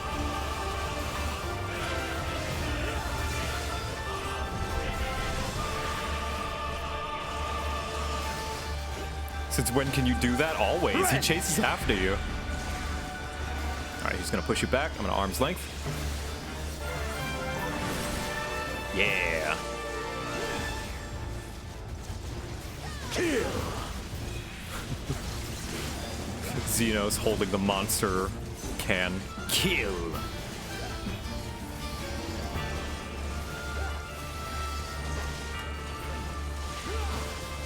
Rend. Alright, that is getting out of the way.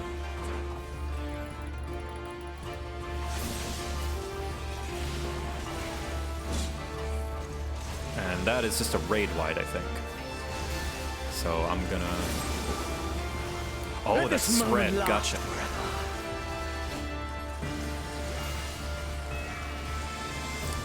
Form of blood for our fallen brothers.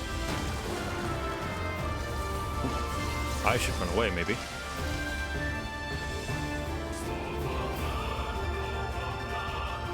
Ah, okay, never mind. I don't have to run away. Oh! I just need to point that away from the party. Gotcha. Kill. Kill. That's a tank buster. Ah, you're fine. Just shake it off, yeah.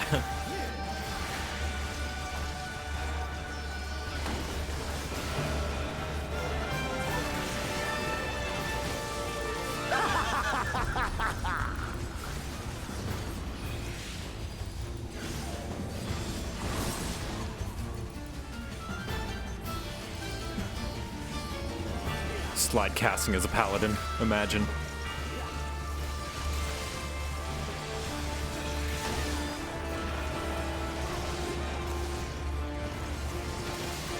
Ren!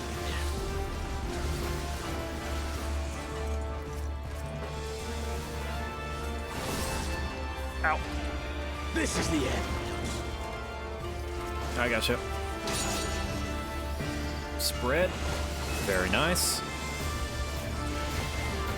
Oh, are we gonna skip sword phase? Show me your roll. No, we're not gonna skip sword phase. Yeah. We could have, though. Yes! Get this one Yes! Just so. Actually, that's probably the... I don't know which one to get first. Yeah, just do your thing. Actually, I'm gonna help these guys. Focus down. That's a good idea.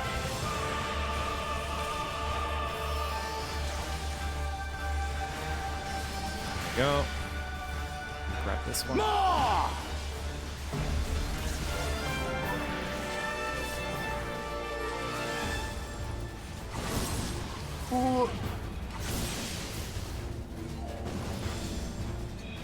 Oh, I'm out of mana. Okay.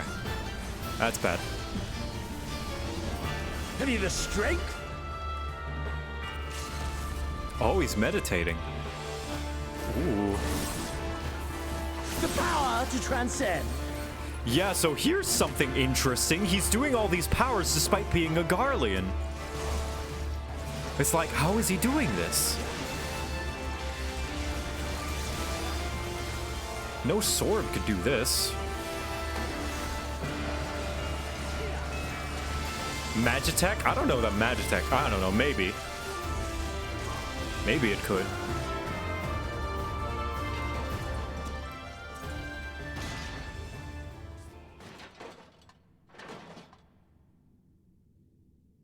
And he's satisfied.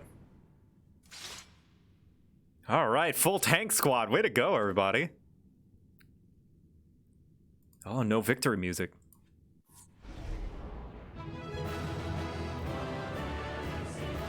All right, nice job, everybody.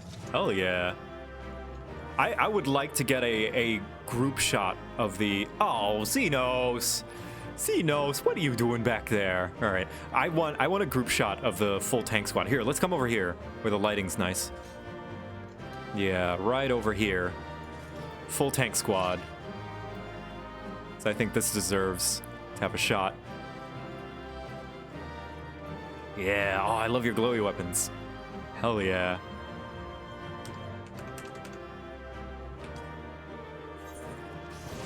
Oh.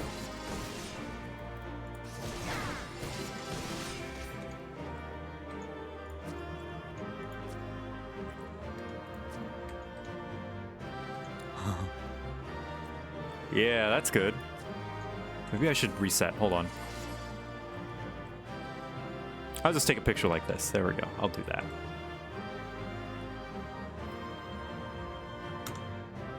There we go. That works.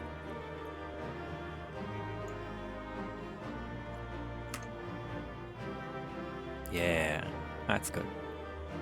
I really like your HUD layout. It's so clean and smooth. Thank you. I'm able to... Here's what it actually is, but I basically hide it and only see my cooldowns. Yeah, thank you so much. Archivos. Wind Up Michael. I know Lana. This is actually kind of fun. I like doing full tank. Team tank toppers, yeah. All right, now let's go get that boy. That Xenos.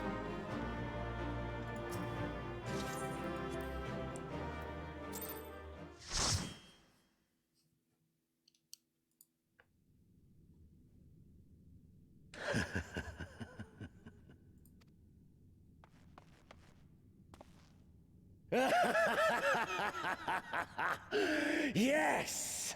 Yes! Such ferocity. Such tenacity. I am loath to recall how disappointed I was when first we fought. But finally, after bathing in the blood and offal of your enemies, finally you prove yourself worthy prey for the hunt. It fills you even now, doesn't it?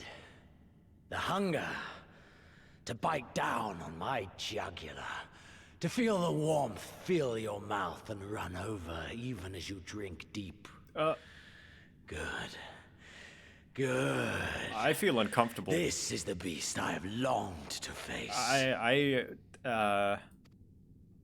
As you sharpen your claws, I too sought newfound strength. But this is no place for a final contest. Come! The heavens shall bear witness to our dance.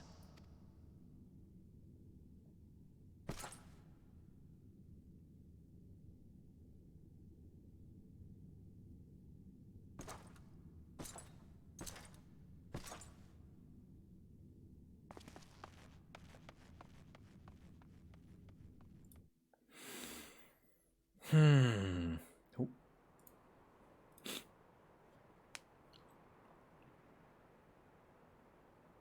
Of course I have the button. I keep all of my overlays. They've been piling up over time. Oh, you captured Shinryu? You just got him in a Pokeball, just like that. Welcome to the Royal Menagerie.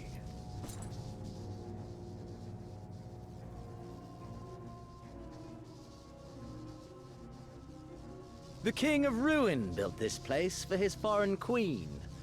He kept it filled with familiar creatures from her homeland. They bored me all. This fine specimen, on the other hand, is simply divine. Is it ever explained? No spoilers, but my guess is, I mean, Shinryu was weakened in a battle with Omega where they basically had a draw. So I'm sure he was in a very weakened state.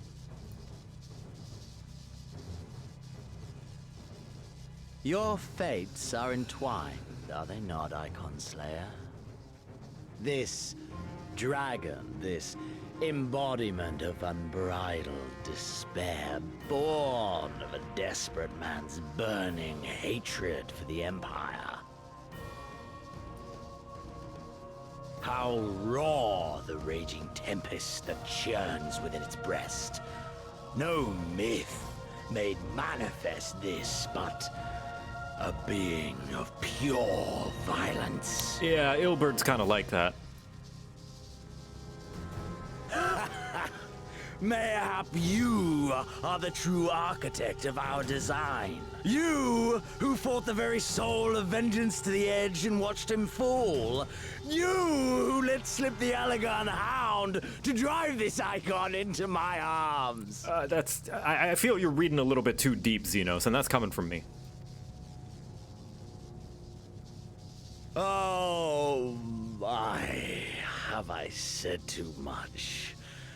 Forgive me, this sensation is wholly unfamiliar to me. A question, then, and I should like very much for you to speak from the heart. If I were to stand aside, what would you do to this icon?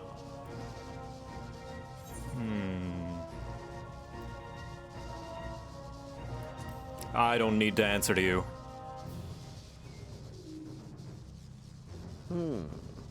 You will not indulge me even with a simple reply, then? No.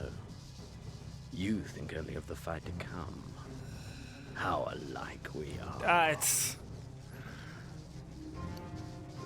I'm sorry. No disrespect to anybody who likes Xenos. But man, I am so tired of the trope of we're not so different, you and I, when it's not been earned and it has not been portrayed in the story. Xena, that's such a dumb line. I'm sorry. A pity. There is another alternative. Or there would be. Had you only mastered your abilities. I speak of the Echo, of course. Does it merely render you immune to iconic influence, or is it rather that your influence is far greater than theirs? Granted, these implications are of no moment to a savage who thinks only of killing the beast before him. But when I read Van Belsar's reports, I immediately saw the boundless potential of the Echo. I saw how it could be instrumental in binding an icon to one's will. Hence my research and the Resonant, and oh, so much more. All icons must be exterminated without exception. Such was the Imperial mandate issued by my great-grandfather, after he saw firsthand the destruction wrought by one such being. They are a blight upon this star, he felt, and so he began his great and just crusade. Ha! 'Twas not justice which spurred his campaign, but fear! Fear of the icons! Fear of their power! Cowardice made them march forth to battle. Pathetic. Man should fight for the joy of it. To live, to eat, to breed. Lesser beasts snap and howl at one another for this. Only man has the wisdom and the clarity to embrace violence for its own sake. For we who are born into this merciless, meaningless world have but one candle of life to burn. I know you understand this. You and I are one and the same. Together, we could while away the quiet hours as friend and confidant, if you will accept me. I'm sorry. I think I was on board before, but like being willing to wait until his final like explanation of his motives. I don't know. This as a villain, I don't know, it feels kind of meh. I deny you. We are not the same. Obviously, we're not the same. I don't know that this Xenos is as big a bad as the writers believe him to be. So you prove me right. We are warriors. 'Twas plain from the first how this would end. It's like he's having this banter and back and forth that is not being reciprocated, you know? That is a very one-sided, as depicted in the text, you know, within the text of the game. So I really don't know where he's coming from. Or, I don't know. That's just me, though. You live for these moments. Yeah, when all hangs he is projecting a lot, but I don't know if that's supposed to be a part of his character, or if that was just the writing missing the mark. But a single stroke. I don't know if that is supposed to be a part of his character or not. I don't know that it's clear enough. I don't know. Xenos is messy. I live for them too. This is who we are, my friend. This is all we are. Alamigo and Doma and Garlemald be damned! I think it's part of his character. I think, you know what? I think I know what my problem with Xenos is now. They're trying to portray him as this seemingly unhinged, crazy lunatic. But then they have hints of him as like a competent leader and like proper tactics and strategy, and that he's smart in instances where he's with Fordola. But I don't think you can have both. I really don't. And I feel that's where the conflict comes from, is this unhinged rage and insanity doesn't feel like it should allow a person to reach his status. I don't know. At least the way they've portrayed him. It's like they've portrayed two different characters. And I don't think it was on purpose either. And it's not done in a way that I think is done well.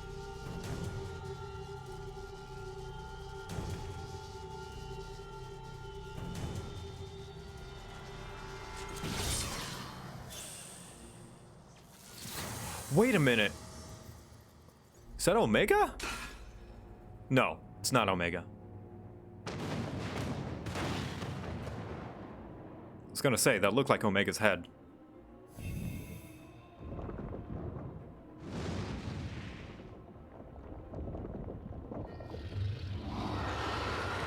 It was very Omega-like, so probably reverse engineered.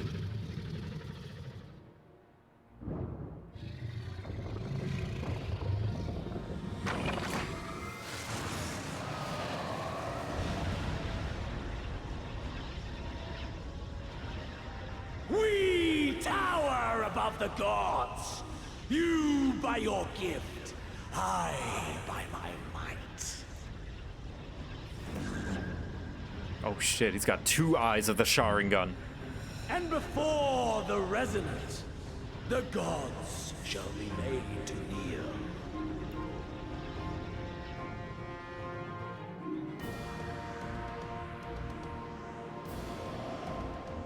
And his echo allows him to take control of the primal, I guess.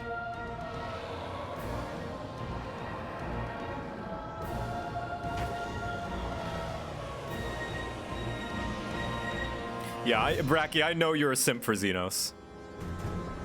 I just...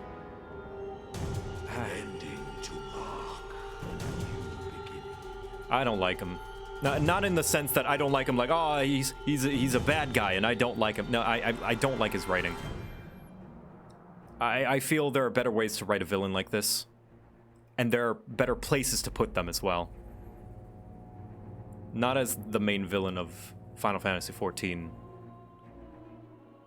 In an expansion where a lot of realistic, grounded politics are going on. Maybe put him somewhere else.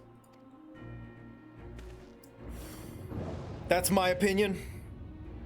And it's not an opinion that will be shared by everyone, but I'm okay with that.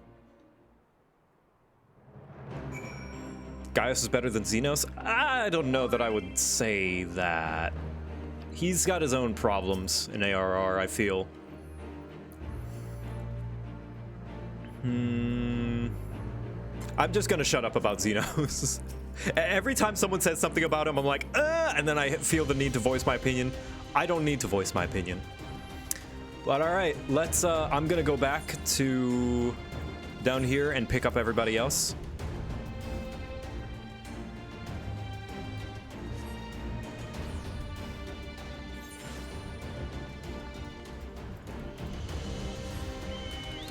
And here we go into the final battle of Stormblood.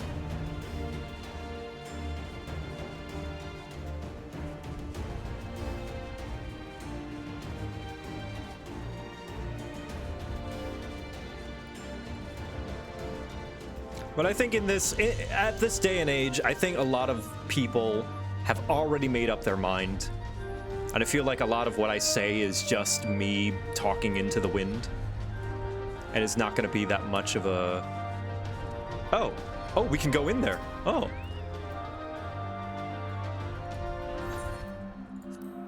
Is everybody up there?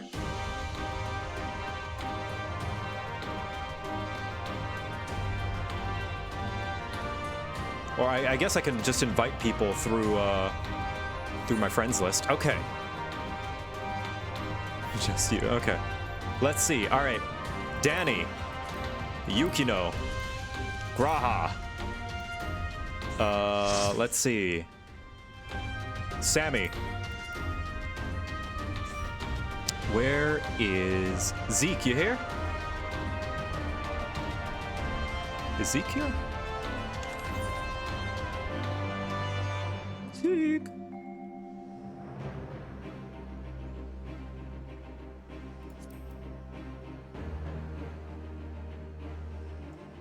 Oh, he left due to family. Okay, understandable. Okay. Let's see.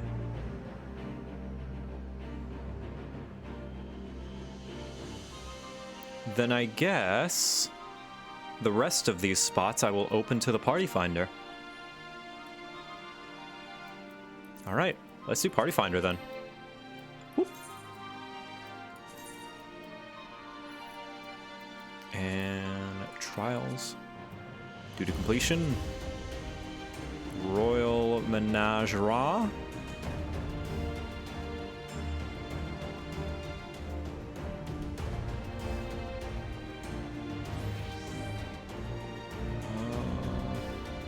Where is it? Where is it?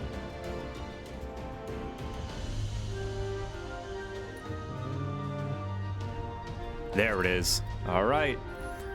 And the password it will be a private party. The password will be 1, 2, 3.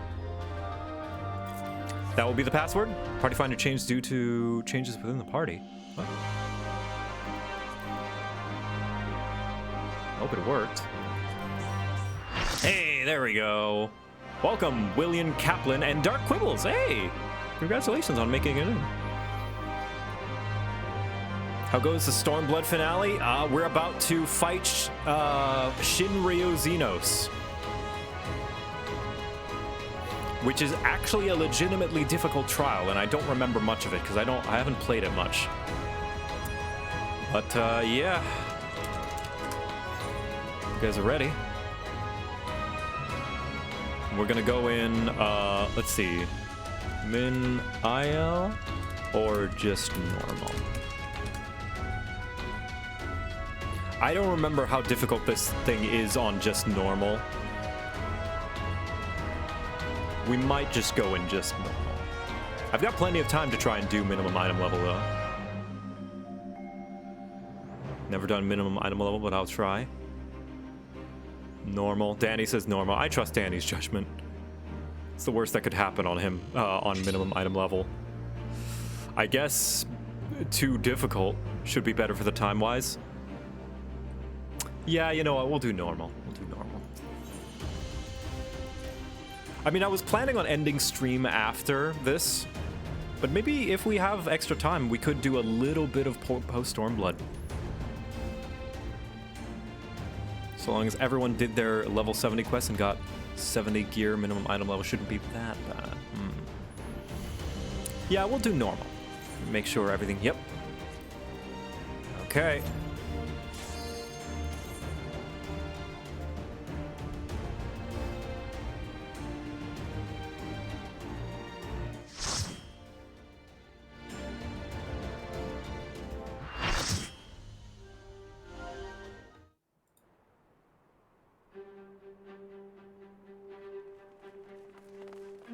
I love Danny's suit.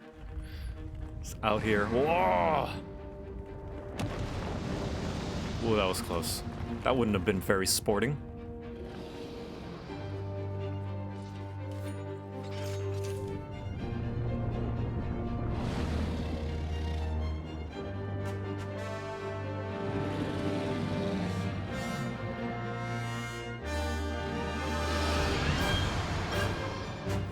I'll give him one thing though. This is a hella cool spectacle for a fight. To just fight a massive, huge ass dragon. Just you and the dragon. Alright, from what I remember, the mechanics are pretty straightforward. We should be fine. Also, this is the music that played when Shinryu fought Omega. 3, 2, 1. Here we go.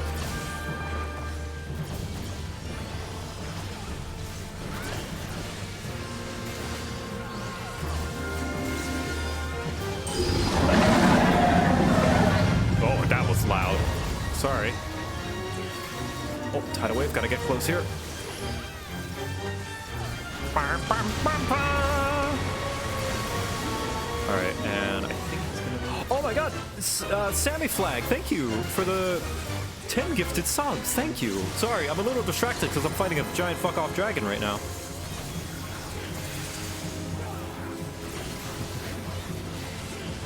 Very nice, good stack. Have I seen his EX? Otherwise, try unsync once. I'll try it once. Yes, I know you're very upset. All right, Hellfire. This is where we step in the pools.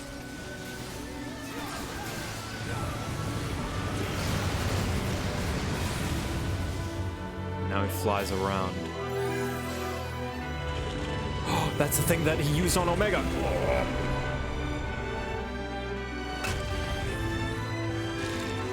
Egg. Alright, then we fight these Ginyus.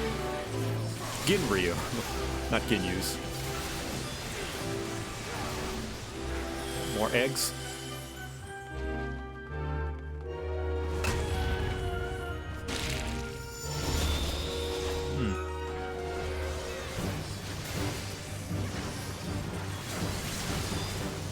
I'm your father and your mother. I birthed you from my mind vagina.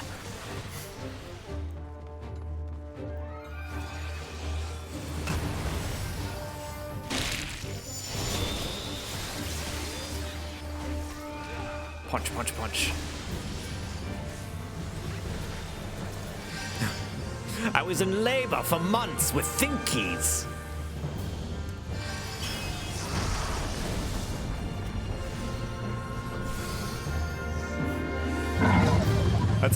That's a Game Grumps quote. I didn't. All right, mash time. Fun fact: you can just mash your keyboard. You don't actually have to click on this. Blah! Like that.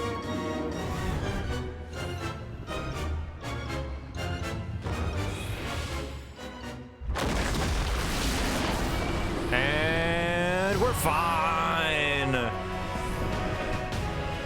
Where is this? Excuse me?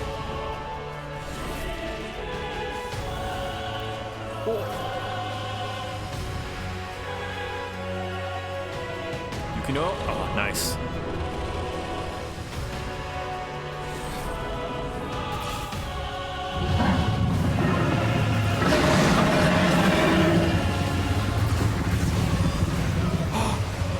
This is a remix of Big Fat Tacos. Tail time. Nice.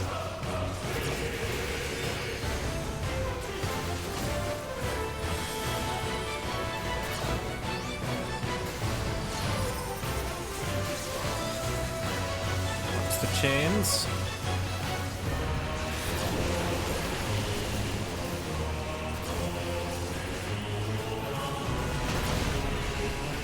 And tail. Tail's dead. Easy.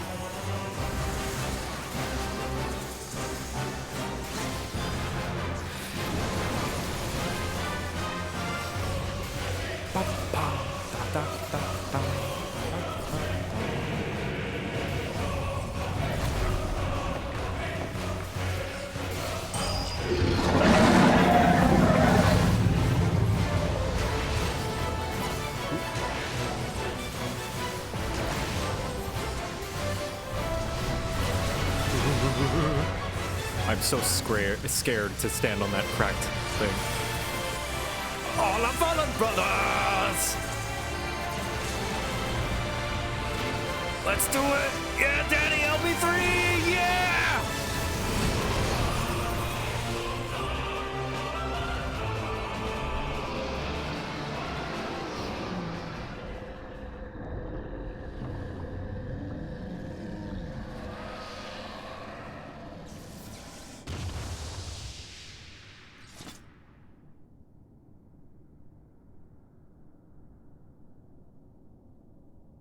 I take no joy in this. My face betrays no emotion.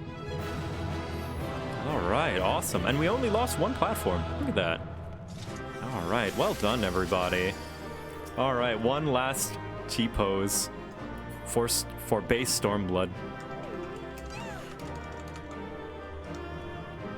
Stretch.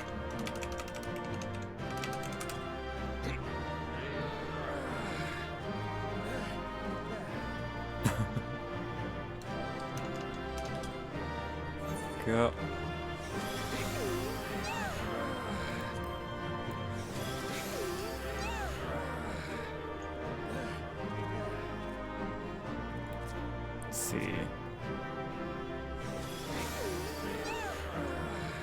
Go. You can look this way. There we go.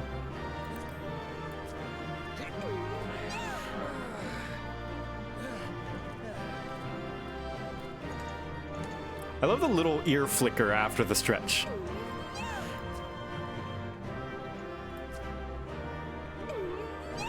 There we go.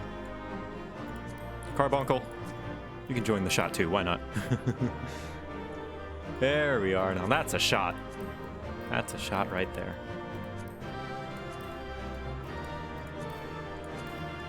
There we go. There's some color. All right.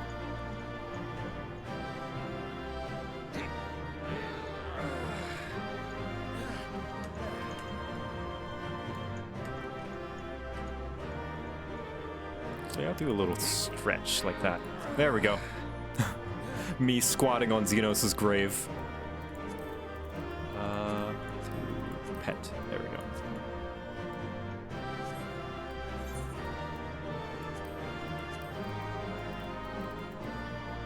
There we are.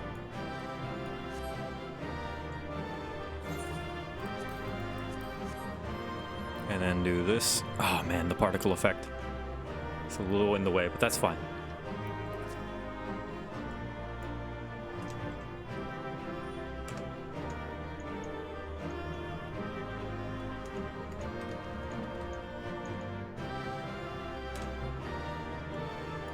There we are.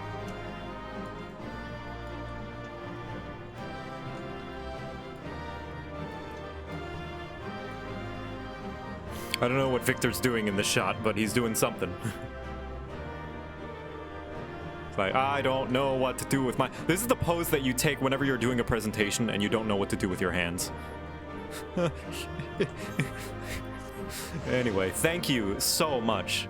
Dark Quibbles, Danny, Sammy, Minori, Graha, Yukino, and William, all of you, for helping me defeat the most divisive character in all of Final Fantasy XIV. Very wonderful, all of you. Yay. All right.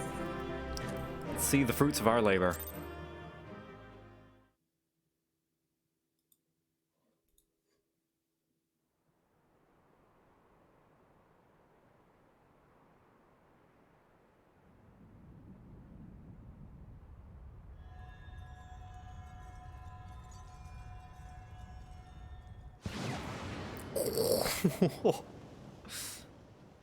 All right.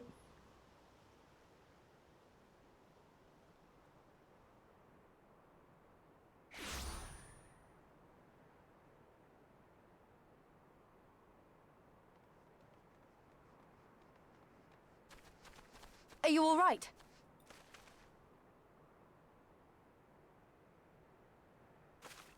Xenos. It's all right. Oh. Oh, he's alive somehow, still.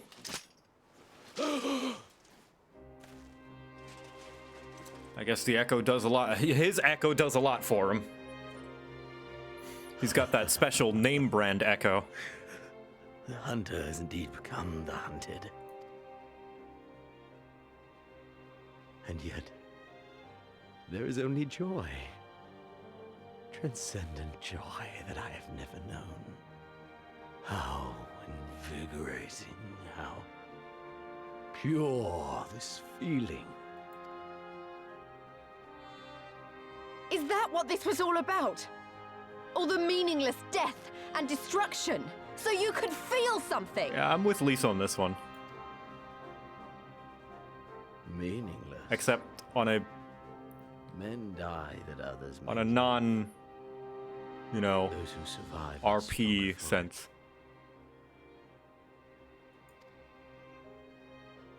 Not that you could ever understand. To have stood upon this great stage of fools. To have played my part to perfection.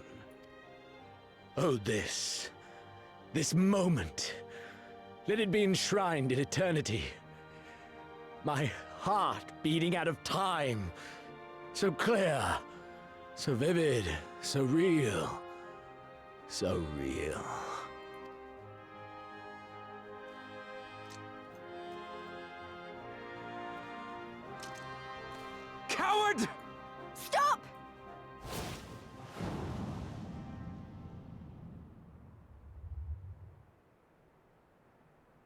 Farewell, my first friend.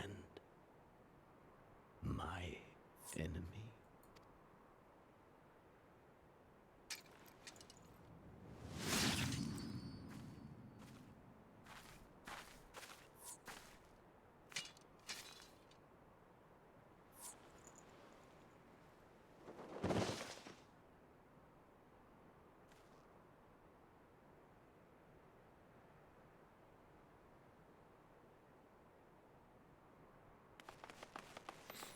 Sure.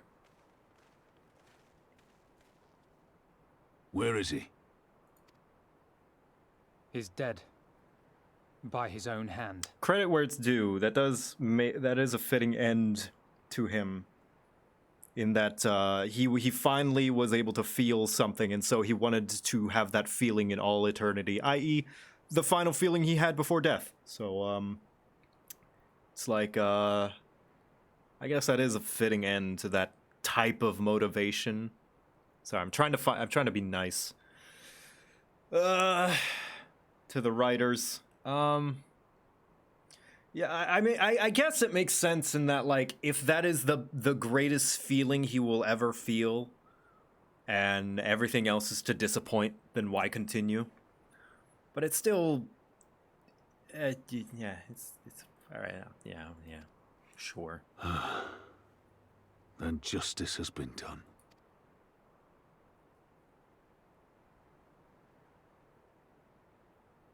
No. There's no justice in that rabid animal's end. Liberty or death. That so many should be forced to take up this creed to defeat such madness. We won. Forget him. The living have need of us now. All right, one final thing. I'm sorry. I keep talking about Xeno. It's because I'm frustrated. I guess I talk about it a lot. I have a lot of strong feelings because I'm frustrated, in that I'm not able to take it very seriously. I guess the fact that, like, my gripes with it is I can't take it seriously because everything else in 14 is so grounded and real, but Xenos isn't. Xenos feels out of place to me. And whether or not that's the point, I feel like I can't get invested in this villain. And perhaps that's where my frustration comes from. And that's that's my own personal hang-up. That's something that only I need to get over. That's my problem and nobody else's, really. It's because it is what it is. It's part of the game, and this is how they're going to write it, and this is how they're going to have the characters react to it. I don't know. It's a weird thing. It's in this weird situation where it's not awful. I don't hate it. But I guess I feel like I just can't take it seriously. I don't know. But that's my hang-up. I need to get over it. It's not a big deal. It's not the worst thing in the world. It's nothing to get mad about, I don't think. But it's, yeah. That's me. That's me and only me.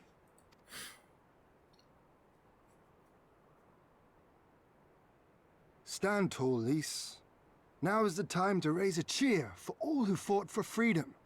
A cheer loud enough to carry to the highest heavens.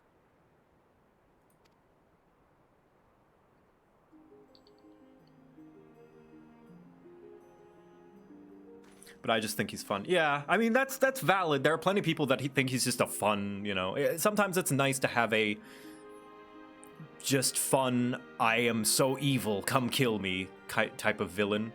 I mean, that's why so many people love the Joker, right? You're right.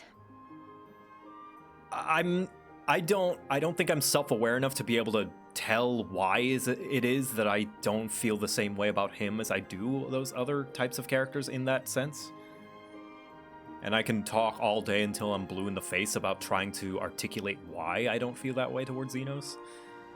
But at the end of the day, like I said, it is what it is, and I just got to accept it, and I do accept it, you know? He's there, he's fine, he's not offensive. But yeah. Thank you. Without you... well, you know. So let's do it together. For Alamigo! What would be an offensive villain? If they took that Rogadin guy and made him the main bad guy. If all this build up to Xenos and it turned out that the green armored Rogadin was the main bad guy and mastermind behind it all, that would be offensive.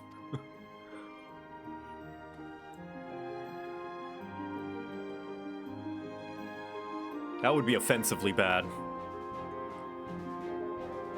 The name's day guy, yeah. All my name days have come at once. That guy.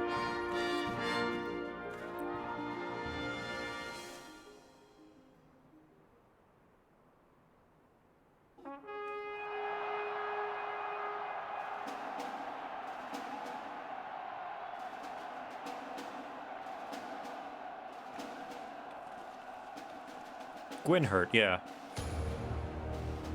If he was like the mastermind, if it turned out that he was Shinryu all along, that would have been dumb.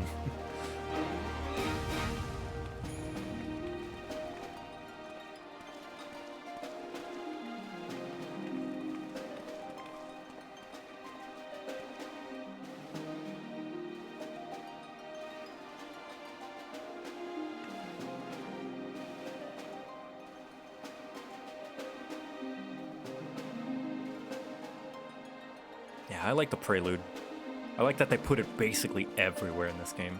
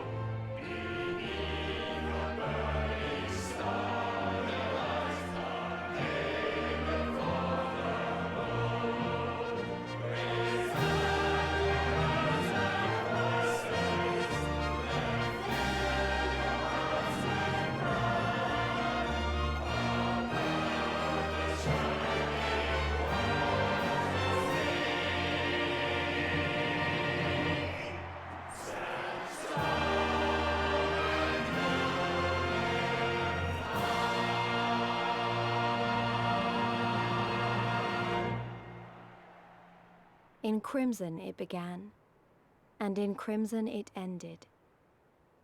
And then we were free. Yeah. Ilberd won, in a way. Also, you guys can't see it because the stream is only at 30 FPS, but that flag is at 30 FPS. Everything else is at 60. But what is freedom, really?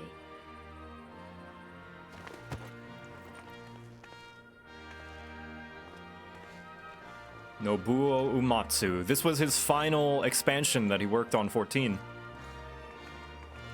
From here on forth, or rather from Shadowbringers onwards, it's all Soken all the time. Yeah, and just like Lise promised, we proved Fordola wrong. She thought the only way for us to be free was to earn the respect of the Garleans. To live, Lise said, "Fuck the Garleans. to grow old, We'll find our own way." to have dreams and desires, and to strive for them. But in the end, we're defined by the legacy our forefathers bequeathed to us.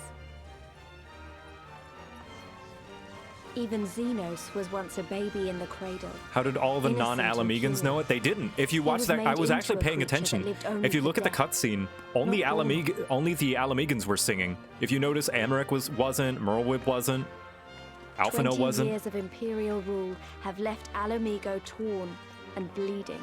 It's a nice little touch. I was paying attention. And, yeah.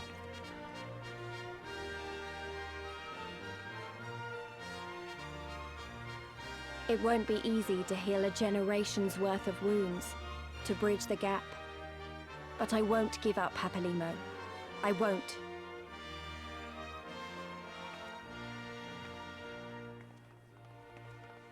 Uematsu was having some health problems during Shadowbringers was in development. Ah, I see. Well, I think Soken definitely took on the mantle and went above and beyond.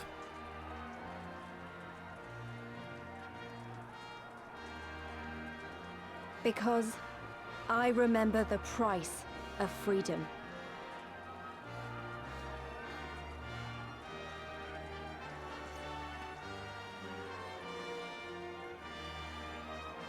I remember the smoke, and the ashes, and the blood. I remember the screams, and the silence. And I'll do whatever it takes to honor their sacrifice, to build a home for us all. I promise you.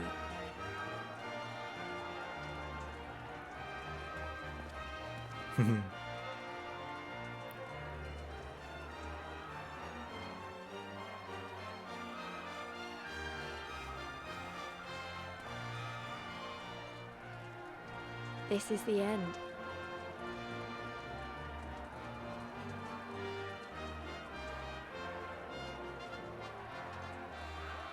The end of the Imperial Province of Alamigo, and the rebirth of Alamigo, the free nation. Long may she endure.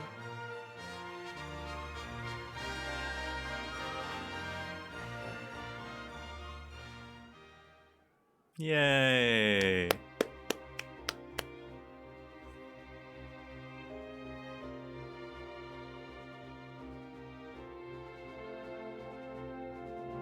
Hey, and that is the end of base Stormblood. Thank you guys for joining me for this journey. Once again, we finish yet another expansion in New Game Plus. But there's still the patch quest to be done. And so we're gonna do a little bit of those today. But I'm pretty sure we can skip these. So, yep.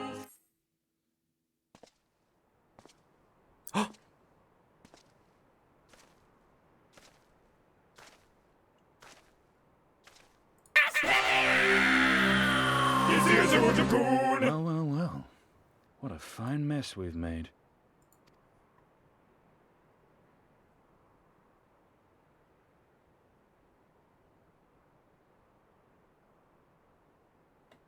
All but spent feeding that primal, eh? Well, you won't be making any mischief with that amount of ether.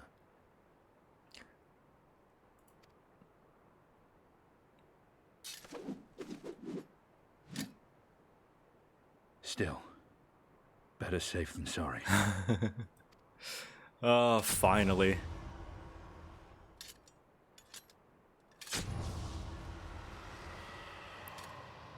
A proper ending conclusion. There. There ends your hateful legacy. No open potential plots, no loose ends. Nidhogg is over.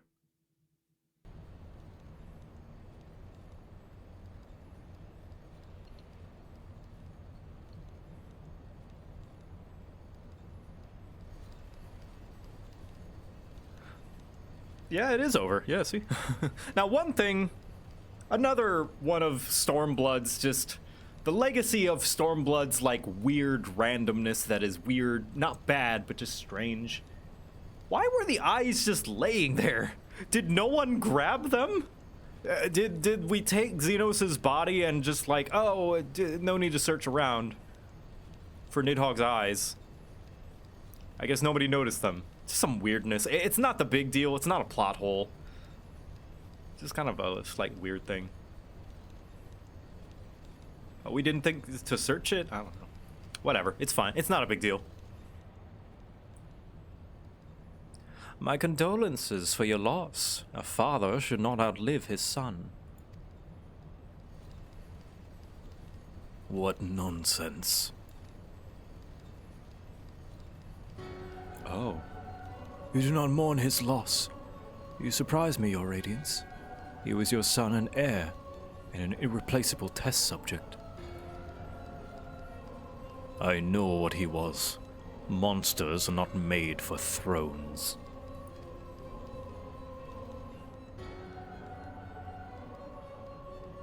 Nor are stars made to sustain false gods who sup on their very essence. Icons summoned by desperate savages who hearken to the whispers of shadowless charlatans. Should you raise a hand against my black-robed brethren, I will not stop you. Our desires are one and the same: preservation, restoration. Compression, resurrection. All is in service to your one true God. And when the sundered shards are made whole, will there be a place for us mere mortals?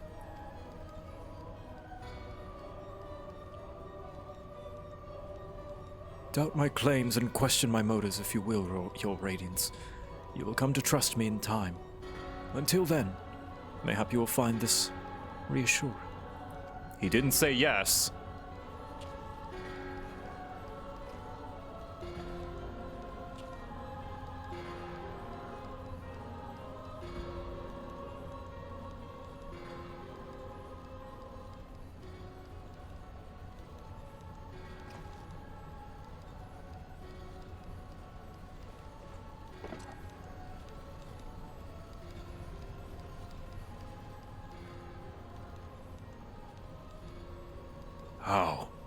How dare you? You're gorgeous. No one's allowed to be more handsome than me. Get out of here before I kiss you. All right. Oh, Stormblood's not finished. We did it. We liberated Alamigo. I don't know what to say. I don't even know how to feel about it all. Relief, I suppose. Pride and hope, too. We did it, Father. Ida, Papalimo, Conrad, Mefrid, Minfilia.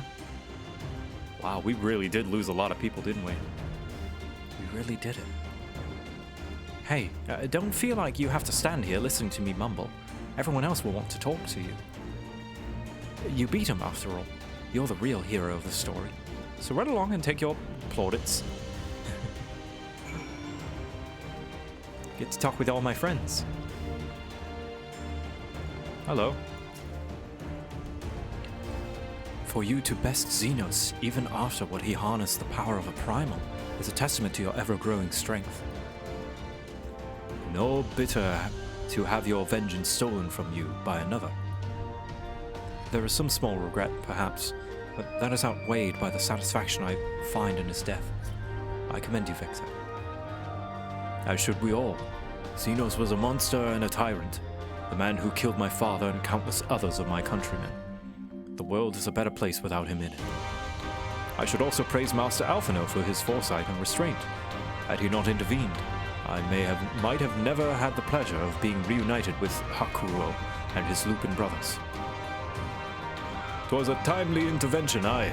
Full glad am I to have not been burdened with the guilt of killing my Lord Hien's most trusted allies. Indeed, my friend, indeed. Hey, sorry about that whole killing thing, right? No hard feelings, eh? Friends? Yeah, sure, why not? Hello, hello everyone. Merwood? Merwood? Oh wait, does she do a cute little, hold on. Oh, she does a cute little clap. Oh, and she like leans, oh. Rogan emotes are the best, you guys. Well done, Victor. I'll spare you more flowery words. Doubtless you... What are you doing? Oh, he's just tired, okay. Doubtless you've had your fill of them. Hug, hug, hug, hug, hug, hug.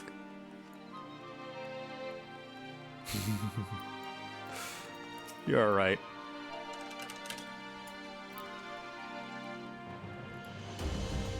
Mayhap I got a bit carried away, but by the navigator, that was pretty bloody brilliant. I don't know what you did. Praise be the 12 for your victory. Though many brave souls gave their lives this day, we take comfort in the knowledge it was not in vain.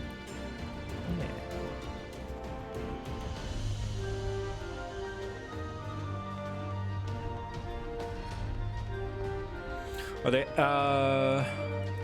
from Doma, are they getting added in the next expansion of the Doma's version of the Beast Tribe?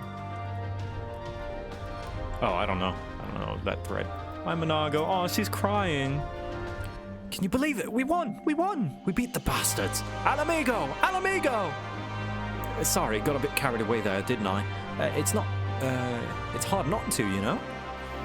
We owe it to the friends we buried to shout and scream and cheer with all our hearts. I want them to know it wasn't for nothing. And it's finally over, and they can rest in peace. You hear that, lads? We'll be alright. Oh, bugger, not again. Aw, I'm so bleeding happy I could cry. Ah, I love Monago! After all we've been through, I really should know better than to worry, but as ever, I'm relieved I felt. The relief I felt upon finding you hale and whole in the Royal Menagerie well nigh induced me to tears. The Warrior of Light victorious again. I should be surprised if some small part of you had not come to resent the title and responsibilities which accompany it. You must forgive us if we call you hero when you accomplish heroic feats. But as the Warrior of Light goes, so goes the world. You should take pride in the good you have done, and the good you have inspired others to do. You are a natural-born leader of men, Victor. All these people weren't just following your commanders, they were following you. Oh, say why he. Hi. Thank you again. Another 5 gifted subs. Thank you. It's very generous of you. And IB53, hey! 34 months. Just popping in to say hi. Thank you for always putting out such good content. Thank you. Thank you. And you led them to victory, to freedom. Alas, not everyone could see the journey through to its end. But history shall remember them, and the glorious future they made possible. You guys falling for Graha? I don't blame you. Oh, no, you're not. You're falling for each other, I see. Well, everyone is attractive. Raban? The bull.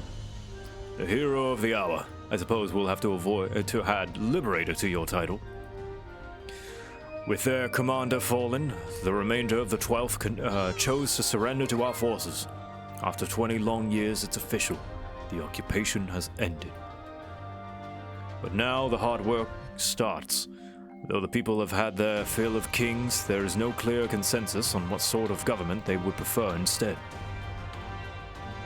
Indeed, Father, momentous as this achievement may be, the road lies before us is no less uncertain than we may once than the one we have walked. Aye, aye. Yet, if we can overcome 2 decades of oppression, I have no doubt we can find a way forward. Thank you, Victor, for helping to make this dream a reality. All right. Hello, new leader of Alamigo. How goes it?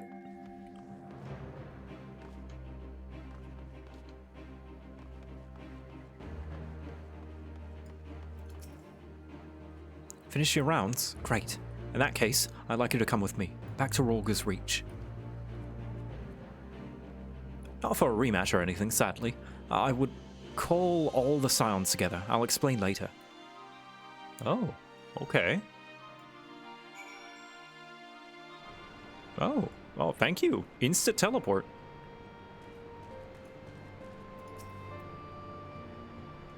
I don't even know where to begin.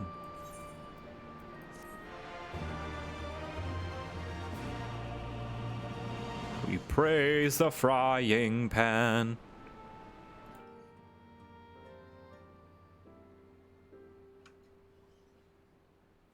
We've been through a lot together, haven't we? I can't thank you enough. There's something I need to say to you all. That is, if you have a moment. Rest of the Scions here?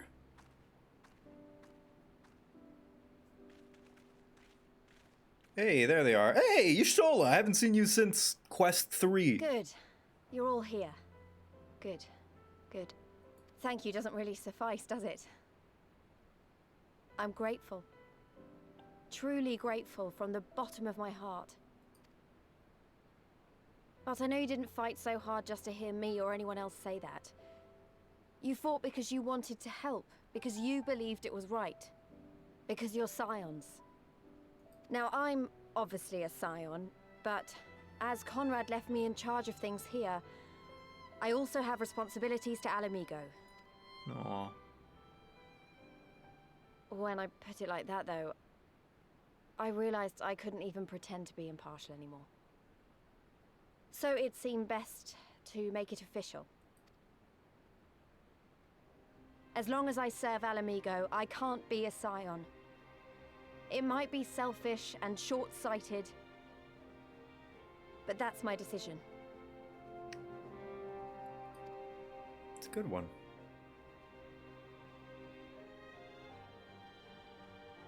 Am I to understand that you summoned us all, some of us still nursing wounds, to hear this? It's nice to see Matoya rubbing off on Y'shtola. Oh, I didn't, Forgive me, Lise. 'Twas but a jest.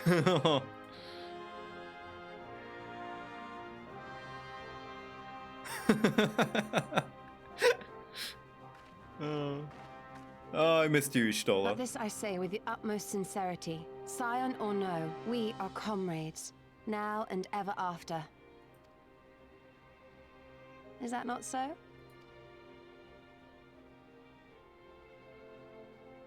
I mean, there's still some truth in her words. It's like, you summoned us all here to tell us that you were doing what was best for yourself and your country? Of course we support There you. have it. Come what may, you may count on us in your hour of need. We shall never refuse you. Silly goose.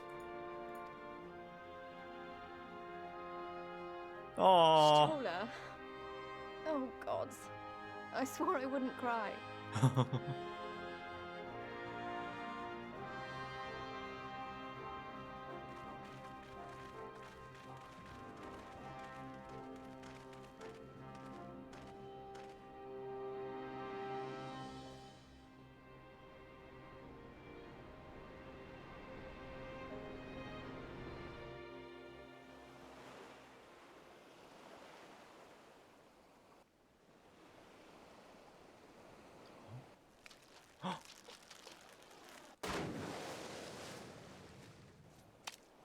Uh-oh. Come back here, you slippery little devil. To think fishing could be so difficult. Careful, that's a pufferfish. Oh, no, it's not. What greater proof of a man's lingering mortality than an empty belly? A fate worse than death, fie on it. To have arrived at the appointed place and time only to survive by mere force of habit. Truly, the Kami are not finished with us yet. Ha yes! Fortune. How you test me with this wretched soul.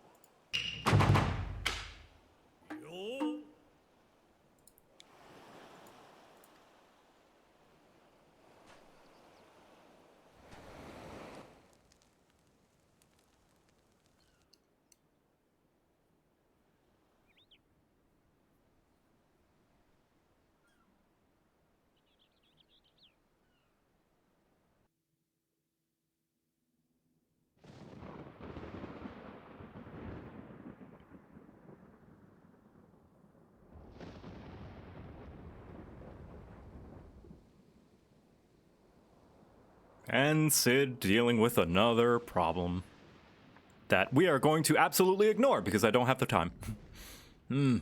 This is indeed the work of either Shinryu or Omega. And since there is undeniably something down there radiating a massive amount of energy, which cannot very well be the late Viceroy's lapdragon, yes, I think we have our subject. our suspect.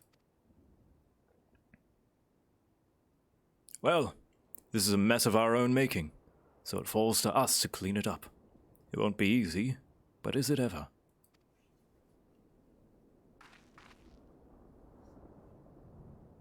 Jesse! that's a name of a one of a character from Final Fantasy VII, I think. I don't know if the name reoccurs in other games, but yeah. And now comes the part where you say you've got no choice but to divert company resources and employment to this pet project of yours. Lost profits and belligerent clients be damned. Yeah, Biggs, Wedge, and Jesse. Yeah. She doesn't. She is straight from 7. Gotcha. Financial considerations notwithstanding, you have to admit there is an unquantifiable benefit in giving our people the opportunity to study such advanced technology. Oh? Is that before or after you blow it up or seal it away? Fine, fine. But the moment I judge this little venture as unsustainable risk to the ironworks, I'm ending it. Savvy? Oh, I'm ending it. Savvy? She's a pirate. And to keep you honest, using my authority as deputy president, I've gone ahead and brought in a consultant, a master engineer and mechanical genius. Oh? You didn't. Bitch!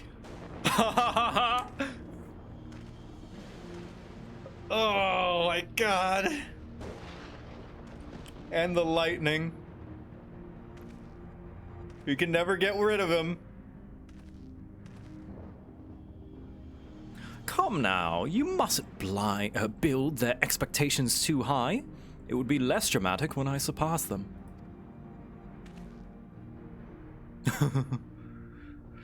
Oh, no. Oh, no. Absolutely not.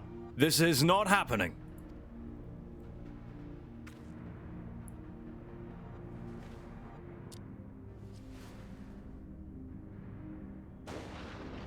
Nero Tolskava, eager to begin his first day as a loyal member of the Ironworks team.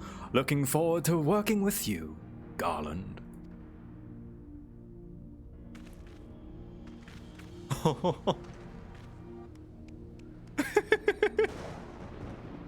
No!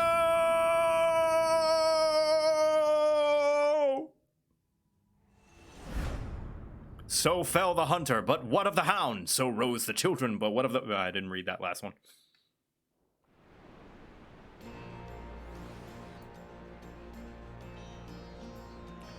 Oh my gosh, I love them. And that has been base Stormblood.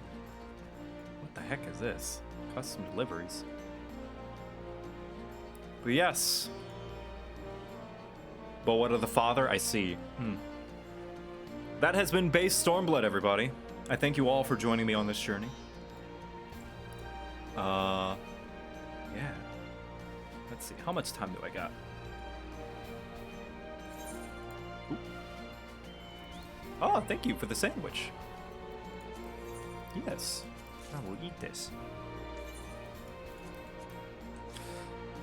But yeah, I might have a few days to do this, I don't know. Let me see my schedule.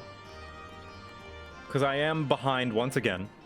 So looking at my schedule, going at the pace that I am, if I complete Stormblood Part 3 tomorrow, and then complete, which is not likely, and then Stormblood Part 4 on Friday the 19th, which is very possible, I can start Shadowbringers on the 20th, Part 1, possibly finish Part 1 on the 21st. Part 2, I can probably do in entirety on the 26th. And then Part 3 and 4, I'm going to have to try and stretch on the 27th and 28th.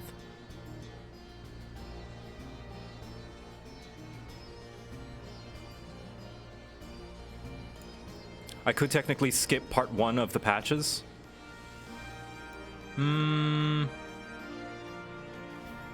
There are a lot of cutscenes in post Stormblood that aren't in the journal.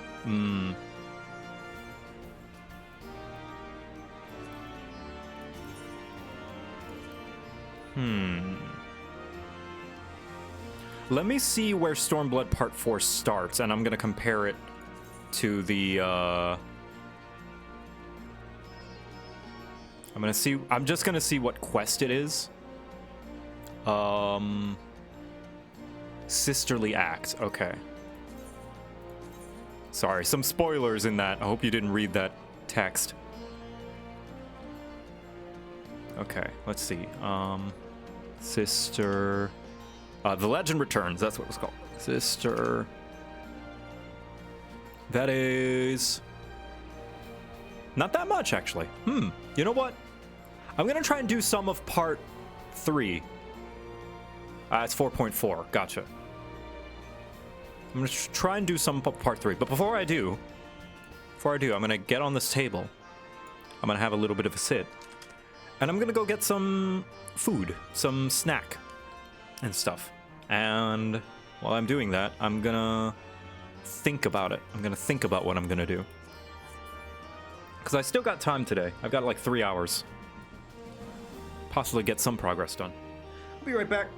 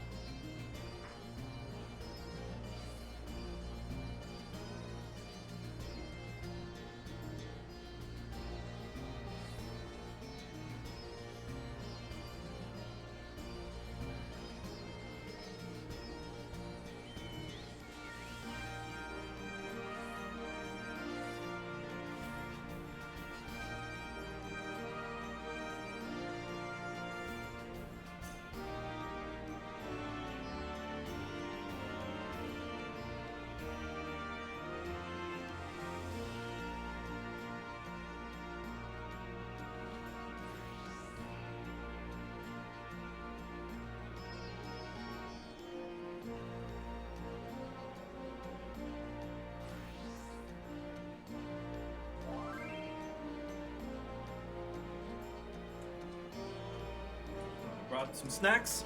You know what? Since I beat Stormblood, I think it's time to give some Stormblood thoughts overall. I know I talked about, my thoughts on Stormblood a lot while I played it. But now that I've, completed it, at least base Stormblood, overall thoughts. I can see that they tried to do something different. And that's usually what happens with these sort of, dealios. Is they try to do something unique and different. And I can see a little bit of missteps here and there. And overall, I can see where some people might have gotten disappointed, found it disappointing, hopping off of the fantasticness that was Heavensward and the Dragonsong War.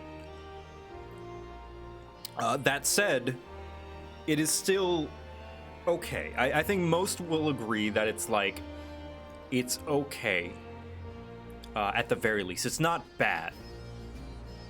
I don't think I would say it's a bad expansion.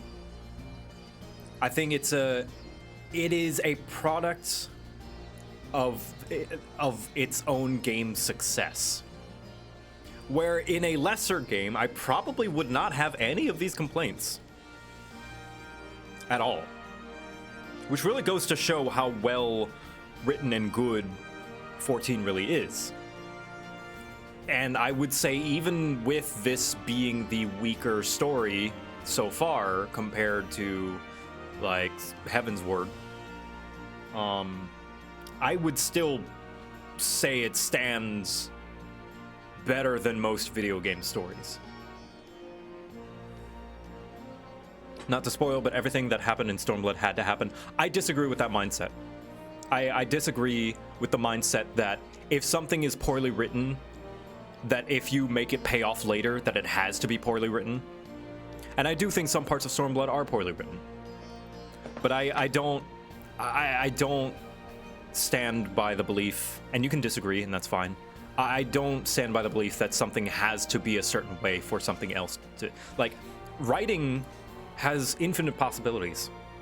And, you know, just because you salvage a story later does not mean that the bad part of the story isn't still bad or had to be bad. It doesn't. But then again, bad is subjective. Good is subjective. Some people might think that the things that I think are bad are good.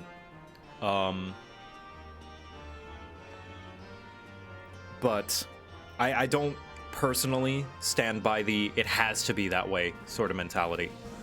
Because you can write anything.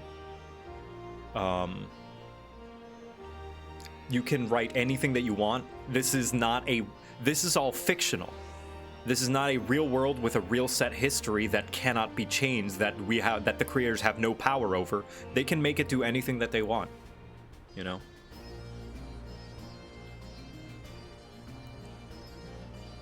And,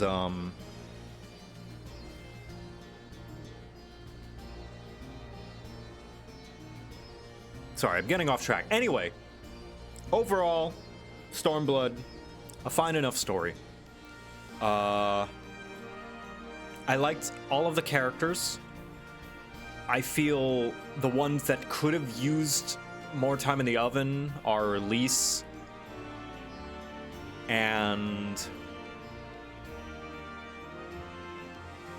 probably just Lise, actually. Yeah, I think Lise should have gotten a bit more to make her becoming the leader feel a little bit more earned. That is not to say it's not completely earned. I feel like it's just she needed more. She was too much of a passenger when we were in Doma. Because in Doma, she might as well have not been there. And the fact that they basically made her a protagonist when we come back to Alamigo just kind of feels jarring. The entire expansion was about her being around. Well, that's what I mean, right? It's like she's around at the beginning and she's around at the end, but all the time in Doma, it kind of felt like she didn't need to be there, and she might as well not have been. So it felt like it was like this expansion was supposed to be about her, but half of it wasn't, right? But that's just me, you know?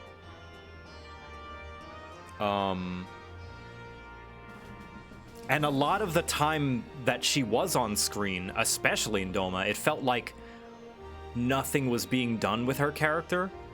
It was just kind of like empty airtime, like she had screen time, but nothing was being done with it.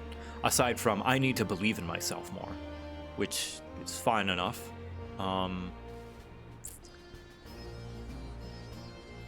And notice, I didn't mention that Xenos needed more time in the oven. I just think Xenos is out of place, personally, for his role and his place in the game.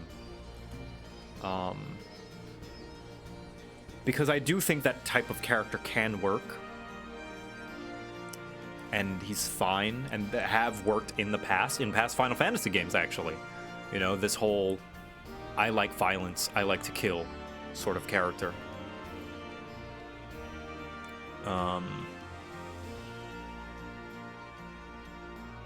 But Stormblood is a lot of setup. Would you say it's too much to ask for the main meat of the expansion to be able to stand on its own, though? I mean, I don't think I would say that same for ARR. I feel, although it's nice that ARR sets up a lot of stuff, I still judge it like it's rough. Even if it is a lot of setup, you know, that needs to happen, I still think that it should be able to stand on its own. Because Heavensward did, in my opinion. It's set up and pay off in its own expansion by itself. The main meat is the liberation of the regions, which it did, yeah. I think it's just too much. And I said this earlier, I think, that it's a lot for one expansion to try and tackle. Because that's what Stormblood is, I think. It's ambitious. Stormblood was too ambitious for its size. But I guess we're gonna see a little bit more of that ambition. See it pay off. Overall, not a bad expansion. I think it'd be hard-pressed for 14 to have a bad expansion. And I'm only talking about the story, right? I'm not even talking about the expansion. If we're to look at the expansion as a whole, Stormblood was very good. Had a lot of content, had a lot of good gameplay, fantastic trials and raids and dungeons.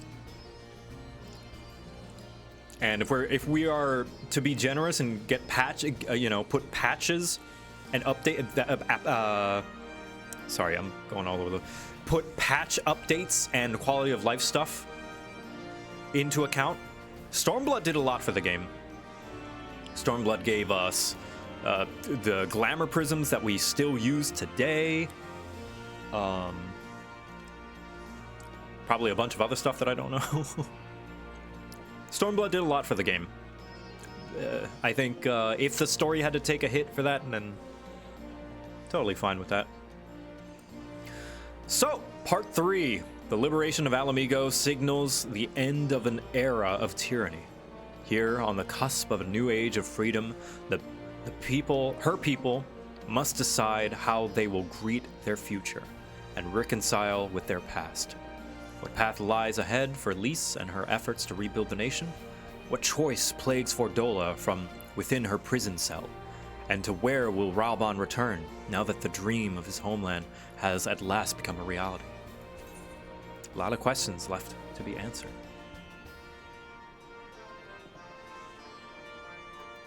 Hello, Lys.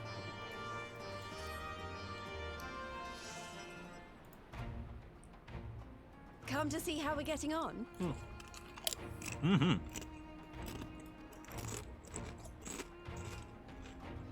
We've made good progress since we took back Alamigo, but there's one big issue we still have to address.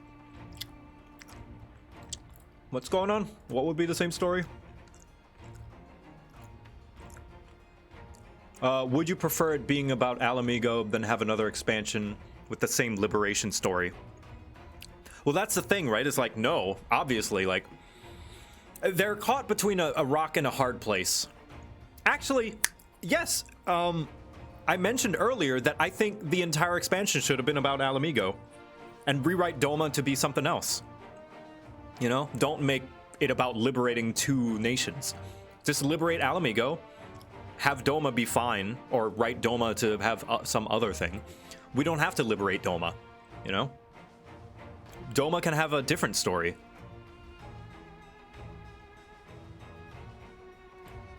But both nations were already set up to be liberated since ARR. Oh, retcons have happened in the past. Who's to say they didn't fight their own war and win? Right?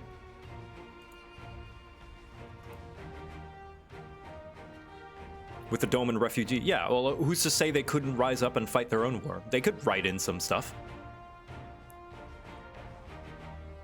And maybe, perhaps, a different rise to power and, I don't know. Like I said, you know, the writers have the power to write things.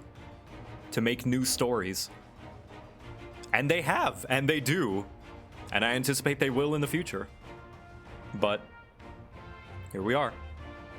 Leadership. The Domans had Lord Hien ready and willing to take the throne, but we've got no one like that here. Theodoric was our last ruler, and he wasn't called the Mad King for nothing. Suffice it to say, our people have had their fill of kings, which means we need to find a new way forward. If only it were that easy. Everyone and his uncle has an opinion. It also helps us unify the nations into the alliance. Yeah, well, I mean, we can do that in different ways. Just like, if we look at Alamigo and compare it with fucking Ishgard. Both, you know, city-states of Eorzea that we brought into the alliance in 2 different ways, you know?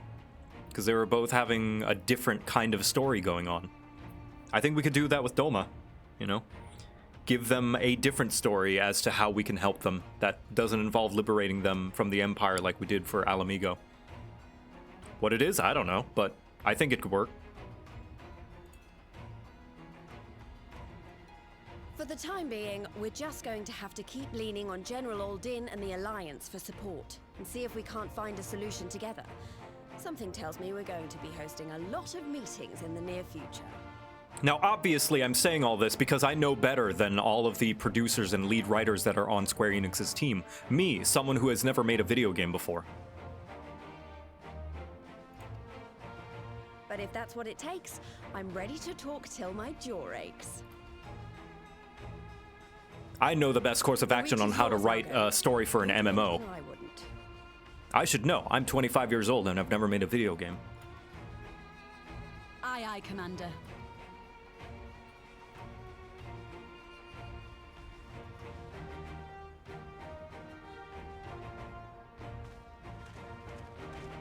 Ah, there you are. I've been searching all over for you. Best boy. Now, don't worry, it's nothing bad. That said, this might not be the best place to talk. Will you join me? Debating is fun. I find it a little exhausting, but I can't help myself. I need to stop worrying about trying to express my opinion sometimes.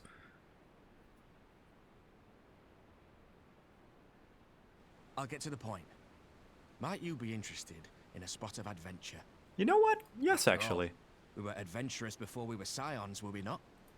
Something small scale. Some filler. After routing the Imperials and liberating El Amigo, I reckon we've earned a bit of respite, don't you? And what better way to spend it than by returning to our roots? So, what say you? Shall we call on Alphino and go adventuring?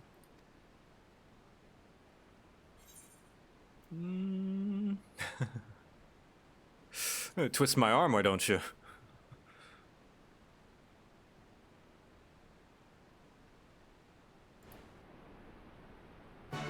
Ba-da-da, ba-da-da.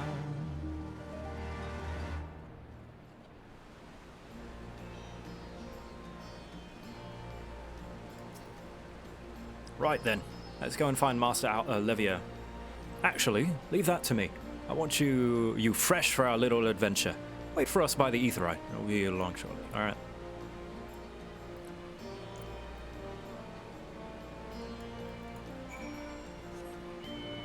No, Bracky, you're good. I just no. It's a me thing. It's a thing I gotta get over because sometimes I get defensive whenever another opinion's presented. I was a lot angrier and more cynical when I was younger, and very debatey and arguey. And some of that crops up again sometimes. And I feel the need to defend my opinion when it doesn't need to be. I can just say my piece and move on.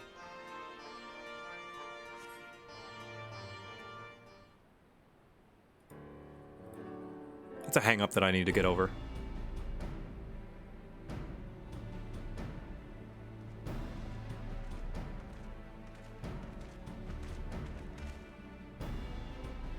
Greetings, Victor. It would seem that we are to accompany Arnvold in some manner of escapade.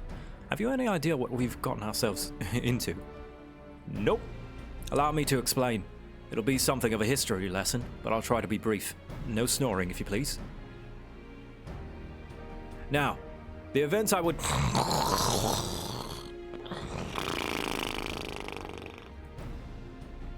A uniquely brutal despot, by all accounts. There he was, the king of the Ruin suffered no rival, real or imagined, and his dispute with the monks of the Fist ended with Rolga's reach being burned to the ground. In the latter years of his rule, he was seized by an unshakable belief that unseen forces were conspiring to steal his crown, and so he ordered that every soul with a claim to the throne be executed, including his own family. The wealth of the poor sods he put to death became the property of the king, and it's said that these royal treasuries were hoarded somewhere in the palace. Thus was born the legend of the Mad King's Trove. Ah, I believe I see the direction our adventure is taking. I assume you have a mind to unearth his hidden bounty. You assume correctly. We're gonna go find treasure! And would I be so correct in assuming that this legend is widely known? Others will surely have gone in search of your prize, tempting as it seems.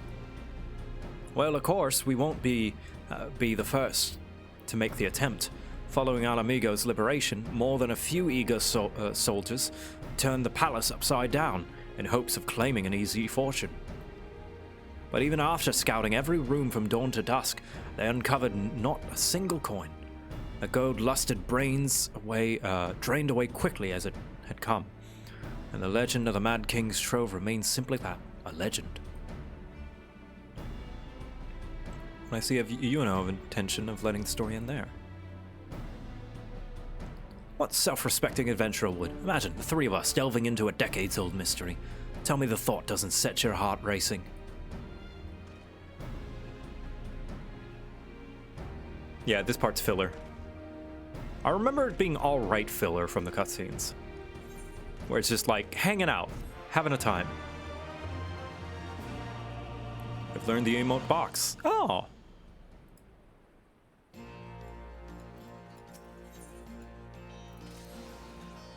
The news of Doma and Alamigan liberation has kindled the flames of revolution in every corner of the Empire. I hear the Imperial province of Dalmasca has already risen up in rebellion. Yeah, see, like that. Like he said, Dalmasca is starting to rebel on their own. Like, I feel like that could have been done with Doma. Which means Garleans must surely have their hands full. What better time than now to indulge in such diversion? Tell us, Orenvold, have we any clues as to where we might begin our search? Well, judging by how the other treasure hunters fared, nosing about the place, the palace isn't going to get us anywhere, so we'll probably need to ask around. Would that be another way of saying no? Well, yes. I see. In any case, I shall pay a visit to the Allied Archivist and request access to the records seized by the Imperials. The Garleans are meticulous about such things. If they uncover the trove during their occupation, the event is certain to have been recorded. In the meantime, the two of you can track down the words who worked as palace servants and officials in Theodoric's day. Given that they would have been at least 20 at the time, you'll be looking for people who have seen 40 summers or more. Anything they can tell you about the king and his bloody deeds may prove useful, so be sure to listen well. Orenvold, pray try your luck in the fringes of the peaks. Alright, here we go.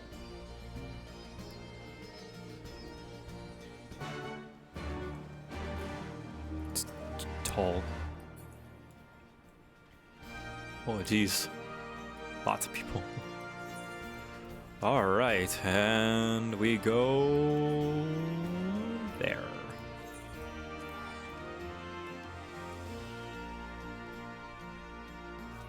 Yeah, don't worry about it, Bracky. People don't know what you're talking about.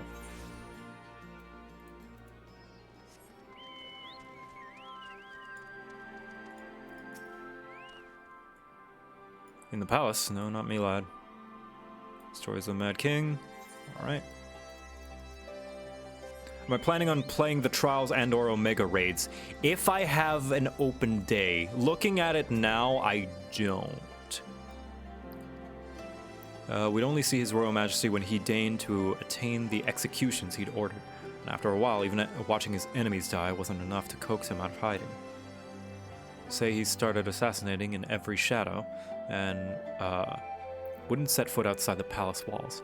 I was offered work there as a royal servant once, but the mere thought of it left me in a cold sweat. Maybe once I'm done with this and after I've got a good fill of Endwalker, I'll do them. But for now, I'm just trying to get through the MSQ. The MSQ is the only mandatory story that I think is necessary.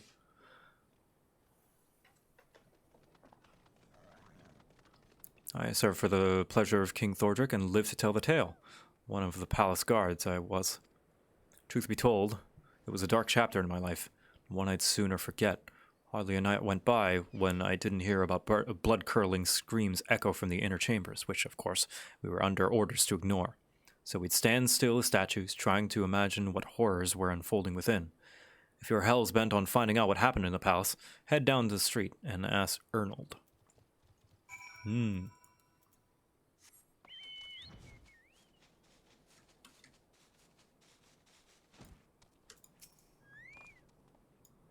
Yes, I'm Arnold. What do you want to speak with me? Anything you know about the Mad King?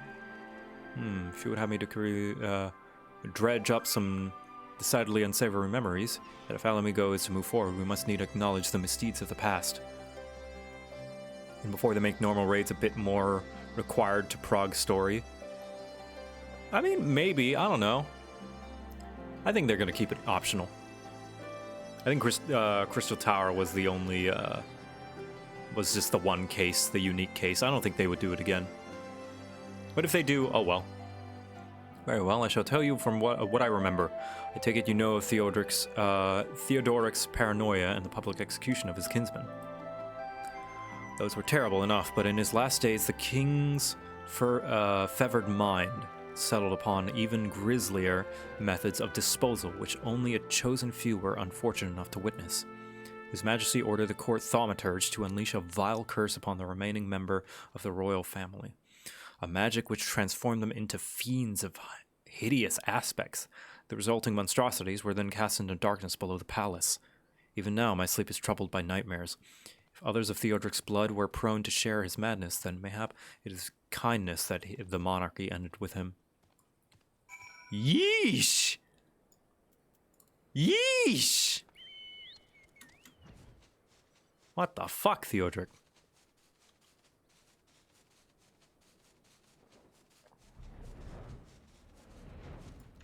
Guess they did call him the Mad King.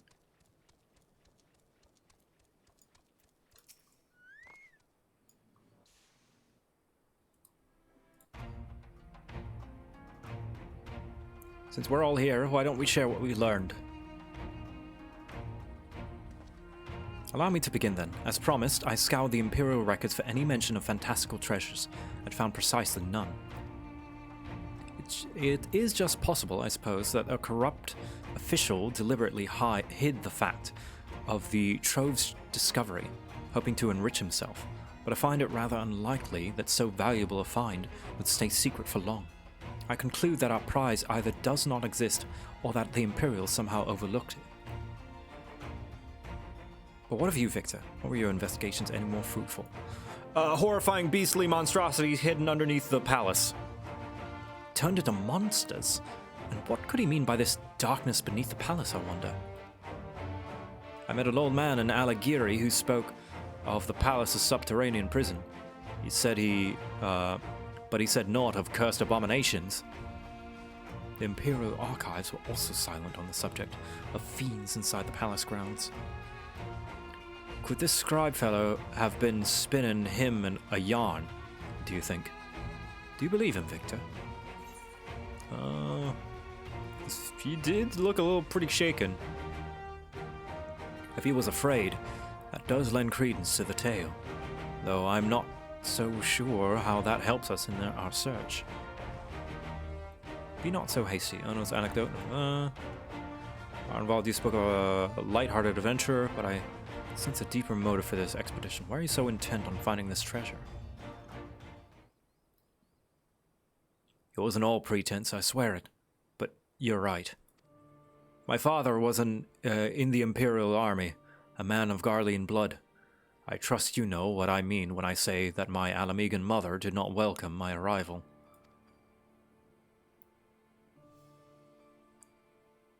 As I grew, she would check my brow over and over, convinced that a spot on my skin was an emergent third eye, like the kind you'd see in pure-blood Garleans. My mother did not care for this taunting reminder of my heritage, and took up a knife. War paint serves as to cover the scar. Oh, are involved.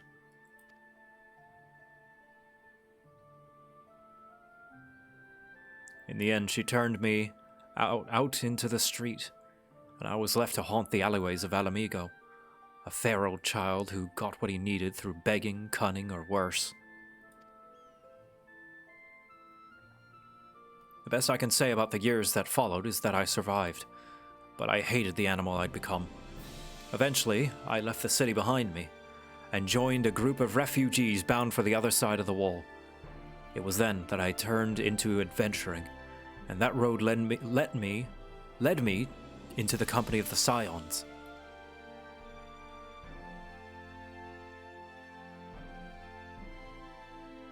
I tell you this so you can understand. I know all too well what poverty and hunger can do to a person. I drew steel and ordinary folk for a measly crust of bread. With Theodric's gold, I could spare my countrymen the shame of living like that. Thank you, Arnvold, and I apologize. That cannot have been pleasant to recall, but I felt it best to be clear in our intentions. Oh, best boy! Well, Victor, are you content to surrender the treasure to Arnvold's noble cause and claim the thrill of adventure as your reward? And I should be glad to tell you that my theory on the resting place of the Mad King's Trove, if you are minded to hear it. The gold.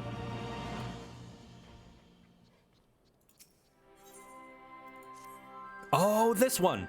Actually, mayhap it would be better if we first adjourn a more suitable location.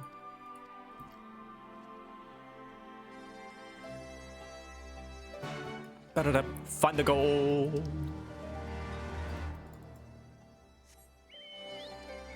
Hello. That's a big gate.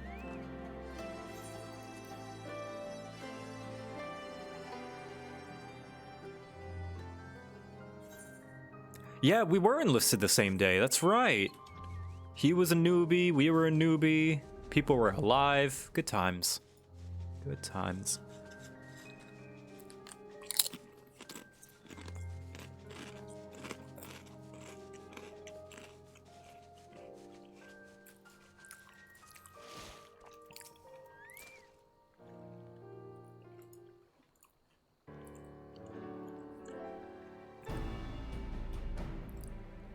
Helping a friend through Heavensward? Ah, good luck. Hope you have fun. Forgive me. It was not my intention to draw out proceedings. I simply wished to have the lot in sight when I explain things. Prior to the great flood of the 6th Umbral Calamity, the salt lakes you see before you were yet dry ravines. And this, believe it or not, was the site of the...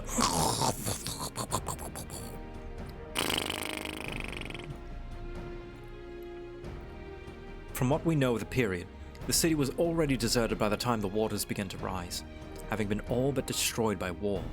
Yet its ruins remain to this day at the bottom of the Loch Seld.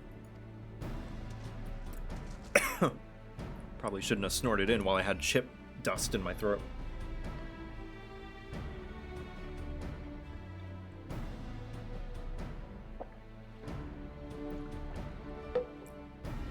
It is my belief that the darkness beneath the palace, mentioned by Theodric's former scribe, was not a reference to the prison, but to a place still further below, the ruins of Scala. I further surmise that the Mad King's unfortunate kinsmen were cast down there not simply out of design to punish him, but to discourage exploration. Theodric wanted to keep these ruins secure. Wait, you're saying... they were meant to guard the Mad King's Trove? Precisely. And since we know the court thaumaturge was involved, we can safely assume that any entrance into the city will have been magically concealed. Which would explain how the legion of Imperial soldiers and gods know how many Alamegans never found a trace of the Trove. We, however, have certain advantages which they did not. Victor, would you be so good as to swim down to the bottom of the loch and search for an underwater route into the ruins? While you do that, Arnvold and I will seek out an ensorcelled portal within the palace. Can I not just go through the portal? Alright, well, gotta swim. Okay. Who wants to get the best gear in the best glams in Stormblood? Actually, I'll invite some people who are not part of the final trial. Greenage. Oh, already in a party? Never mind. Woof Woof Bark. You can join us. You're already in a party. Mitsuba. You can join in. Turvy. Actually, Turvey, you joined. Did you join us for another thing? Helen, you can join us. Oh,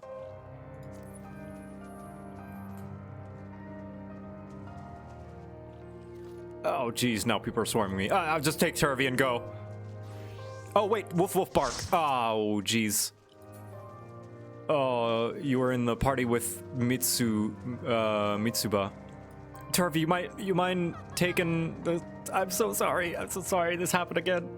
You mind taking the sidelines? I'll bring you on for the next one, though. I'll add woof woof bark for this one. And I'll add you to the next one. I'm so sorry. Thank you for understanding. Okay. And here we search ruins on the lock floor.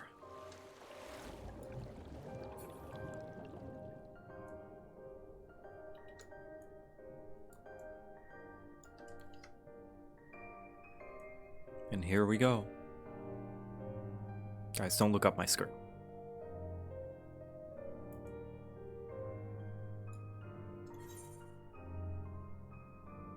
Jeez, all the way over there.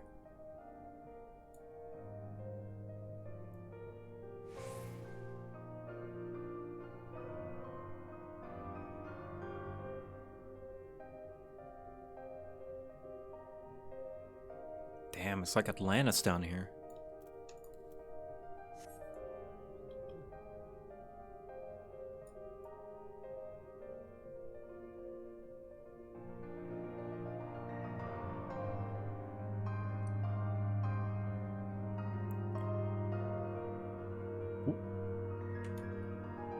We're here then. Hey, there we are.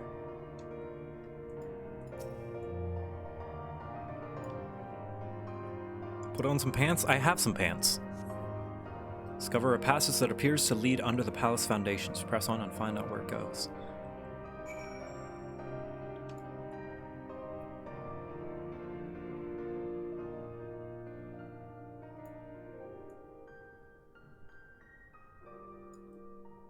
Besides, I need my legs to be as open as my shoulders, right? What the heck? Ooh, got a stone door. No. There we go. Oops. There we go.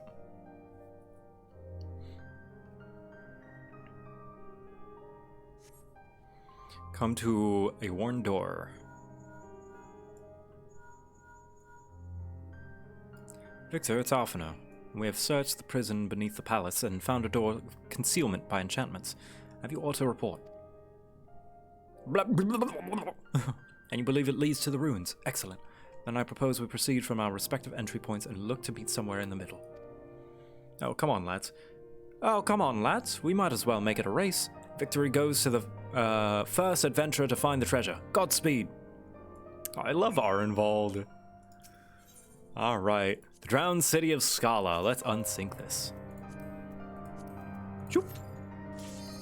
This, I'm not going to grab any of the... So this is going to be a free glam thing for everybody else in my party because I have, like, almost all the glams from this dungeon from running it so many times.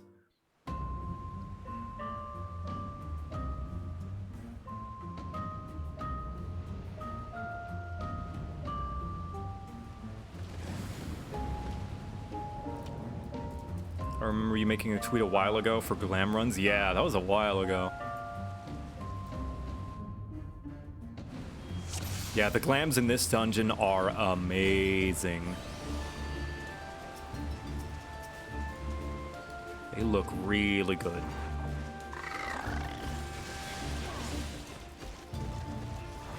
Big pulls, big pulls.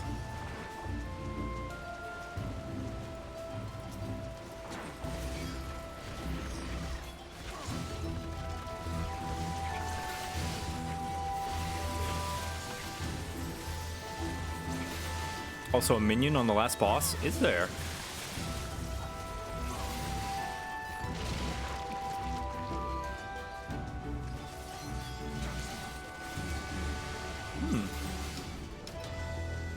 Oh, salt and pepper, right?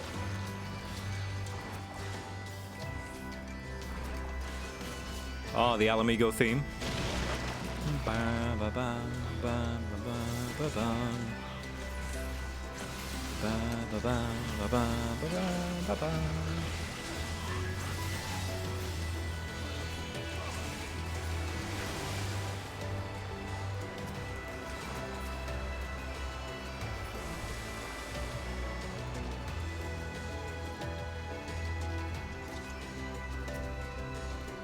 God, this music is so good.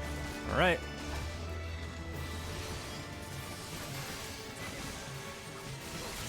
What is this music?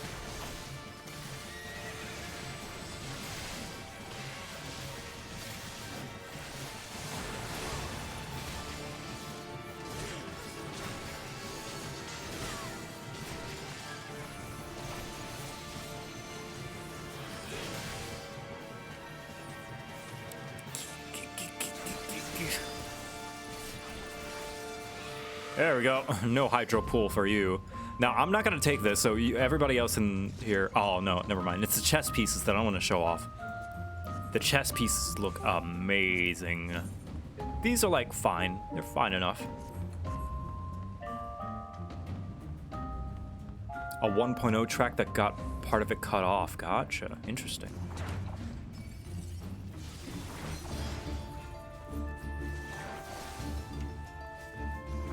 In before no chess piece drop. Yeah, watch me get a belt.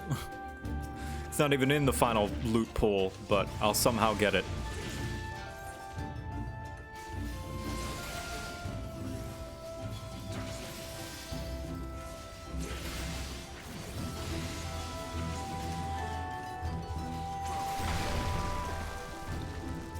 How I can describe the loot, how it looks from this dungeon is like, you know that guy from Log Horizon who's got like that coat that like covers his face because the collar is so tall?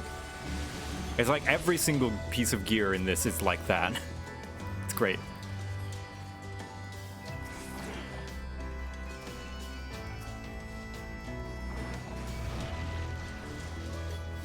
The main character? Yeah.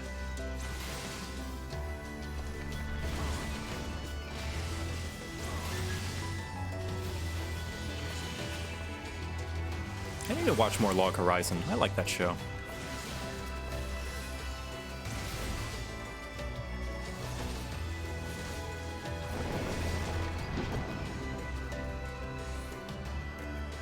Oh, let's see if we'll get the fat kitty.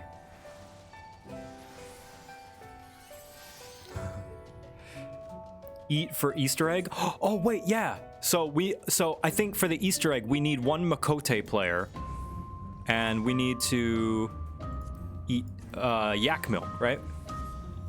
There we go. And yeah, right. Let's see if we get it. Pay attention to the head. To the head of the old one. Right here.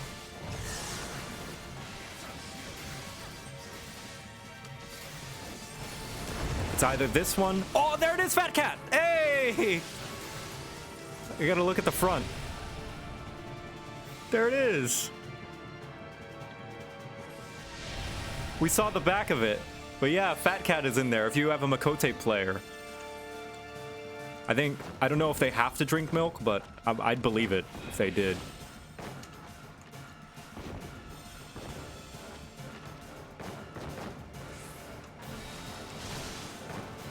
All right, let's see it. Come on, show it. Show the Fat Cat. Ah. Maybe we'll show it when it's dead.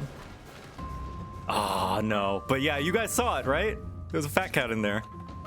Okay, any food, they say. Oh yeah, the arm pieces as well. These look cool.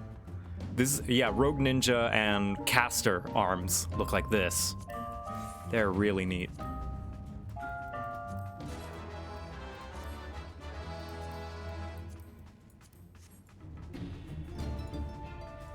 Big poofy arms.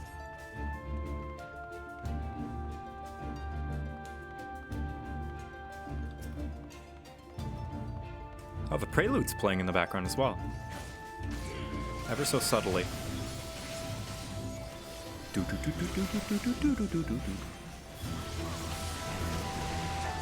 And here we become big and floofy. Oh!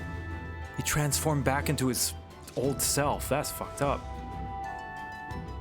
Oh my god, these are the... Oh. Oh. That's so messed up.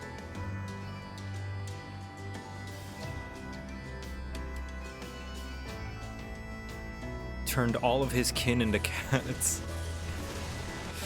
Well, worse than that. Turn them into whatever these things are. Yeah, mummies. Weird floaty mummy things.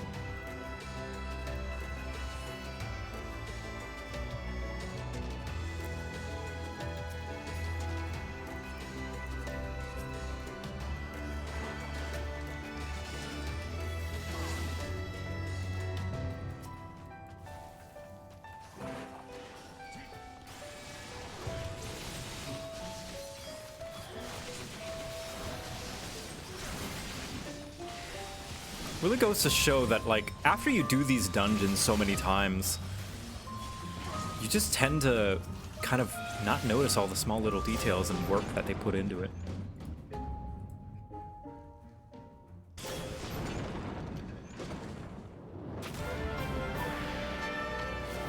Or at least I don't. After a while, I'm just like, yeah, whatever, this dungeon.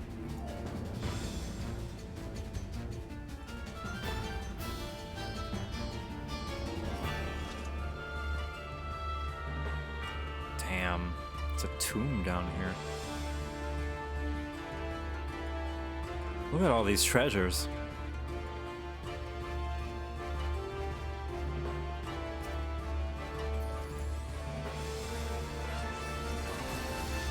Damn, look at all that. Look at all that stuff. It's like a scene from Indiana Jones. Look at all those pots and books and all this stuff.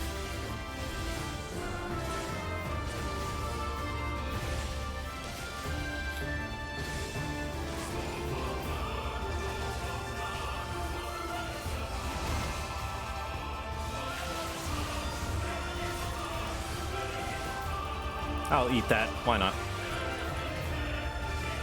Oh, big sword. God, I cannot wait for my Confiteor combo.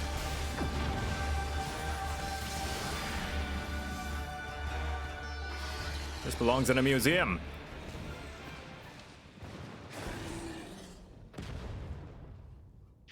Are we gonna be happy now? Finally have a happy dungeon? No, because it's sad history. Ooh, salt and pepper is in the loot.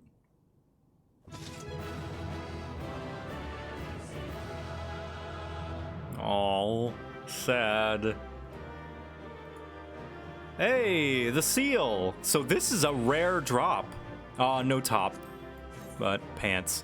Okay, mini rant time. Yeah, I'll pass on those. Oh, mini rant. Ugh. The Skalic gear, especially the pants, are some of the worst offenders of the gender locking design. Because guess what girls get when they put on the same pair of pants? They get shorts and thigh-high socks. Why don't I get that option? Because I'm a male, and males aren't allowed to do that.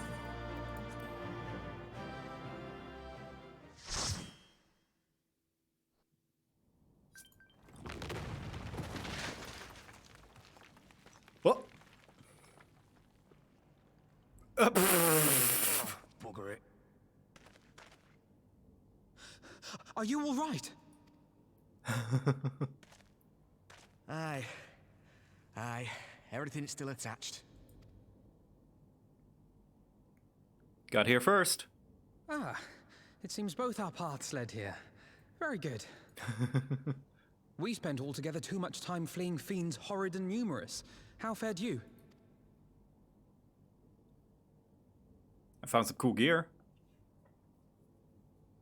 Alphino's scared of ghosts. I don't think I've ever heard anything like that, but I'd believe it. It would appear this place is yet inhabited by King Theodoric's kin, or what is left of them. The work of terrible magics, I fear. Terrible, aye. But their misfortune is our fortune? Quite. By the 12, there is even more than I imagined. It's canon? Ah, good. So, how are we gonna get this out of here? Oh, I can't wait to see the look on Lisa's face. Thanks for believing in me, you two. Oh, well, best boy! Oh, he's so excited. Ghosts are actually real in FF, so it makes sense. Yes, guess what else is real? Spiders, and plenty of people are terrified of those. Arnvold and I forged ahead at the fastest pace we could manage, but I was not surprised to find you waiting for us. I suppose it serves us right for challenging the Warrior of Light. Next time, we should agree on some manner of handicap. Aye, we may have lost Alphino, but think of what we found. Quite. I'm still reeling at the sight of the mountains of riches. What?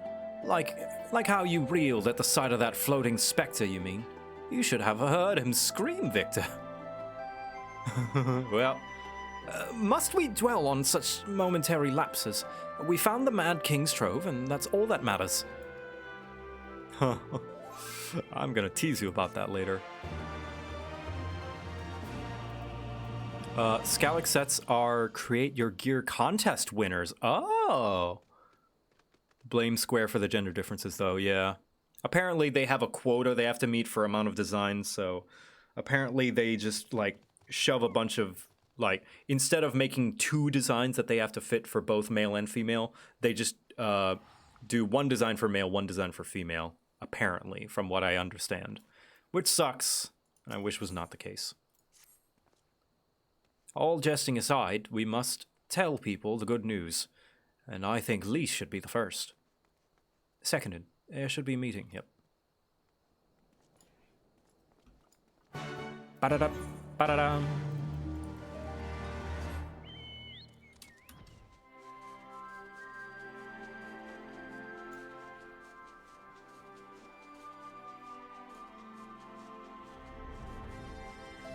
Ooh, Lise.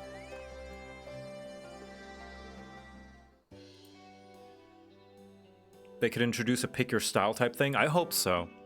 They do know about it, and they say they're working on it, and they're keeping it in mind. Well, they didn't say they're working on it. They say they're keeping it in mind. And I guess it's you know, it's not the biggest deal, but they'll get to it whenever that priority they'll get to it whenever they can afford to make that a priority. You 3 look pleased with yourselves. What have you been up to? I'm glad you asked, Lise, and I'm pretty sure you're going to like the answer.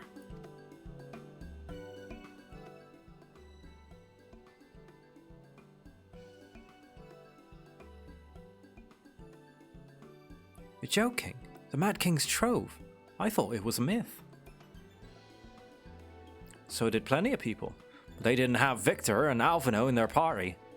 The credit of finding it should really go to them. As for what to do with it all, I vote that it go towards alleviating the suffering of Alamigo's poor. Gods, if there's as much as you say. Arnvold did not exaggerate, I assure you. We could not hope to carry even a fraction of it out of our own. I've taken the liberty of sketching out a rough map of the ruins. If you have assembled a squad of your most trusted freedom fighters, they should be able to follow the route to where the treasure lies. Understood. I'll take every coin, make sure every coin is accounted for, and that goes for the spending of it as well. Thank you. Oh, there is one other thing. When the time comes to draw up a plan of distributing the spoils, I would ask that you consult Alphino. I don't have the heads for details. I'm not educated. I see that simply handling out sacks of gil won't solve everything, but I couldn't rightly tell you what to do instead. Oh, I know the feeling. I'd welcome any advice you could give us, Alphino. Of course, I shall be at your disposal. Alphino knows how to use a big allowance. Commander, we've got a problem. Deep breaths. Tell me what's happened. Not Tataru. Tataru's in, all the way in Hingashi, in Kugane. Mobs gathered outside the headquarters, and they've started making demands. You'd best come and see yourself.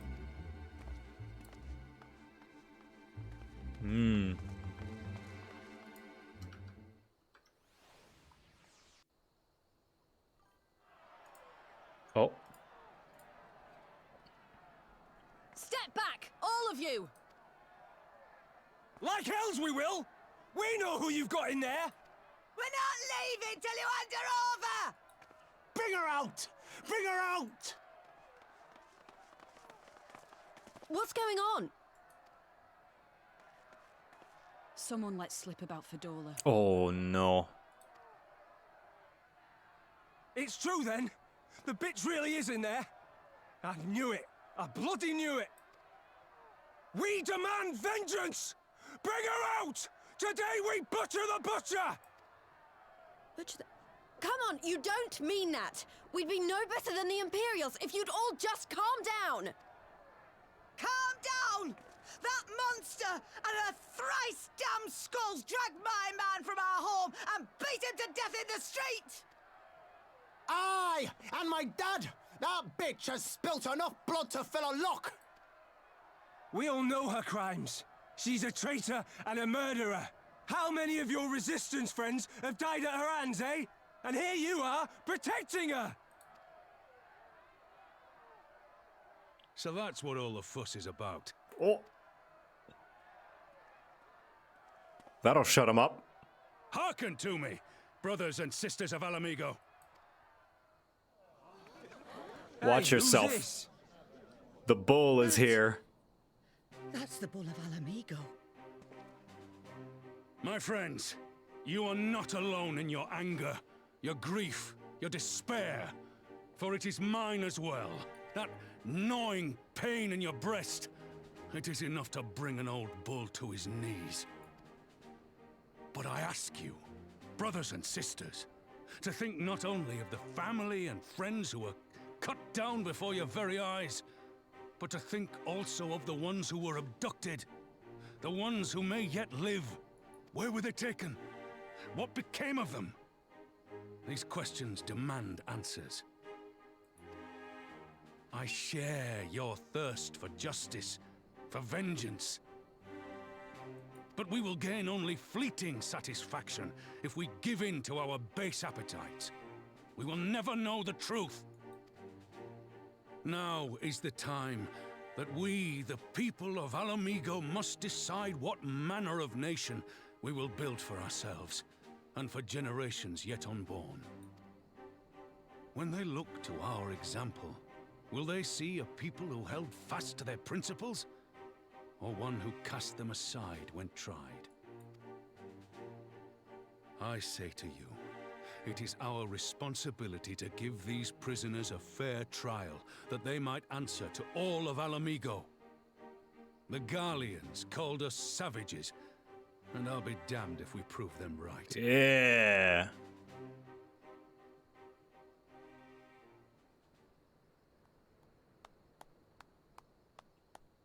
And again, we see once again the cycle of violence being broken by the leaders.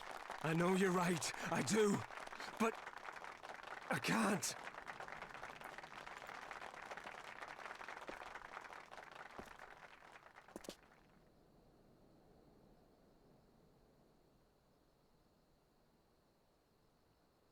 And they're right, it is what separates them from the Garleans. The Garleans are willing to perpetuate the cycle of violence for, as Raubon said, fleeting satisfaction. You know, Fordola, Yotsuyu. They're willing to just forego any productivity, anything that would be tactically advantageous or socially advantageous to them, just so they can just feel a little bit better. Just like making the people they feel deserve to pay, you know? But the leaders know that that's not gonna get anything done. That's not gonna fix anything.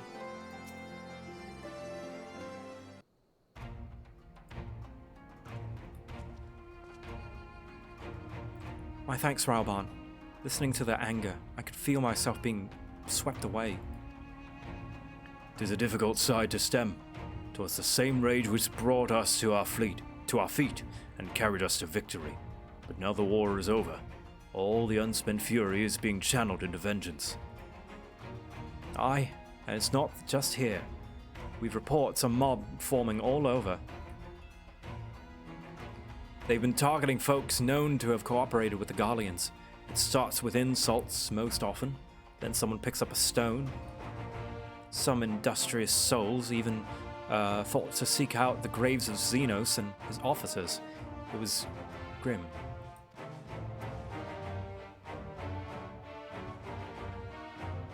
I want to build a country where everyone, regardless of race or origin, can live side by side in peace.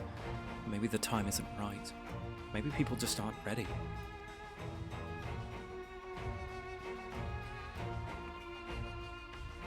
But that doesn't mean I'm not going to try.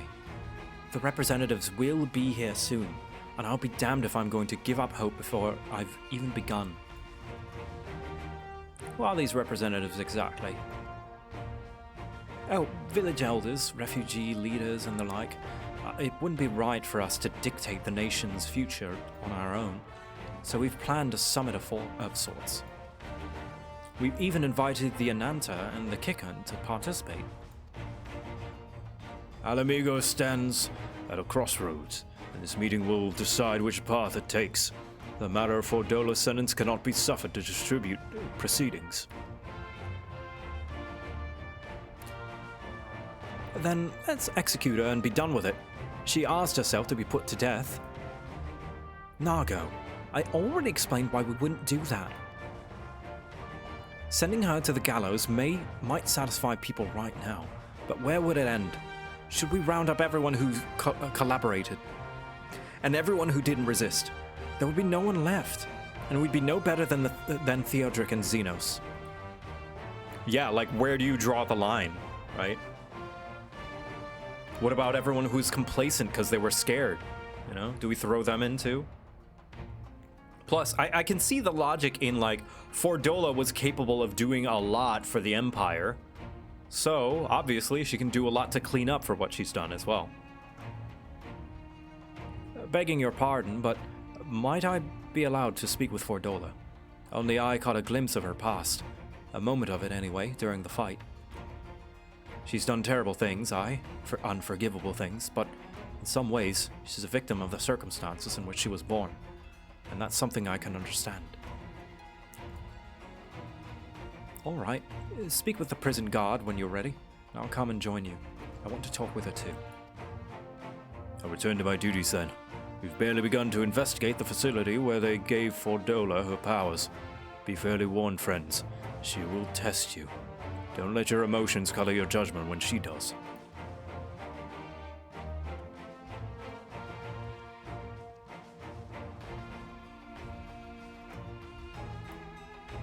All right, let's go talk to the butcher.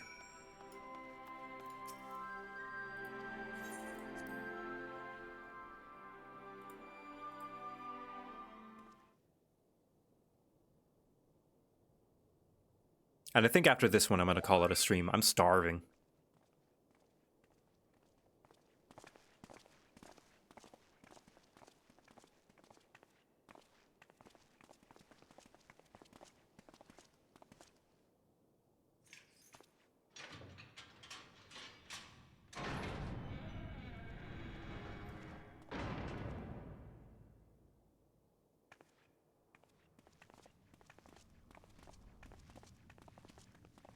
Hey, buddy. You did a bit of a war crime. Well, well, well. So many visitors. Come to have a good laugh, have you? Or do you mean to put me out of my misery? To finish what you started? It's about bloody time. All right. Time for this. Okay. I can see where this is going. And I remember a little bit of this, but I can see where they're going with this in that this is someone filled with so much hate, so much disdain for the world, because that's all she's ever known. So that's all she's ever come to expect. She doesn't look for anyone to sympathize for her, to help her, to want to hear her side of the story. She doesn't expect any of that because it's never been provided to her, is what I'm guessing. So, like, she's got so much hatred. And then, you know, that's why we have to change things, right? It's because, again, it's a cycle of violence. If that's all she knows, that's all she'll do. Monkey see, monkey do. We need to teach Monkey to be kind and head pat. That's not why we're here, no. Do you remember what I said? How I promised you you'd live long enough to see us win our freedom? Well, I meant it. And not to mock you either. You're wasting your time. Literally Yatsuyu? Well, no. All of this is pointless. There's no reason to keep me alive, and you know it. No, because Yatsuyu would be literally Yatsuyu. This is a similar scenario, but not quite. And we shall see. I killed your men. I killed my men. And you know what my only regret is? That I didn't kill you when I had the chance! That's a lie, and you know it. You think we can't tell what you're trying to do? That we're blind? Yeah, you're a fool, but you're not stupid. You're ruthless, relentless. You'd give up anything and everything to get what you want. You didn't come this far, climbing over the bodies of your own brothers and sisters just to piss it all away. And in a way, if you think about it, Fordola is also trying to stop the cycle of hatred in her own way. She pursued this path, albeit a flawed and terrible one, in the hopes, however tiny they are, that one day the Garleans would see the savages of Eorzea as equals. But they never will. But that was her tiny, tiny hope. I see you, Fordola. I see you for what you are. And in a way, that is hoping for this cycle of hatred and violence to stop as well. Just going about it kind of kneeling and subjugating yourself to the people who are giving you all these problems in the first place. For all of her might and fervor and energy, Fordola has Come along, Fordola. We mustn't given be in. late. The Imperial Viceroy will be attending today's banquet. All right.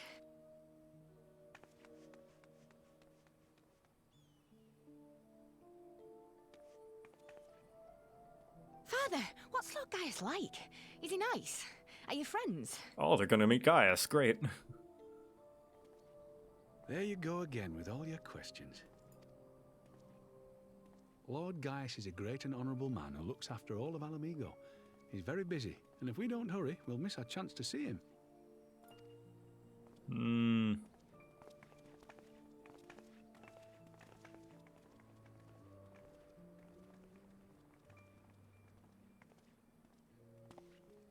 Filthy tin-head lovers. Did I read the online story? No, I'm not that interested in the stories that are not presented in the game. Father, what did that man call us?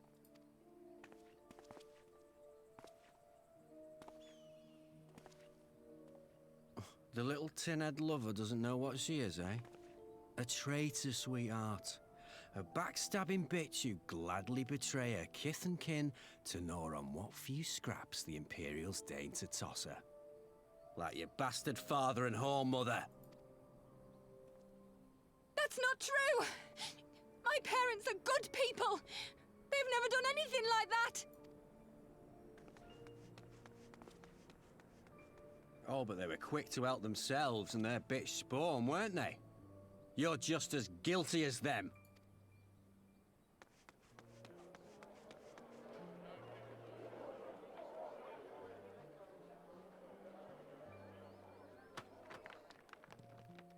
Oh.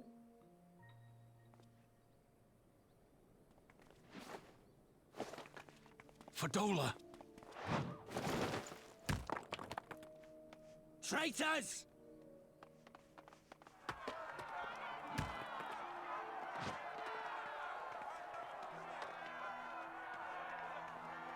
Please, you have to do something.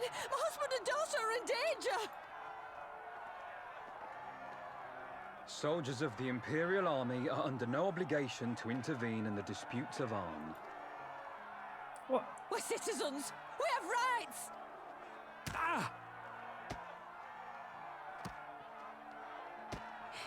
I'm scared. It's all right.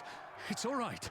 They don't understand, but they'll see in time. They'll see that this is the only way to survive. Traitors! Yeah, it is no wonder why Fordola despises the Alamegans, her own people. Because see how they treat her. She is also supposed to be their own people. Oh. And the cycle of violence starts.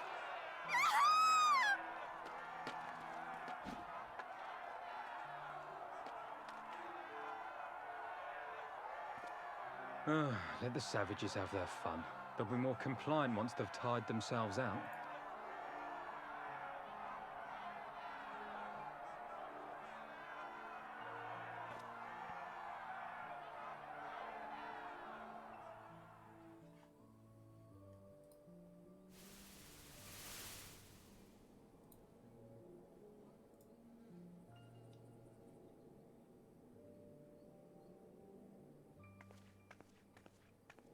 Fadola, please. You already have citizenship. Why would you want to become a soldier?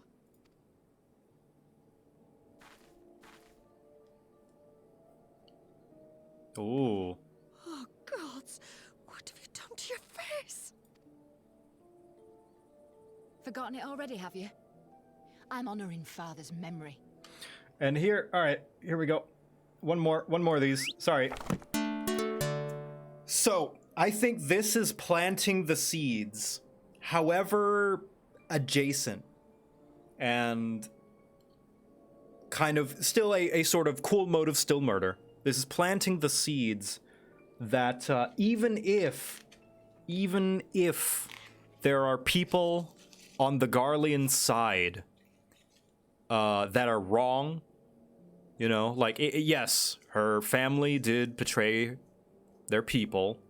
In what way, I don't think it's ever explained, I guess, aside from just joining the Garlean side.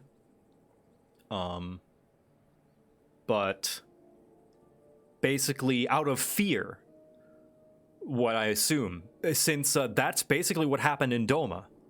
So they believe that the only way to survive and, you know, exist with the Garleans is to follow in their order. And I think this is planting the seeds that no matter how wrong the other side might be, and even though this is not actual Garleans, that there are people. There are real people with lives and family and dreams and people that they love on the other side and things that they're fighting for, that they care about and you know, all that stuff. And I'm willing to bet we're going to see more of that in Endwalker with actual Garleans that are, you know, to sympathize with, that are like just people living their lives wanting to survive, that don't like Garlemald's rule any more than we do.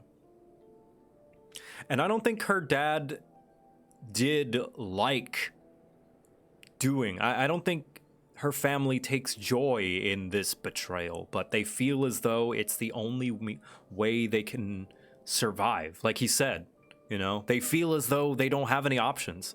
Just like with Doma and the pirates, you know, they feel as though the only way to survive is to be complicit and go along with whatever the Garleans want to do, because they are powerful. They rule a lot of, they have a lot of power. What are you going to do? Fight back? They're just going to make things worse. We saw it in Yangxia. They were afraid of fighting back. So they were like, hey, what are you doing? Just follow the Garlean's orders. And we see that here as well with Fordola's family. What are you doing? Just follow the Garlean's orders and you'll survive. You'll live. You'll be okay. Because they are people that are just scared. That's all they are. Still murder, though. Still murder, Fordola, but I get it. I kind of get it. A common savage.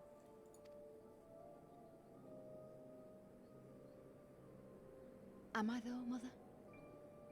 Are any of us? Can't you see? Citizenship means nothing to them. Yeah, you're right. If you're not a pure-blood Garlean, you're no different from any other savage. Yeah, you're right. So I'll play the part. I'll join the Legion and I'll make them respect me. That is a hope. See that. They'll think twice before throwing their stones. I guess?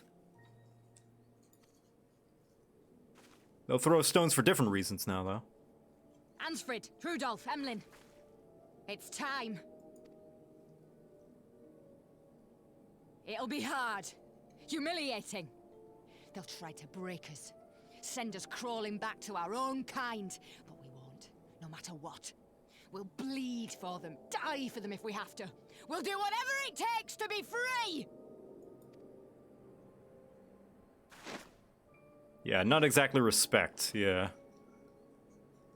Alright. Time to go on justified murder sprees. Fordola just stealing Lady Jingle's haircut over here. Hi Dan. Welcome back.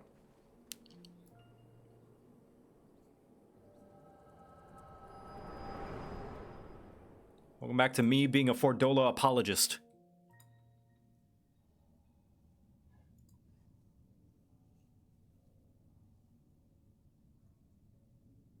So, you mean to play the part one last time, eh? The unrepentant traitor whose death will serve to unite the people? Shut up. You had every chance to kill yourself. Fashion a noose from your clothes. Wait for the guards to leave you alone long enough to slip it over your neck. Damn, Arnvald's calling her bluff. I said shut up! Oh, but then it would have all been for nothing, wouldn't it? Whatever it takes. That's what you said. Ah, calling her bluff. She's still, she has some tiny little hope. Perhaps, maybe. This might just be me reading way too far into things. Maybe the curtains are just blue. Maybe she has the tiniest bit of hope that Lisa's right. That there is another way to free Alamigo.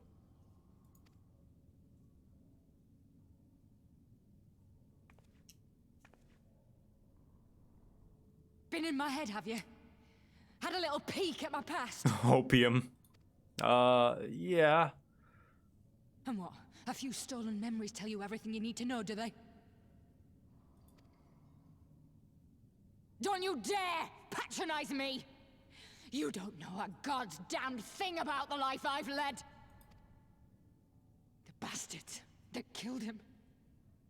The bastards that let it happen. My father deserved better! I swore I'd do whatever it took to make them pay!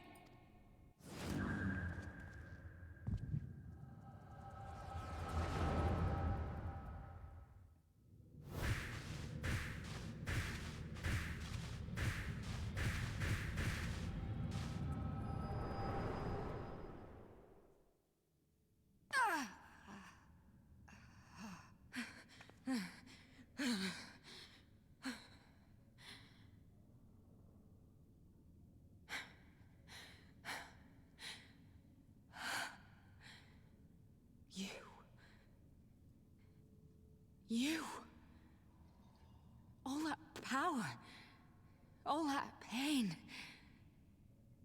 It's too much. Too much for anyone. And I like this scene. I really like this scene a lot because it shows that Fordola learns that it's like she's not the only one who's gone through all this pain. And I like that they use the wall for that. She sees through wall and yet sees what they are doing. And that she sees that there is another path that you can take. This is not the only way. The things they've done to you. The lies, the betrayal, the endless fighting. Yet there you stand, unbroken. How? Why?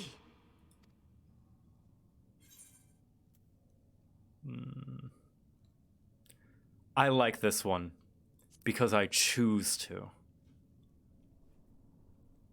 Fordola, you chose to do this.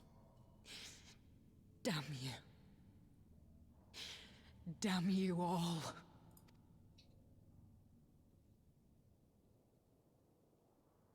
You still have time, Fordola. Think about how you want to spend it.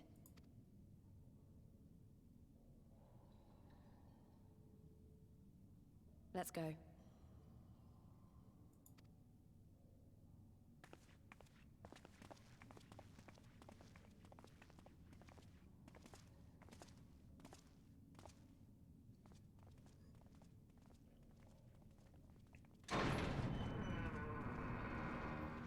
Yeah, I really like that choose. I think that's, I picked that one because I think that's what Fordola needs to learn the most, is that she has a choice. Because I feel like she feels as though she doesn't. And she's so frustrated with everybody else because she's frustrated that they can't see, that they're all so stupid that they can't see how clearly that she's right. But she isn't. Anyway, with that one done, I'm going to call the stream here. Because I'm hungry. And join me tomorrow where I continue to simp for Fordola. And totally justify all her heinous war crimes and terrible actions. But, yeah. Bye, everybody. I want to look for someone to raid. Let's see. And thank you, everybody who participated and joined in the stream the entire time. Let us see. Who is online? You know what? Let's raid a good pal who is a cameo in the most recent crap guide, Kugan. He's playing Shin Megami Tensei. Looks like some kind of Persona rip-off game. I don't know about anything about that. I don't know, looks like Persona. But yeah, he's pretty cool. He's a pretty cool guy. If you don't want spoilers, then SMT came first? Nah, sounds fake. Persona came first. I don't know why they started with 5, though. That's weird. Persona started with Persona 4. Anyway, show him... wait, is that the wrong one? That is the wrong one. He's got an underscore. Why do you have an underscore? There we go. There he is. Alright, actually, you know what? I know the raid message we're gonna say. Everybody say... Getting Persona vibes from this. Everybody say it looks like Persona or something. Alright. Good night, everyone.